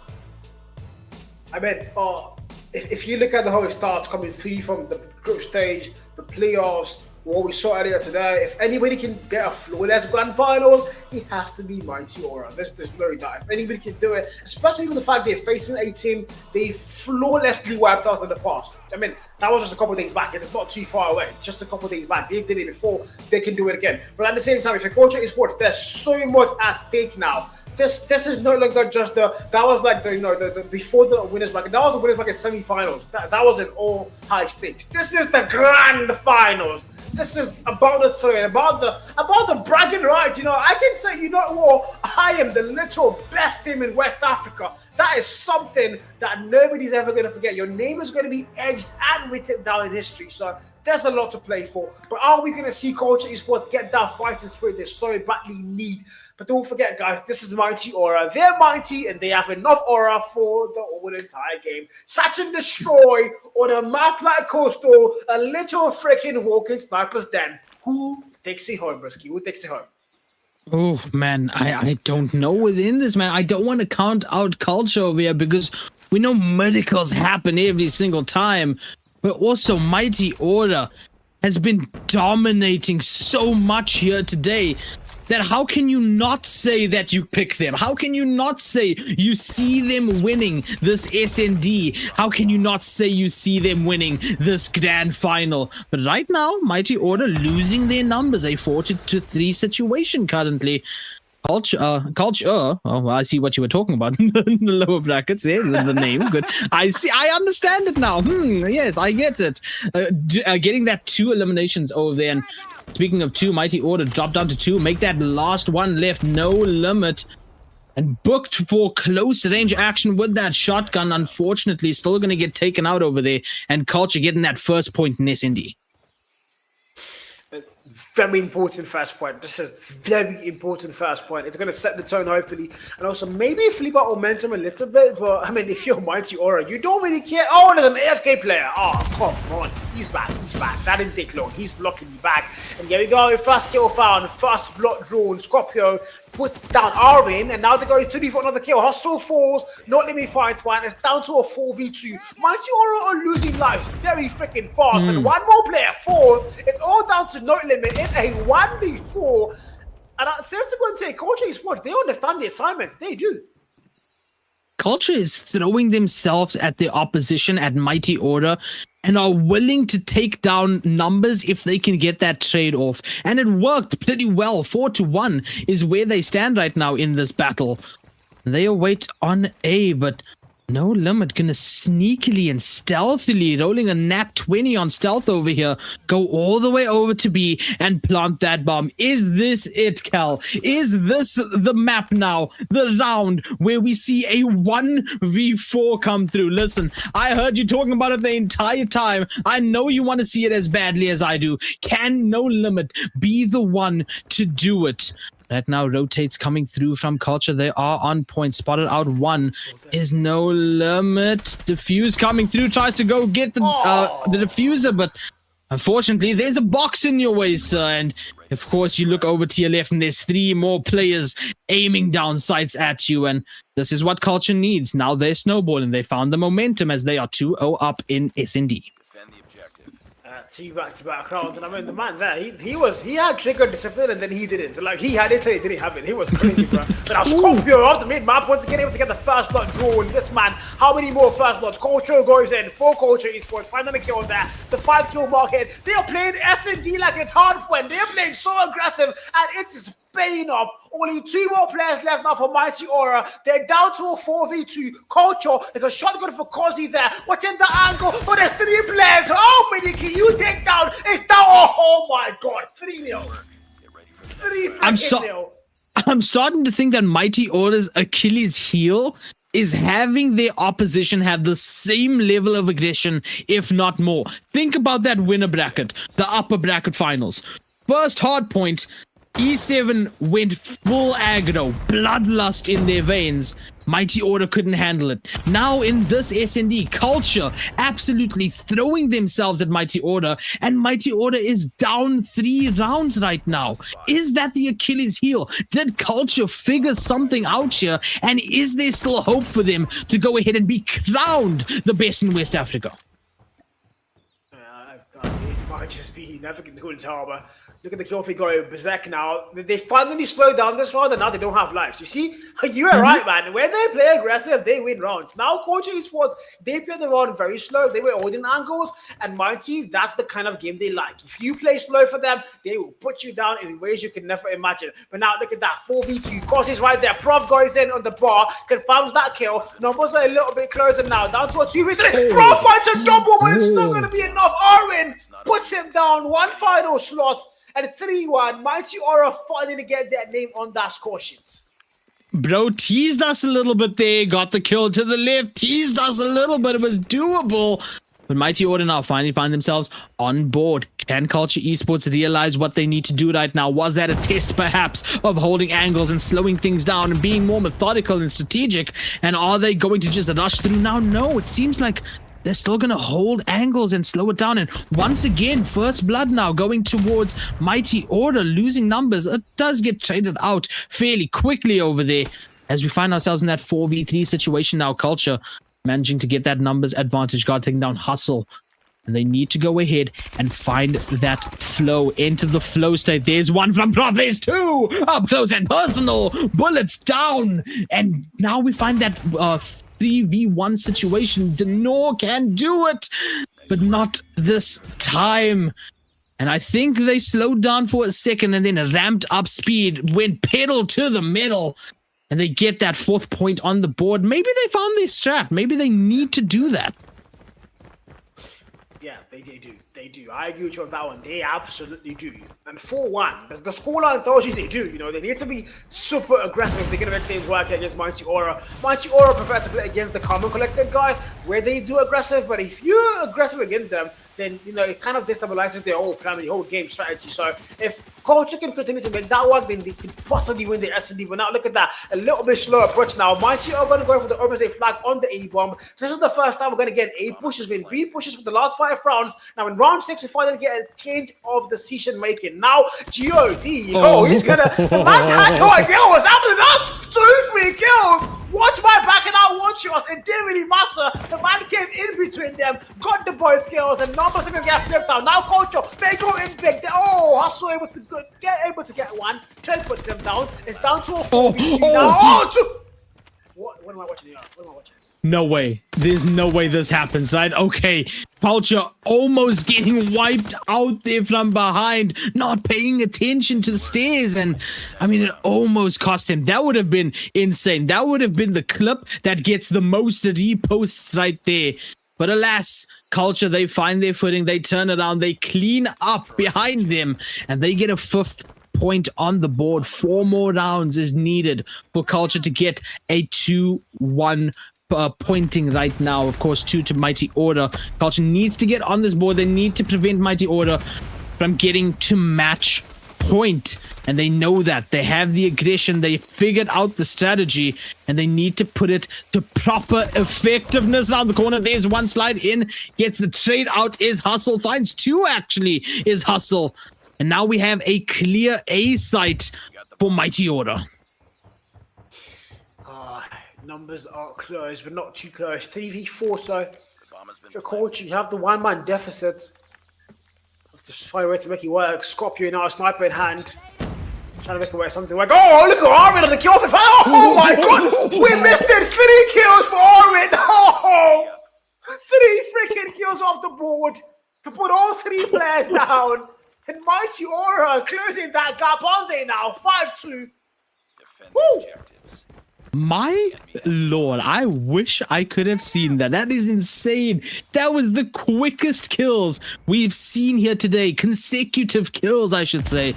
But we get into our next round. Round number 8, I should say. 5-2. The score right now. Mighty Order finding a bit of footing. Gets 1 over there, but it doesn't add up to the 2 that they've lost. 4v2 situation currently. And I mean, yeah, this is 100% the strategy that needs to be had. 100%. Culture needs this. That aggression, the bloodlust we talk about, and the absolute ruthlessness against Mighty Order as they find themselves now 4v1. Kersey last alive, and I mean, look at the kills on Kersey. We're not used to seeing this low number over on Kersey right now. We've seen throughout the day over 15 consistently. Now just stuck at the 1, met the match. That is Culture Esports, who get a 6th round on the board. Yeah, just noise lucky start here. They started so slow. Culture Esports do appear to be very S&D confident, so I think this is the one mode where Mighty Order are going to have a little issue putting them down. And there's the best of 7, so there's actually 3 S&Ds today in the best of 7, so that's something you might watch out for. Oh, actually, one map, but there are 2 S&Ds though, so it's still fair. Here's a one map advantage. I forgot to account for that one map advantage, bro. There you go, though. 6-2 on the board, and round 9 loaded in here. We've got 1 player on the 10 kill mark, and he's the only player on double digits in the entire lobby. So no, also unfortunate times for him there. Not able to get any picks or whatever. Gets put down to a 5v4. Culture Esports are going to lose 1 man there as well. Back to a 4v4. Now, mind you, Culture got 6 rounds being that aggressive on defense. Now they need to push the sides. They need to do what they were doing on the entire time already. And they get matched up right now. 3v3 situation. Make that a 2v2. As trades going left, right, and center. Once again, numbers dropping for Mighty Order. PKM in hand right now. Can you find out where the last is? It's going to be Culture that finds out where Kersey is downstairs. And 7-2. Only 2 more rounds needed for Culture to get a point on that board and prevent a match point from Mighty Order. Oh man, I don't know. He's sat for that 2 on the board, and they're fighting. They don't want to let them get that 3rd map easily, for sure. Looks like they might be getting their first map while they do it. But in the meantime, though, it's 7-2 on the board. 2 rounds away now from forcing the map. Map 5, if I do say so myself. Culture does get put down. Arvin finding him. The marksman rifle has been very vital to their side. They'd find 3 kills in that 1 round, and well, he's 1 player you don't want to get in his crossway. Losky falls. Oh, Scorpio! Look at that quick scope. Jesus, actual Christ, that was clean. That was nasty to look at. Down to a 3v4 now. Mighty Aura, do you have numbers locked in? Culture Esports don't have it anymore. The bomber has not been planted, but 1 more player falls for Culture, so now they left it 2 players against 4, and they have to get a plant.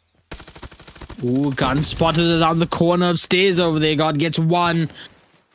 And no. Looking for that shot over on Scorpio, and I mean, just a battle of snipers over there happening on the top of stairs, and it's gonna go to Mighty Order, get a 3rd point on the board, lasting a bit longer, swimming a bit longer in the shark-infested S&D waters. Let's see what Culture can do on this round number 11, as we go through once again on attack with Culture. 7 versus 3 here. Sniper in hand for the North. There's a full onslaught coming through, and they put him down easy, man. Not a single chance he was going to survive that. But here we go. The North gets put down. Now down to a 5v4. Culture Esports, the aggressiveness. Look at that. That's what we asked for. That's what we paid for. Look at that. Causey force. Now it's down to a 5v3. Bomb gets planted. If you're Mighty Aura, all 3 players in 1 single foul. 1 more push they can make. Sniper in hand. Hustle. 7 kill mark. He gets put down. No limit fights 1. Armin fights 1. If they back and forth, 3v2. The bomb already planted. 31 more on the clock. If they're going to make a move, they have to make it in 30 seconds. I like the awareness of Scorpio here, knows that need to back behind the little box, play the cover, play the time, and rely on your existing teammates for that, and it pays off in the end. Hey, we have map point right now for our first SND in our grand finals. Culture, they can pull this off. They can get on that board. They can stagger Mighty Order for just a little bit and work their way even more to get a tied point leaderboard. Do you see the push coming through again over to A over here, and finds out the sniper that is Denor. Easy takedown. are going to lose a couple numbers over here. Numbers dropping on Culture thanks to Hustle. And unfortunately, you're not going to win SND that easily, Culture. Mighty Order going to put up a fight. Man, you just saw that the aggression hasn't worked all day. And I mean, the Noah's issue with the sniper, he's been trying to get them off guard, but it hasn't worked. But also said, if you can't do it, I'm going to do it. Put 3 players down in one foul swoop, and that's going to be very vital now for them. They stay alive. Oh, the North finally gets a kill on Elong. Finally, man, he's been trying for so long for the last 2 rounds. Now in round the 3rd one, he finally gets it. That time is the charm. Scorpion puts 1 player down. Of course, he gets 4. Falling as well, down to a 4v4 now. No one's on the par, but if the Culture Esports, you're 1 round away here from forcing things at least to a map 5, maybe even a map 6. Man, that jump peak wasn't working the entire time. The prone peak will finds another over there and drops numbers even more. 3v3, make that a 2v3. The North's feeling it with the sniper right now. Looking for some more. Maybe looking to get an ace over this as well. But I mean, the rotate from Culture coming through right now. Heading over towards B, perhaps. Slowly, here's Hustle. Jumping through, finds out where Hustle is. And playing ever so carefully right now. Has B open, but the opposition coming from behind. On B right now, needs to get that plant down. 49 seconds. Needs to put the pressure over onto Mighty Order. Plant is going through. Lowski gonna go ahead and do that. Prof sliding in, just barely dodges that sniper and gets both off of the jump peaks, left and right, flicks both. And that's all she wrote for SND. Culture getting themselves on the board. 9-4, man. 9-4 is your scoreline. Man, the Culture finally get their hands on the score sheet. You know, that's what they needed so bad. They haven't been able to get a single map up against Mighty Aura in the entirety of the Qualifier Africa Cup 2026. I mean, that put that into perspective. They haven't been able to get a single map. But finally, in the grand finals, where it matters the most, they finally get their hands on a map. And it's going to be S&D, the one map where Mighty Aura are going to get put down. Look at Prof, man. 14 for him. GOD with 13. Everybody on the double digits. Well, Lowski not able to get there on 5, but didn't matter. All other 4 of his teammates were able to carry the game for their side. Clean work, man. Clean work. Oh, such clean work. They dominated that. They held out Mighty Order for as long as they possibly could, staggering them in this entire SND run. And now they find themselves with a point on the board. Mighty Order still with the 2, but they will be prevented from that match point for just a second. That sneak up over there, turn around and get the second was absolute insanity. That's our first SND, ladies and gentlemen, in the grand final. Now we head over to Control on Crossroad. Then we'll have a hard point on Summit, Control over on Raid. And then our last map, if we get to it, SND on Tunisia. I mean, the Crossroads Strike map, I've loved that map for so long. It's the one map where comebacks are a usual thing. You can be ahead 2-0. If you get comfortable, you see 2-3. That's it. That's how it works. And it's like, so, it's the one map where you have to stay locked in up until the finish line. You can't afford to get your foot off the gas at any point in time. And I'm pretty sure these players know that. If you're Mighty Aura now, you still have the lead in the series locked in. But mind you, on actual map counts, you're tied up 1-1. You only have the map advantage. That's why you're ahead of the series. So you can't let that get to your head. You need to make sure you're staying composed, staying respectful, and at the same time staying hungry and aggressive. Yeah, you brought already in stage 4, but who's going to wear that crown of the #1 team in West Africa? And it's also going to be probably important in your seeding run in the actual stage 4. So everything matters at this point. If you're Culture Esports, you finally have been able to take away a map from the almost literal invisible Mighty Aura. So into perspective, you're quite in a good spot. But can you continue as you started? Can you continue as you started? Yeah, absolutely. You have to keep that mental as well. I mean, the biggest thing in esports tournament is the mental. If that mental slips for just a second, you start making those mistakes. You start feeding to your opposition, and you don't want that right now, especially when you're this close to having it all, having the title, the crown, the throne, the bragging rights. You want it all, you need to take it all. And what are we taking right now? We're taking control, ladies and gentlemen. as the numbers dropping ever so quickly already for Culture. Find themselves with 24-28 Mighty Order. Now finding their own bit of aggression as they are starting off on the A capture right now, immediately getting cleared out by Culture, and Culture trying their best to go ahead and even out those lives. 21-24 though. Little difference there, but not too much potentially, so you can still make something work. If you're Mighty Aura, don't forget, you are on the attack.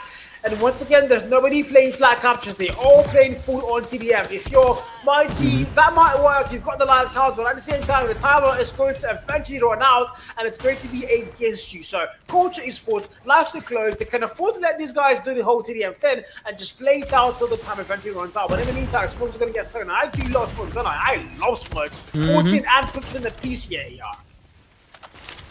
And it looks like Culture is holding their own as well. I mean, dropping down Mighty Order's numbers as well. There's a 2-life advantage. Consistently a 2-life advantage. Managing to trade out every single kill. Every single down. And they've got down to a 1-life difference currently. And still no ticks on those captures for Mighty Order as they attempt over on A again. Down to 7 lives is Culture. Mighty Order just on 8, and there's a 6-7 difference for just a second. Culture now down to their last 5. Point of no man's return, and Mighty Order doing the work to clean it up. 3 more players, no more respawns. Culture is sport in a very bad sport to start things off in cross-rush strike. But again, no more time on the clock for Mighty, so they have to get captures. We did talk about that. They played TDM the whole map, and now they have to get captures compulsorily. The B flag is where they're going to send all their efforts towards, and now they also know, down to 1v4, it might be over here. Just one final player. It's going to be Losky, aka Bello, according to what the chart did say. But can he make it work? The answer is an absolute no. It is Mighty Aura claiming the very first round, and this is what they need to do for sure if they want to close things off dominantly once again. 30v30, round 2 loads in, Mighty Aura are on the lead. You know, it's a term we've said consistently right now throughout the day, but aggression has been the key thing throughout every map that we've seen, whether it was on Mighty Order, whether it was on E7, whether it's on Culture. This time around, Mighty Order, they have that early on aggression to get those lives down. They do it so effectively as well that it absolutely burnt through the entirety of Culture towards the end of that one. But this time around, Culture taking that strat, taking that plan, and using it to their advantage. They've got a 5-life lead currently, down to 18, and they also got almost a single tick over on B. I believe that is a full tick over on B. 22-17 is where we stand currently, and Mighty Order dwindling in numbers, falling so quickly to Culture, as we have even war machines out exploding the opposition. I have no idea. 17 and 13 though. Life's just so close, but Culture Esports do have it on lockdown. Can they finally tighten things up here?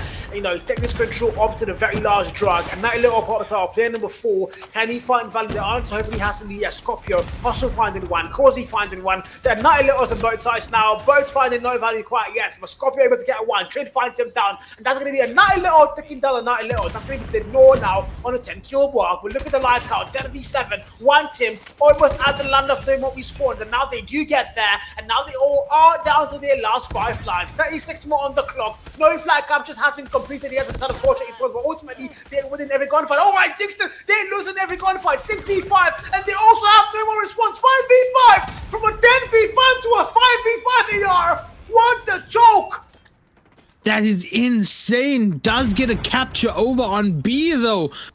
But now you got to play out these lives. Now you got to enter. There's only one spot to go to, and the battles are going to be there no matter what. First player dropping is over on Mighty Order. Culture has that 1-man lead right now, and they need to play off of it, and play off of it they do with a clean wipe. They don't need all those lives. They just need the 5 to stand together and tie up the score over here on Control. Man, this is intense. As intense as a grand final could possibly get. Culture Esports, Mighty Aura, both these teams are given everything they have. They're going to get thrown, one gets opened up. Now the War Machine investment comes in early. Can he find value for that? Then hopefully he can. That was the answer they're looking for. Finding another double there. Orin, freaking Orin. 18 kill mark. Going for a spawn trap in and putting the players in the blue back in their spawn. SKS now back in play. It's down to a 25v25. Numbers are back and forth all the way to equal once again. 24 EPS now. Equalizer, play number 1 for their side. Mighty Aura, 11 kill mark. Cosy, can he find a value? He does find one. Also finding one as well to help him with that one. 20v22. Put the live count difference. That's not going to happen. It's all blue on the kill feed now. Culture Esports. Mind you, Mighty Aura have not been able to get a single tick of progress on either flag. So eventually, once again, they're playing to the end. Off with 22 to the name, falls there eventually. 17-17. We are so evened out right now. Now the progress starting over on B for Mighty Order, trying to get towards that first tick. You see the peak happen over there by GOD, but immediately taken out. Drop down right now, double kill, but unfortunately taken out from behind as well. B has 1 tick on it currently. 12-9 is where we are. Mighty Order with the 9. GOD looking to go ahead and push up, maybe dwindle those numbers a little bit more. Spots the smoke, needs to fire on the edge of smoke, turns to the left, finds out Cozy, but doesn't get the job done in the end. 10-7 is where we are, 20 seconds as well, and B still occupied right now. Denor the one occupying space. Around the corner, manages to find out where it is, and the timer will continue. We're down to the last 5 on Mighty Order. 8v4 currently, actually. As we reach the 10-second mark, War Machine in GOD's hands can make an absolute masterpiece of a play over here for the last 5 seconds, but it's not even needed as the timer is going to tick away over there. And Culture Esports getting that second point. Can they do it one more time and tie us up? Oh, man, I don't know. Culture Esports are looking scary now. They've won a map. They're about to win 2 back-to-back if Mighty are not careful. Or have to fight back and they have to do it now. 2-1. 29v29. Lives are very much close. Culture Esports are going to be on the attack. They've got to get flag captures. TDM can actually work. We've sent that all evening long. Now Tempest popped out. Player number 3 is going to be the Professor. Can he find values though? It's going to be very vital. He does. 13 kill mark. No limits. A spawn trap bush, maybe. Nilo as one of player number 4, Scorpio. Pro finding the 1 value there, putting a player down. 26 kill mark. It's 26-21. Lives are locked in with the boys in blue. This might be where they tie up the entire series, my brother. Get those headshots. And I want to point out, just a second ago, I saw every single nade in every single player's inventory fly over on the right side of the map. That is absolute insanity. And we're down to 24-13. That's insanity in its own right. Have Culture Esports awakened? Are they arising right now to the situation? It sure seems like they've locked in. 22-8, 7, counting down with Culture Esports, the latest hit over here on YouTube, on TikTok, as we see Mighty Order get down to the last 5, and on top of that, the last 15 seconds as well.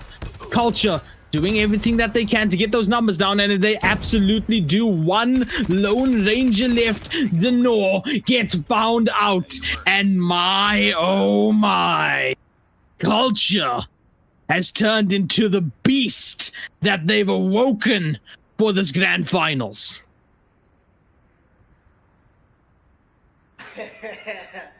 I've got my hands on my head once again.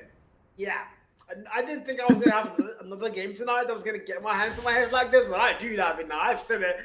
Culture Esports are going to find a way to get 2 back-to-back maps. I mean, look like all hope was already lost. They lost to this same team in the upper bracket semi-finals, 3-0. And they came into the grand finals with a map disadvantage.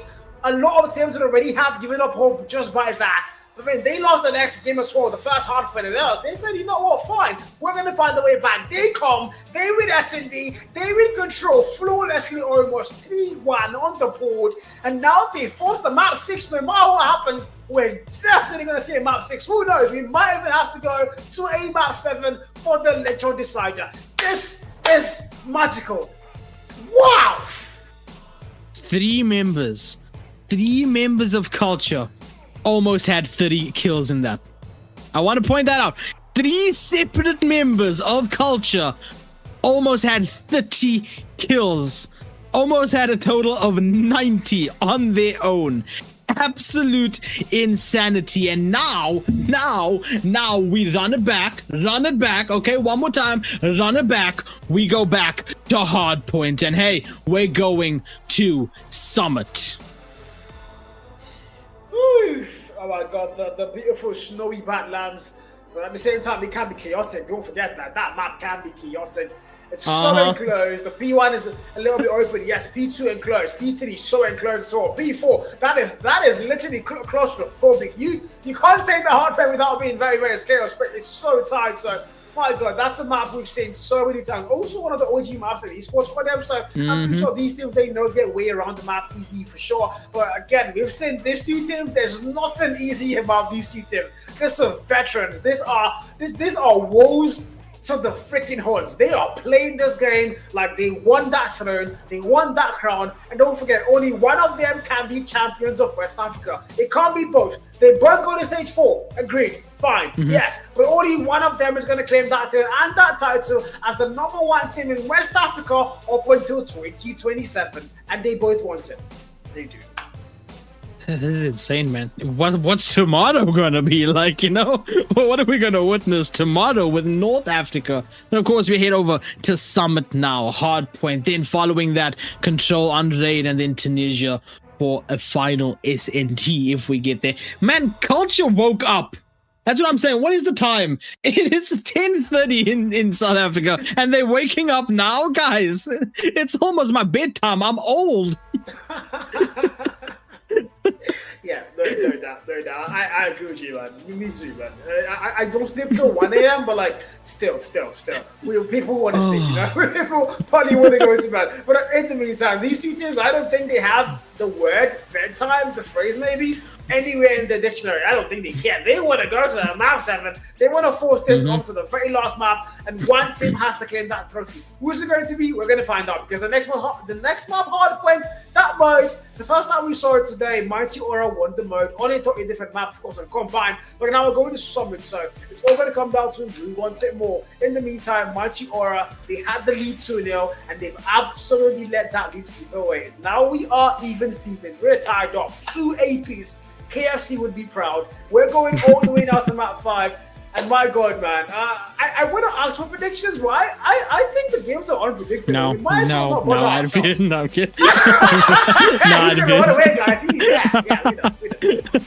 No, I genuinely don't know. Like, you ask me for my prediction, I genuinely swear to God can't give you an answer. It's been back and forth every single time that anything that I say will just turn out to be a caster curse. Listen, we don't want that, okay? We don't want that. You know you don't want that, Cal. You know you don't want that. I don't want that. I'm sure broadcast is rolling their eyes hearing me talk about it. I can't give any prediction. But I will say, if culture keeps this momentum, if they keep this aggression, if they keep snowballing it into map points, I see them sitting on that throne. I see them with the crown. I see them being the mountain that other teams cannot climb for West Africa. Yeah, you know, funny thing about these things, I'm going to give you a little rundown about me and them. We do have beef. We've had some sort of internal beef for a while now. This is the former ASG roster. These players, they were in the ASG team about a month or 2 ago in the APS, and I had a long-lasting beef with them for such a long time. And then now I'm seeing them in West Africa. I can't just help but like appreciate the beauty and the level of gameplay. They've improved so much. They've become so much better. And we just said it. They might be the kings of West Africa. They're looking like they might just be the #1 team from West Africa if they can see it through. But at the same time, though, if the ASG admins in the chat right now, I know they're in the chat. I still have my eyes on you guys, the actual ASG front, bro. In the meantime, though, Culture Esports and Mighty or a Hardpoint Summit, my man. This is going to be one game that's going to set the tone for who's going to win it. Whoever wins this map, I want to place a little bet, 1 CP bet, that they are going to win the whole thing. Yeah, 1 CP. Hey, Cal. We just got word from broadcast. Kersey's out. Risk is in.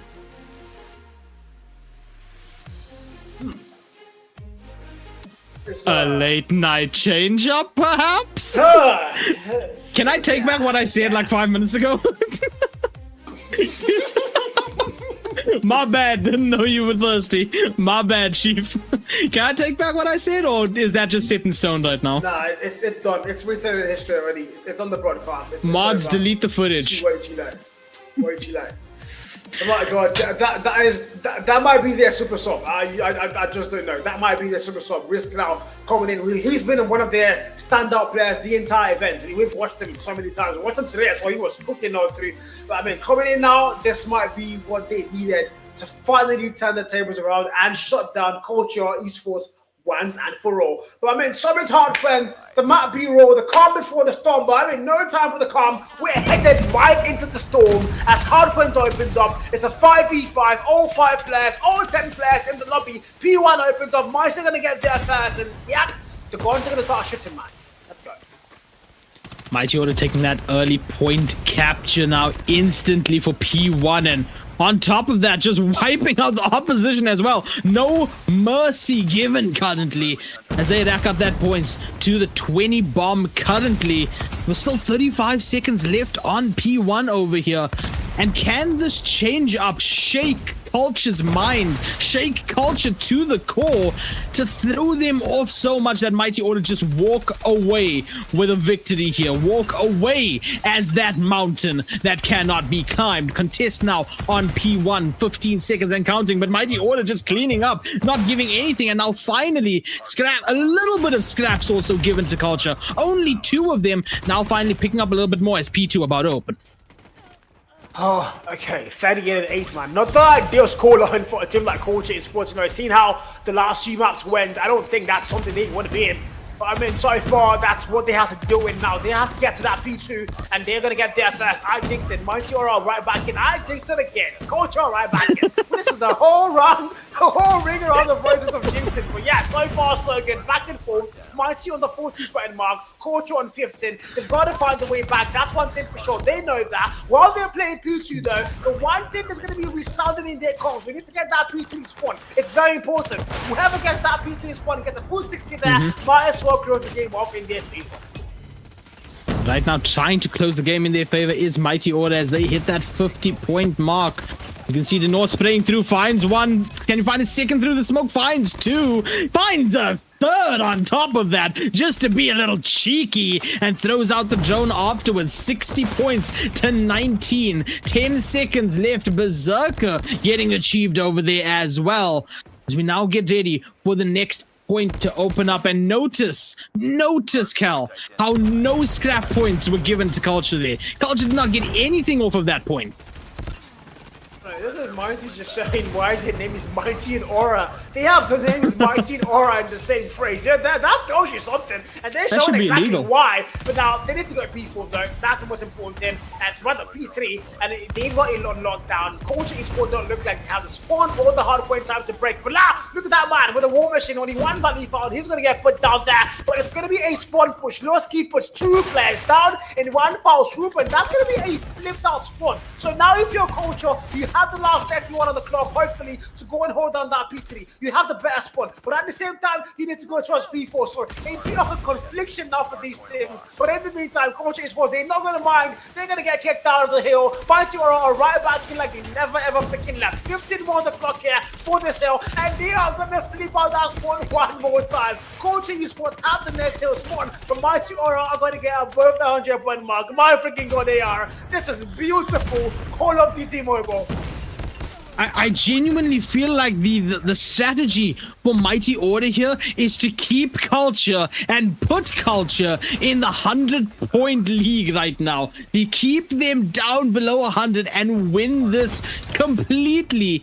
Culture obviously not going to go down with a fight over here. Equalizer in hand, finally gets shut down. Death Machine now in Arden's hand. Also gets shut down over there, not getting as much value off of it.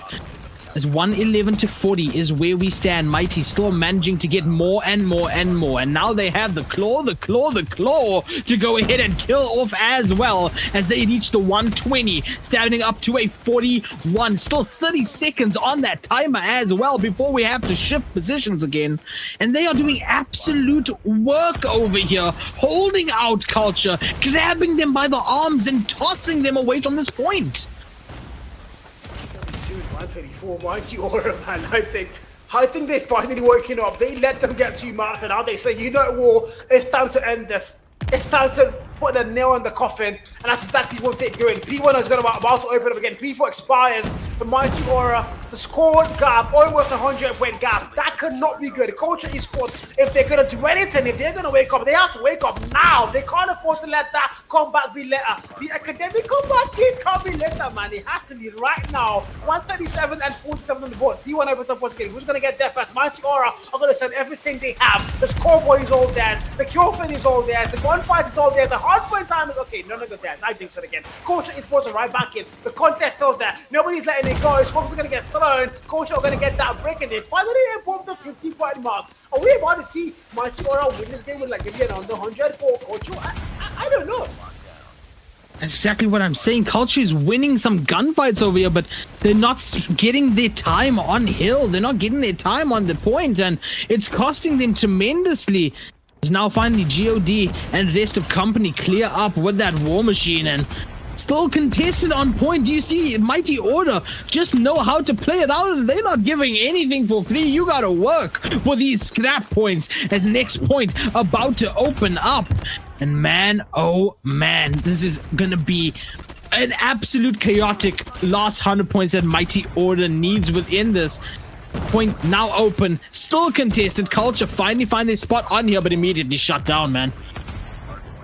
Man, I don't know, man. They look at that, man. It's a literal back and forth still, but Mighty Aura have the absolute dominance on the map. Look at the gunfights, my man. Look at the gunfights. It's all like, you're not going to win more than 3 gunfights in a row. Yeah, of course I jinxed it. They win 3 gunfights in a row. You know what? AR, I think you should cast the game solo. Whenever I speak, something happens. I jinx something. What is even happening, guys, bro? Score gap so far, 74, 160. Equalizer popped out. Not a single kill found in that thing. Another cow jinx. Now the death machine popped on the score. Hopefully he can find Buddy. He's going to find one. He finds a double one. Finally, I don't jinx something. It's 78 and 164. However, Culture are going to place Kraus. But mind you, they need to go next for that P3. And look at the minimap. Who has the next kill? Mighty Aura. I mean, Mighty Order double the points right now of Culture as well, and they have the spawn for that next point. And it's about to switch over right now. Nades getting thrown as well to hold back the entire team. Look at the angle that No Limit has. Finds one. Now immediately moves over to the point. Nade gets thrown out now as well. Pushes back even more. Looking for a second over here. Reloads in the smoke. And we can't see what happens over there, but they know what's happening in that smoke. 47 seconds on this point. And Culture now finally approaching that 100-point mark. And again, pushed over by Mighty Order and contest back and forth. I've gotten Cal's powers of caster cursing, ladies and gentlemen, but Culture finding that 105 points right now. And man, we said chaotic. I don't even think that classifies in this chaos that we're seeing. I don't think so, man. Again, I'm happy to share. You want my pass? Feel free, broski. I'm happy I'm to good. Share. I'm not holding it back. But look at Aaron going, finding a 4-piece there. He can't be put down, surely. And he's still on a absolute killing spree. Drone finds one more. He finally gets shut down. But again, Culture Esports, while with all the yapping and yapping, they've been able to close up the gap a little bit here. Above the 100-point mark. So surely now, this might be a little bit of momentum that is so badly needed. But can they bank on it though? Because P4 is about to open up and they're going to get there first. So if you're Mighty Aura, well, choke. I don't think that's something you want to let go and happen, especially not against a team like Culture Esports. This guys, once they wake up, it looks like they don't go back to bed. Prof now, Tempest popped out, 29 kill mark. Okay, not a single body, Prof. I saw that. Ah! You hate to see it. That's devastating. Tempest, no value is absolutely devastating there. And Mighty Order once again take that advantage and back on point, looking to get the 200 on this one. 30 seconds left, 8 seconds away from the 200 point, but Culture trying to hold off as much as they can, trying to stagger as much as they can. It's not going to happen because the hustle is strong with Mighty Order, and they break the 200 mark. 50 is all that's needed to go ahead and get that third point on the board, put it to match point, and Culture doing everything they can to breathe, to not drown in this ocean that Mighty Order has summoned upon them. 3 seconds on this point. We're about to shift to P1 one more time. Who's gonna get there first? Ding, ding, ding. Mighty Order waiting for it to open. 200 point mark not unlocked by Mighty. Don't forget that they are on that 200 point gap. 44 more points on the clock, and they're not going to be theirs. If you're Culture Esports, however, you can still fight back. You can still make the map yours. You have to make the map yours. You can't afford to let them get that lead anymore. Equalizer popped out. Player number 1 going big. Finding 1, finding 2, putting 2 players down. And that's it. That might be the moment they so badly need it now to close things off. P1 is all going to be theirs. It's all yellow on the girlfriend now. The boys simply are being shut down. Rampage through. And now they have to find a way to break that hill. Contest comes in. Scorpio. 30 kill mark, players behind him completely surrounded. He's gonna get put down in one foul swap. Equalizer, player number 2, and that's gonna be Culture. Can he find Valley? The answer is no. Equalizer gets shut down. War Machine hopefully can do the same thing. Can he find Valley for this side? Mighty Aura, they have it in lockdown, but P1 about to expire. We need to go back to P2. Going John Wicko mode on the point as well. Scrap points headed towards Culture, and I mean, the entirety of Mighty headed towards that next point, looking to go ahead and end it off right here. 217, 167. And the point has been unlocked. And yeah, no surprise to go ahead and see it beaming bright yellow already, as Mighty right now, Death Machine in the back pocket to go ahead and clear out everything. Throw a drone at it while you're going for the absolute kills of the century. Death Machine gonna push back so hard, so fast. No one on the point though. And 2:30 right now is where we are. 20 seconds, all that needed. Plate missile comes through. Vines, a double. You love to see that happen. And 10 seconds is all that's needed for Mighty Order. Culture trying to hold off as best as they can. 20 seconds left on the clock, and 7 seconds needed from that 20 to go ahead and walk out victorious over here. Tries to get the clear, tries to get the capture. But falls, unfortunately. Culture holding up as best as they can. The ultimate contest of the ages to go ahead here in this grand final, in this hard point, and somehow they don't manage to get on the point. They get eliminated right on the front door, and Mighty Order get a third point and a match point as well. It's a draw. Stand down. Oh my god. You know what, I'm laughing right now. This is just peak Call of Duty mobile. You know what, AR, I'm not going to lie to you. I'm going to be honest with you, crystal clear. I never would have thought that West Africa would be this competitive. I thought it was going to be one team just dominating the whole, every other team, but like, it's been so beautiful. Big Call of Duty Mobile. Everybody's fighting. Everybody's shooting back. Everybody's got the same skill level. It's all down to who wants it more. And right now, Mighty Aura are finally going to get their hands on that lead like they do want it more. 3-2 in a best of 7. 1 map away from being crowned the number 1 team in West Africa. Can Culture Esports retaliate? Can they find a way back? Can they fight back, man? This is beautiful, right? This is good. This is match point for Mighty Order. And now, no pun intended, can Culture go ahead and raid the opposition and take us to a map 7? Take us all the way to the end. Because yes, we're going over to raid for our next control, and Culture needs to lock in here, man. I don't know whether it was that change to risk that shook them up a little bit, that maybe made their palms a little bit more sweaty, their knees a little bit weaker, their arms a little bit heavier.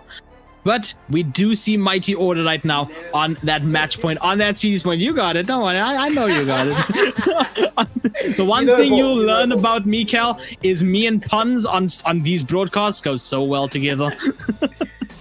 No, that was beautiful. I heard him like, yeah, that. This guy knows ball. He knows ball. He does. But I hope Culture Esports also do know ball, because my God, they have to tie things up. They've got to force a map 7 once again. They've been so good the entire evening. I mean, before now, they haven't been able to get a single map off of Mighty Aura, but they got 2 back-to-back. They tightened up the series here. So this is it. It's all down to this one now. This could be potentially the last map. Again, that's not something they want to let happen. They want to force the final map. And of course, it's going to be Control next, if I'm not mistaken. It's going to be Control next. Yeah? Yes, Control on Raid. It's going to be Control next. So. And that's the thing. We just witnessed a Control as well. A complete wipeout from Culture. Can they do it again? The question is, and I use this one all the time when we get to that last ending point, when we get to a tied game, a game number 7. Ladies and gentlemen, do you believe in miracles? That line sticks so well when we get to this point because Culture has done it just a couple maps ago. They need to do it again. Pull that miracle, grab it and bring it into existence to push us to one final map. One final map, man. One final map. They have to go to the map 7. We can't afford to end things on Control. That's a thing for sure. But again, we did say they've won 1 Control tonight. That wasn't Crossroad Strike. We saw how clear cut that was in their favor. 3-1. Can they do it once again?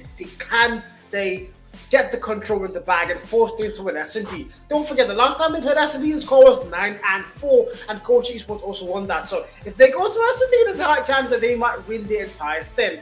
But they have to get there fast. If they lose in Control, there's not even a chance on earth that we go to a map 7. And if you're Mighty Aura, S&D territory right now, it's not really looking quite safe. You are not really looking like you want to go there. The superstar Risk, he has to turn up. He has to be the player to stand up for them, hopefully, and get them this Control win. If they lose Control and get an S&D, that might just be the end and might be the fights in the back. But at the same time, if you're Culture Esports, you can't afford to relent. You can't afford to rest right now. You have to give it everything. This is it. This is the finish line. You can see the promised land. Are you going to enter though? That's the question. Are you going to claim that throne and the crown? It's all down to map 6. It's going to be Raid, man. Beautiful map. Beautiful OG map as well. And there's a Lamborghini here somewhere in this map. It was mine, but it got stolen. I don't know how we ended up here. I will tell the cops, but in the meantime, let's let the players enjoy the show. Let's go. Sorry, my friend. I repoed your Lamborghini. I'll give it back next week. Just need to take it out on a date, my friend. But we are right now in our... We work well together. Don't worry. We'll do voice acting one day. We're in our control, ladies and gentlemen.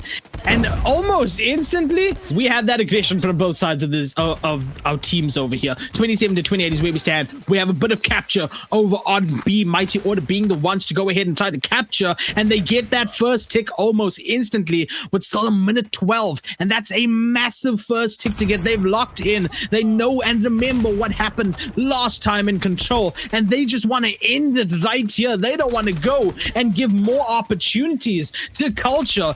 Culture having to survive within the side now, trying to stagger, trying to slow down this capture, and in fact they will for just a second. 25-22 is our lives. My freaking god, this is close and this is tense, and that's one thing. If you're Culture Esports, however, you're controlling the game right now. You have map control, and that's what really counts. If you have map control, it might as well be yours. The man there, sneaky, trying to get the A-flag capture off guard in a vital spot, but they put him down. 21v18, a 3-life count gap now. Difference is not too much anymore, but they're giving everything they have. Now look at Aro, the marksman rifle. When you see picks up the SKS, you know you're in trouble. 20v18, life still back and forth all the way. 3, Mighty Aura, 2 ticks on the B flag, 1 more tick to go. They're going for a split capture, A flag, 1 tick locked in as well, so they could probably make it work, possibly make it work. But at the same time, if you're Culture Esports here, you're starting to let things slip away. You might have the live count advantage, but look at those hills. You're losing 2 hills at the same time. What are we doing? It's absolutely insane. They've put the pressure on Culture so effectively over here with the split capture. 40 seconds on the timer. And we do get the capture over on A as well. The tick, I should say, over on A. 35 seconds, though. 12-11 lives. Culture bringing down those lives effectively, but so is Mighty Order. You can see pushing on to B to get that final tick right now, and it will be claimed no matter what. Now just 1 point left, 1 tick left to capture, and it's over on A. Call no limit King Julian because of the way he's moving it right now and getting these eliminations. Minute 18, 1 life advantage over to Culture. Man, oh man, this is going to be so close. It is, man. It is 11v9. Good Penguins of Madagascar reference there. I love the 11v9 Africans both sides.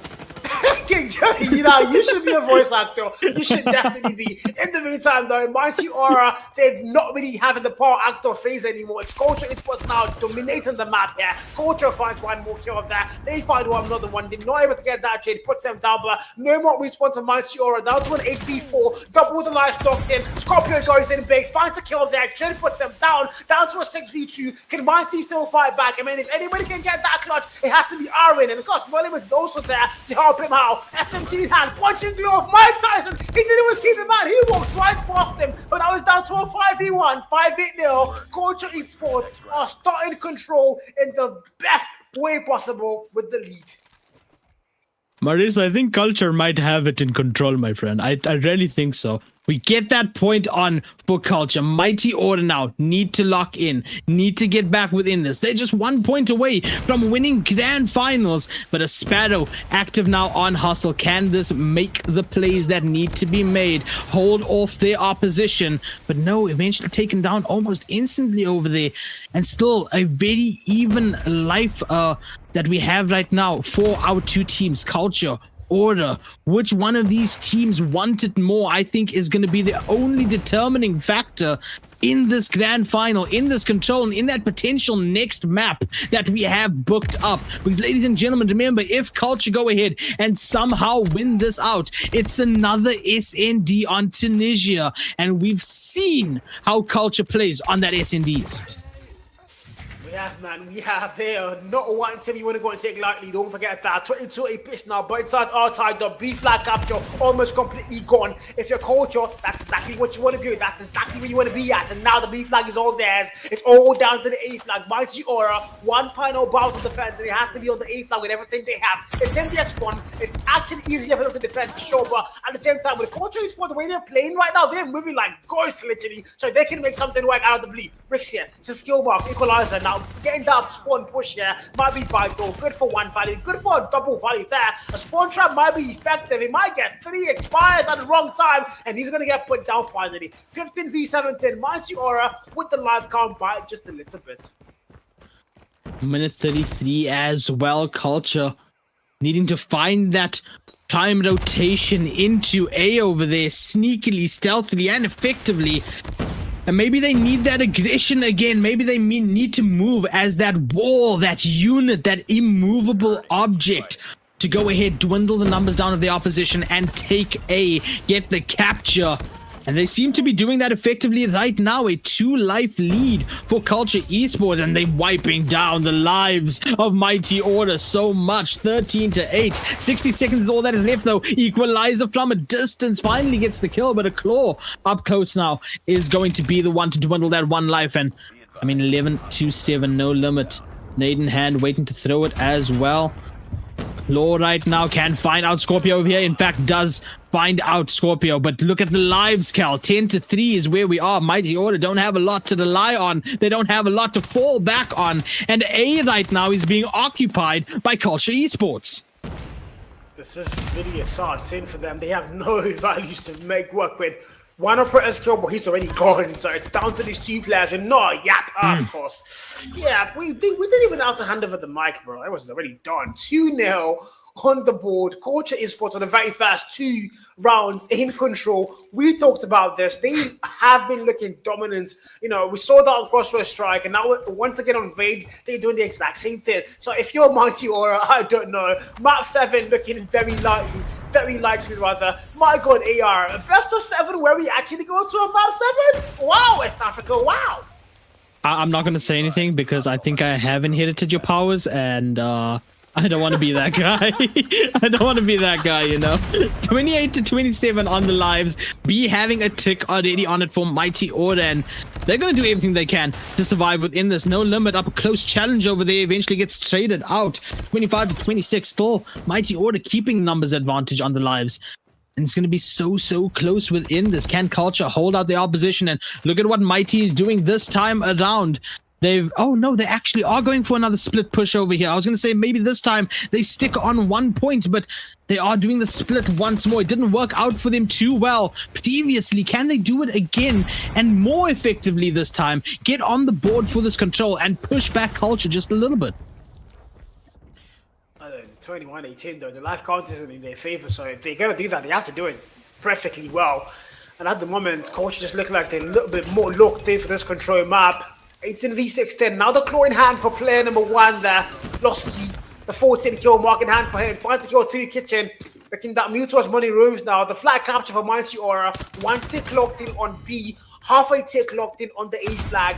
Not a lot of capture points for sure, but look at the time on the clock now, less than 30 seconds. So whatever they have to do, they've got to do it now. They don't have lives. They have no single heal on the capture. They have to make something work. Now they go into the B flag. 2 players trying to get a capture. Rick's able to get that 1 kill there. B flag, 1 full tick locked in. Make that a double. About to get the last one. Prof is not even pushing the heal. He said, you know what? Get the capture. I'm waiting for you when you come to the mid map. That's it.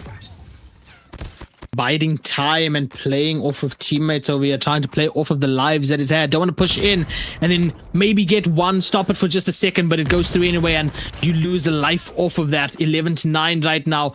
Culture playing off of these numbers, playing off of their gunfights, playing off of their aim and their shots. And you do not want to throw away your shot, but neither does Mighty Order, as they bring those numbers down as well. Still an advantage over to Culture. 10-9. Spray coming in from Lowski. Finds 1. Backs up for the reload. Looks for the second over here. Eventually gets taken out. 9-7 with 45 seconds left. Not a single captured point over on A. No tick whatsoever. And Mighty Order is down to no man's land with 4 lives remaining. Their last 4 players, Hustle, No Limit, No, and Arin, trying to survive this out. Or will we go to the last map over here? Hustle doing everything that they could over there, but Prof taking them out. 2 lives left, 2v4. Tempest in hand, 4v1. With Annihilator in hand, does get 1 over there. 1v3. This can be the complete turnaround that is needed on lives, but 9 seconds. And Culture playing so passively within this, calling in Denor to go ahead for the hunt, is gonna go ahead and easily get that point. Cal, load up the next map. We're going back to SND. I have no words.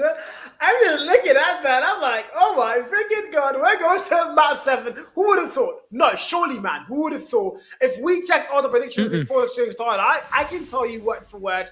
After the lower bracket finals and the winners bracket finals, that nobody would have thought Mighty Aura would be forced to a map 7. Echo 7 couldn't do it. I had no idea Culture Esports were going to be the team to force it. My god.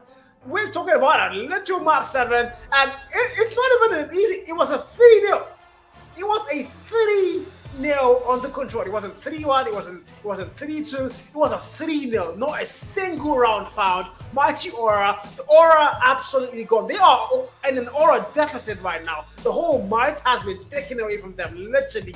And Culture Esports are responsible for that attempt. And now we're going to a final map. Set and destroy for the decider of who gets to claim that #1 crown. I want us to do something, you know. Culture Esports are like the underdogs right now. They like you know what? I don't know.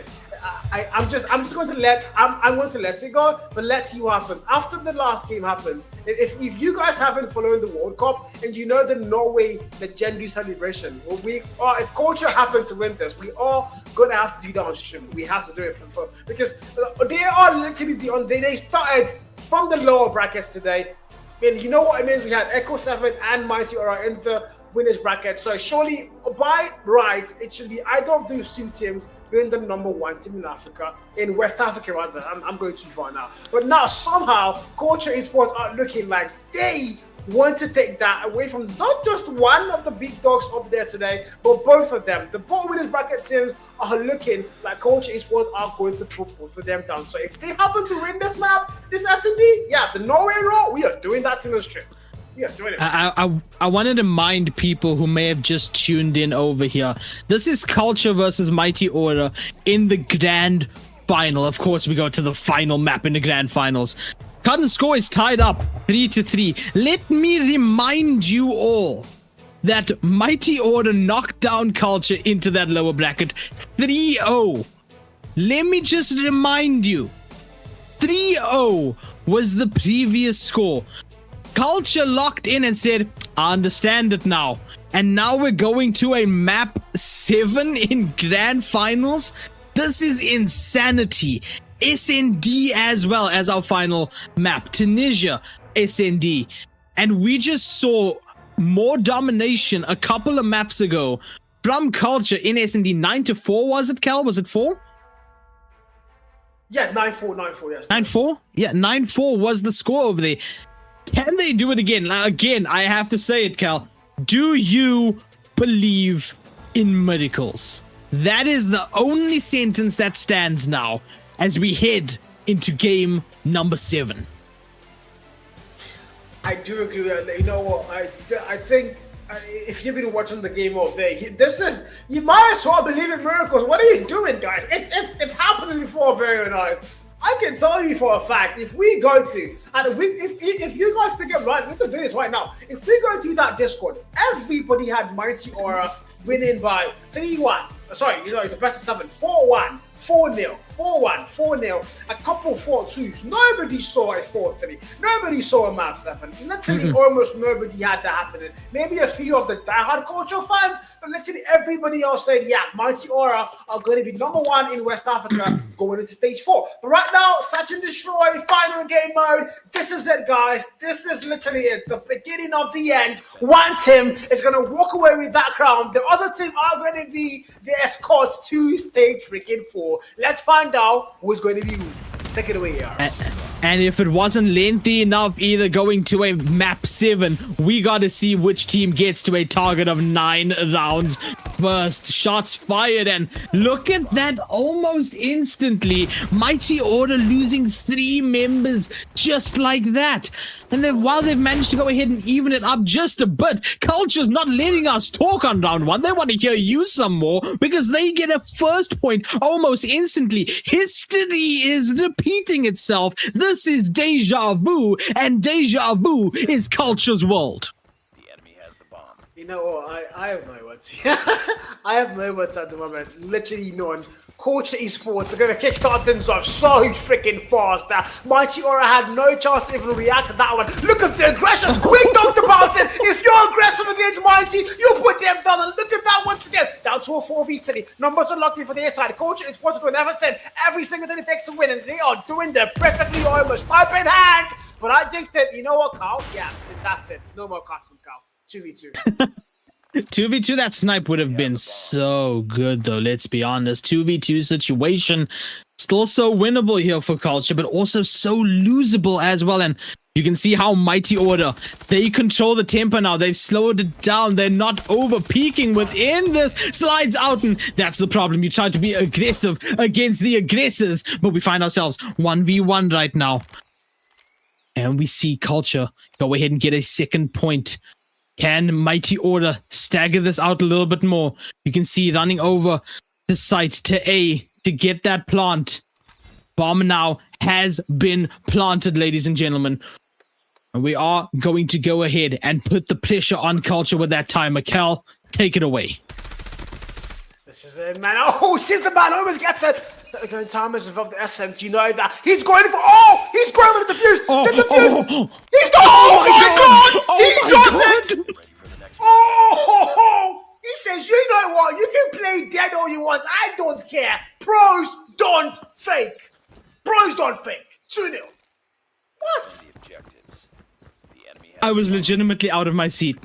I was legitimately out of my seat for that.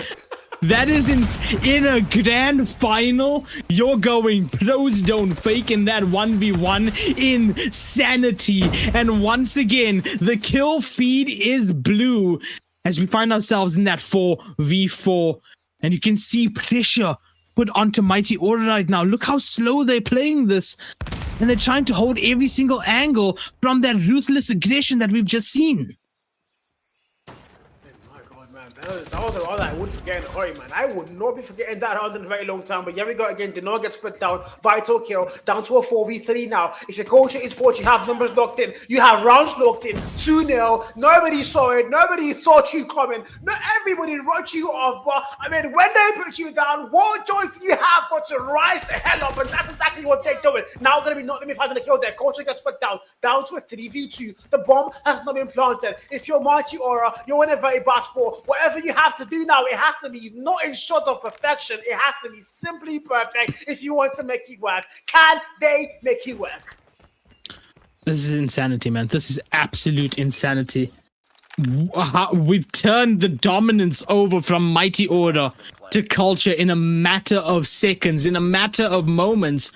Bomb has been planted, ladies and gentlemen, in this 3v2 situation.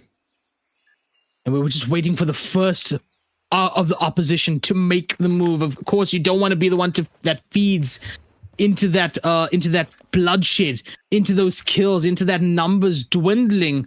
So playing out the time, but you can't play out too much time as well. Only 19 seconds left and counting. Have to try to go ahead, get that defuse, slides in, tries to get the one, doesn't manage to do so, but the slide in again. G-O-D, cleaning up around the corner and gets the defuse with a second on the clock. Oh, wow, Tiri 0, guys. Tiri. It's not 3, it's Tiri, bro. Tiri 0. Oh my. Who thought? Mind you, this is a final map. It's a literal best of 7 all the way through to a map 7. Not just it's a S&D. Mighty Aura only did 3-0 to kickstart things off. Can't be done with the time they wanted. But look at them go aggressive. They get punished. 1-0. 2-for-1 trade. Coach Esports have numbers locked in. One more player gets put down. It's going to be oh my freaking god, Lurski. Now they know. Now Armin. They've got to make it work. 2v3. But can they finally validate? So badly need. What am I watching? You know what the thing about this is also? Culture is going so aggressive. It's affecting the mental of Mighty Order so much. Because now they're trying to go ahead and figure out, okay, are they going aggressive? Are they holding angles? How do we go ahead and counter that aggression? And by the time they've figured out some sort of strategy, Culture's already behind them with a gun to the back of their head, waiting to go ahead and pull the trigger and dwindle down those numbers. 3v2, 60 seconds left. On is going to go ahead, SKS in hand. You know it's going to go ahead and do work. Picks up the bomb, slides back a bit, waits for the opportunity, waits for opposition to enter that crosshair, but doesn't clear the box in time. And somehow they managed to clean that up. Mighty Order getting a point on the board, finally playing off of trades nonetheless. They finally get their name on the board, AR. That's what matters most. They finally get their name on the board. If that's one thing they needed, was that. They needed to get their name on the board as early as possible. Because if they let Culture get to that 5-0 lead, then my God, this looks like it's almost over. I have not seen a single overtime yet in West Africa. Come on, guys. I want to see an overtime. Force it out, guys. Force it out. It's the last map. We might as well get that overtime. In the meantime, 3-1 apiece now. Oh, first kill found, first block drawn. Losky gets put down. Prof there with a trade. Backstab finds him. He's also going to get put down there. Now down to a 3v4. Mighty Aura are going to have numbers to work with. They also have to put that bomb plot eventually down. Also, with the bomb in hand, they have the A side on full lockdown. So if you're a Culture Esports, whatever you are going to do to break that A side, it's got to be flawless. SX9 sees 2 players behind that box, and he's not going to find any. The hit markers are going to find some. I mean, that damage pushes them back so much, and wow, that ego shell is diabolical over there, just running into the opposing fire and taking yourself out. 2v3 situation, Culture with a 2. And 25 seconds on the clock. Mighty Order, you can see they're doing everything that they can to push back. Did you not see Scorpio walk right past you over there, punching in the back of the head like this is pure UFC? That is incredible as a 4th round on the board appears for Culture. I don't know. I just don't know what's going to happen. Somebody asking if the Mythic, if it's worth buying the Mythic Fishblade. If you have a CP right now, go to the Qualifier shop, buy your CP and buy the Mythic Fishblade. If you don't have a CP either, you should buy yourself some Akara. In the meantime, 4-1, so we go to round 6. And in the meantime, Mighty Aura, they are suffering from a little aura deficit there. They have to find the aura back. They've got to find their might back. But can they find it back against a Culture Esports team that's finally waking up and they want to get this crown more than anybody else? A couple months ago, they were the #1 team in Ghana. I think they probably still are. But now, can they be the #1 team in the whole of West Africa? We're about to go and find out. So far, 3v5. Numbers are going to fall very drastically down to a 1v5. Where did the numbers go, bro? A little bit of shaky shots happening over there, and Mighty Order gonna go ahead and use that to their advantage, taking every bit of advantage that they can. They need to at this point. Did we think we would be in Game 7 with Mighty Order down in points on the map? No, hell no. They need to take every advantage that they can right now to get back up as the timer resets and Mighty Order back on the attack. Culture, they had that aggression, it worked out for them. They need to do that again. They need to go through with absolute bloodlust and just wipe out the opposition. But look at that, the bomb getting planted almost instantly into the round, and that drops the timer tremendously for Culture. It does, man, it does. Again, this could just be theirs. If you're Mighty Aura, make the move in. Oh, one player falls. Culture gets put down as water now. Yeah, numbers are adding up very fast. Prof puts the last player down. It's down to Hustle. Oh, the easy double foul. And that's it. That's it. Free the fuse. And they continue their run towards the finish line. 5-2, 3 points in between these two giants. Don't forget, only one of them can be the giants of West Africa. And who is it going to be? We're going to find out pretty much sooner than we expected. It's 5-2 on the score sheet. Both teams have the name on it. But in the meantime, Culture Esports have the lead heavily locked in. 4 more rounds needed for Culture. 4 more rounds to walk away with that crown on their heads. Can they do it here? Can they pop out with that aggression and clean up against Mighty Order? Can they push back the guys that put them into lower bracket 3-0 and now take what everyone thought was Mighty Orders away from them? 1 shot, 1 kill from Scorpio. Make that a second. And they need to do that 3 more times, man, as we switch sides. I have no words. 6-2, 3 rounds away. Things are starting to get scary. My God. If you're a Culture Esports fan, this is where you want to be. This is exactly what you buy your data bills for, your internet bills. This is what you pay them for. See your team in the lead here in the grand final, best of 7-7 my best city. But if you're Mighty Aura, all that victory, all that perfect record up until today, and has been slandered by this team, you put down to the love like a 3-0.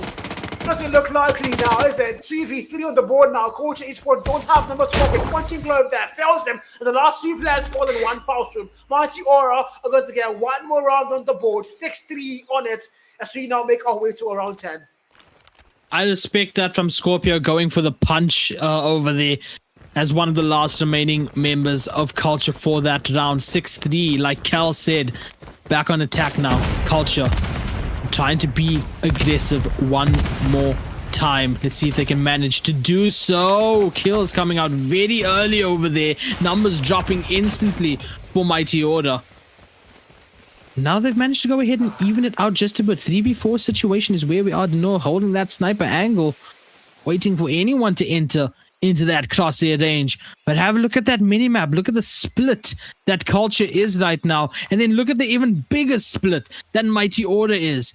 This could actually be a clean-up for Culture if they work together, if they become that force that they have been throughout other games, that we've seen them move together like a pack of wolves and wipe out their opposition. And in fact, it is starting as No Limit does get taken out by Scorpio. Prof does get taken out as well for the trade. 3v2 situation. Culture with last 2 players alive.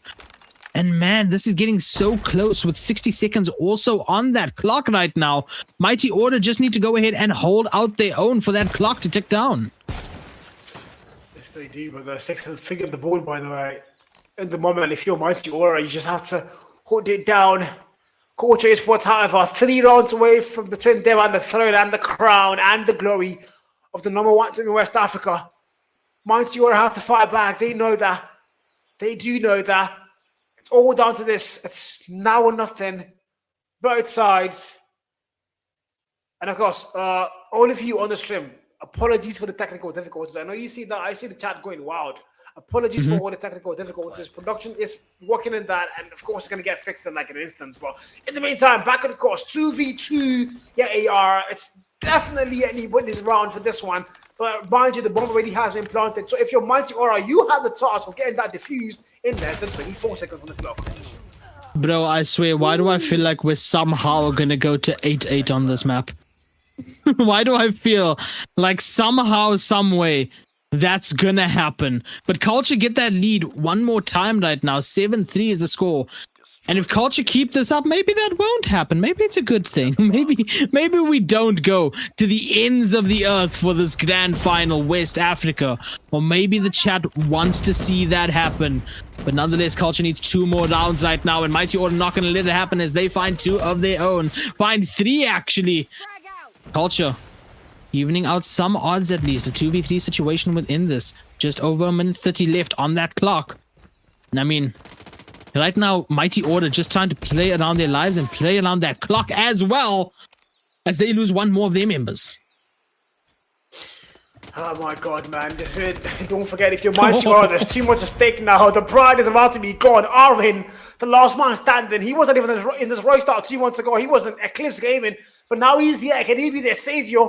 Hopefully he can. A man by the side, fights him off guard, puts him down. Now it's a 1v1. Oh, the SKS fails! Michael Jackson slides in for a smooth criminal kill. 8-3 on the board, and 1 round away from actual glory. 1 round away. 1 freaking round. Let that sink in. Is there a sink outside? No, there's not. 8-3. Oh my god, sliding in like that. You gotta be asking Mighty, are you okay? Are you okay, Mighty? As we get that 8-3 point, that 8-3 scoreboard and map point for Culture. And once again, yes, apologies for the technical difficulties that have been happening, ladies and gentlemen. Cal, we can say that this entire day has been an absolute masterpiece, though, from beginning to end.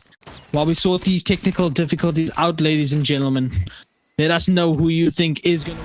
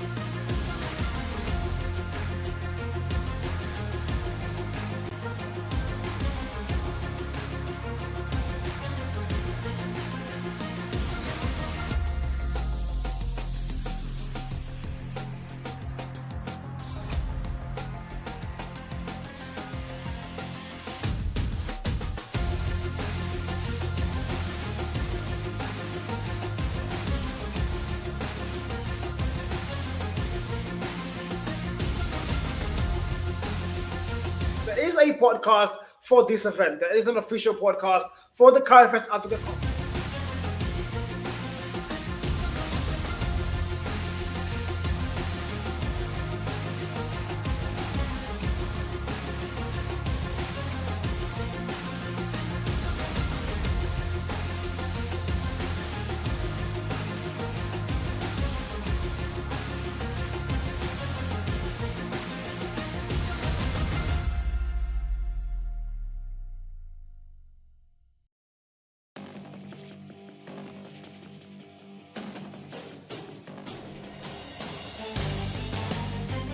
Man, this West African finals, it's been absolutely worth it, man. It's been worth it. Big shout out to West Africa. You guys gave us a banger of a match there, no doubt. Yeah, well, we are having some network issues, ladies and gentlemen. I am getting confirmation on that, so apologies for that. But what are the odds we come back into that spectating? Okay, there 9-4 again. There's no way. 9-4 again.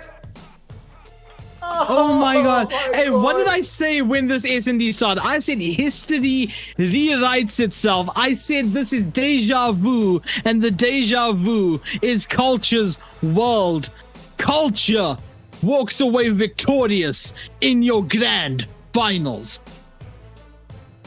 You know what? I think ASG was a problem. Yeah, I'm gonna go ahead and say it now. A lot of you on the channel already say this, so I'm gonna back that theory. ASG was the problem. When they were ASG, they weren't able to deliver on the top level. But look at that. ASG was the problem, guys. Sue me, bro. Why? Pretty good. I was like, this is. It hurts me that we didn't get to watch that final. We didn't get to watch it, but my freaking god, that final round, this final 2 rounds was 8-3 when we left. Now it was 9-4, so we had 2 more rounds to miss out on that. But Culture Esports said, you know what, we didn't want, we can do it again. They beat them twice in a row on the same night in S&D. The 3-0 was the fluke. Some would say they were hiding strats. I mean, I will say this. I think when we started having network issues, it was about a minute 30 into the round. And so Mighty won that round. We weren't gone that long for a final round to be stitched out, which means that Culture just absolutely ran through Mighty over there for the final round. That's what we can assume because of how long it took. Man, how did we get the same score? What the heck? That's exactly insane. Like 9-4. It's like a loophole again. Happens once, happens again. It's like, bro, they went to the past and came back to the future to do the exact same thing. And I'm like, oh my god. But I mean, that's it, guys. We have our champions. It's like Dr. Strange seeing the 14,605 futures, and this is the one. It's 9-4 twice in SND as Culture walk away, your grand final victors. My goodness, Cal, what a day it has been. Man, the throne has been sat upon. Guess who? By the Culture Esports. Not Mighty Aura, not the team that everybody had in their books before the day started. All the predictions, I'm pretty sure nobody's going to get that CP except you're somehow a die-hard Culture Esports fan. Because logically, even a lot of the Culture Esports fan were also predicting Mighty Aura. Everybody wanted the CP, but I'm pretty sure I want to ask Kaifest to do us a favor. Post on the story today or tomorrow the collation of how many people actually won the CP award, the scores, right? Because I'm pretty sure they're not going to be more than 5. Not a lot of people saw this outcome coming. But my God, West Africa crowns a champion, and it's Culture Esports, formerly ASG, and they want to get to be all agree ASG was the problem. Culture Esports claimed the throne. They claimed the trophy. They sit up on that throne. They wear the crown, the #1 in West Africa. They've got the bragging rights for an entire year up until 2027. No matter what happens in stage 4, they've got that bragging rights. Now the thing is, Cal, we got to do this again tomorrow, but this time for North Africa. That's right, we're doing this again tomorrow, ladies and gentlemen. Upper, lower, and grand finals for North Africa, starting at 3 p.m. South African time, and it's an hour, 2 p.m. for you? Yes, 2 p.m. Okay, 2 p.m. as well. So don't miss out on that here on the Carry First channel. North Africa is happening. We've gotten now 2 slots for West Africa. North Africa only has 1, which means that the battles and the bouts are going to be even better. Cal, any final thoughts before we end off? Yeah, final words is, I mean, guys, you know what? We're going to have to do that, man. If you've been watching the World Cup, you know the celebration. So wherever you're watching this from, Jordan, I don't have a drum and a drumstick, unfortunately. So we're just going to do it. You know, now, Culture Esports, they're the underdogs. Nobody saw it coming. Nobody thought they were going to win. So AR, I'm going to have the drums. You're going to have to do the roll. So when I play the drum, you do the freaking roll. Let's go. Culture Esports. Roll. The Discord delay sucks. We did it, bro. We did it, bro. I'm here all week, chat. Oh, from Cal and myself and Broadcast, thank you so much for being here for the African Cup, for the West Africa Series, Upper, Lower, and Grands. We'll see you tomorrow for North Africa as well.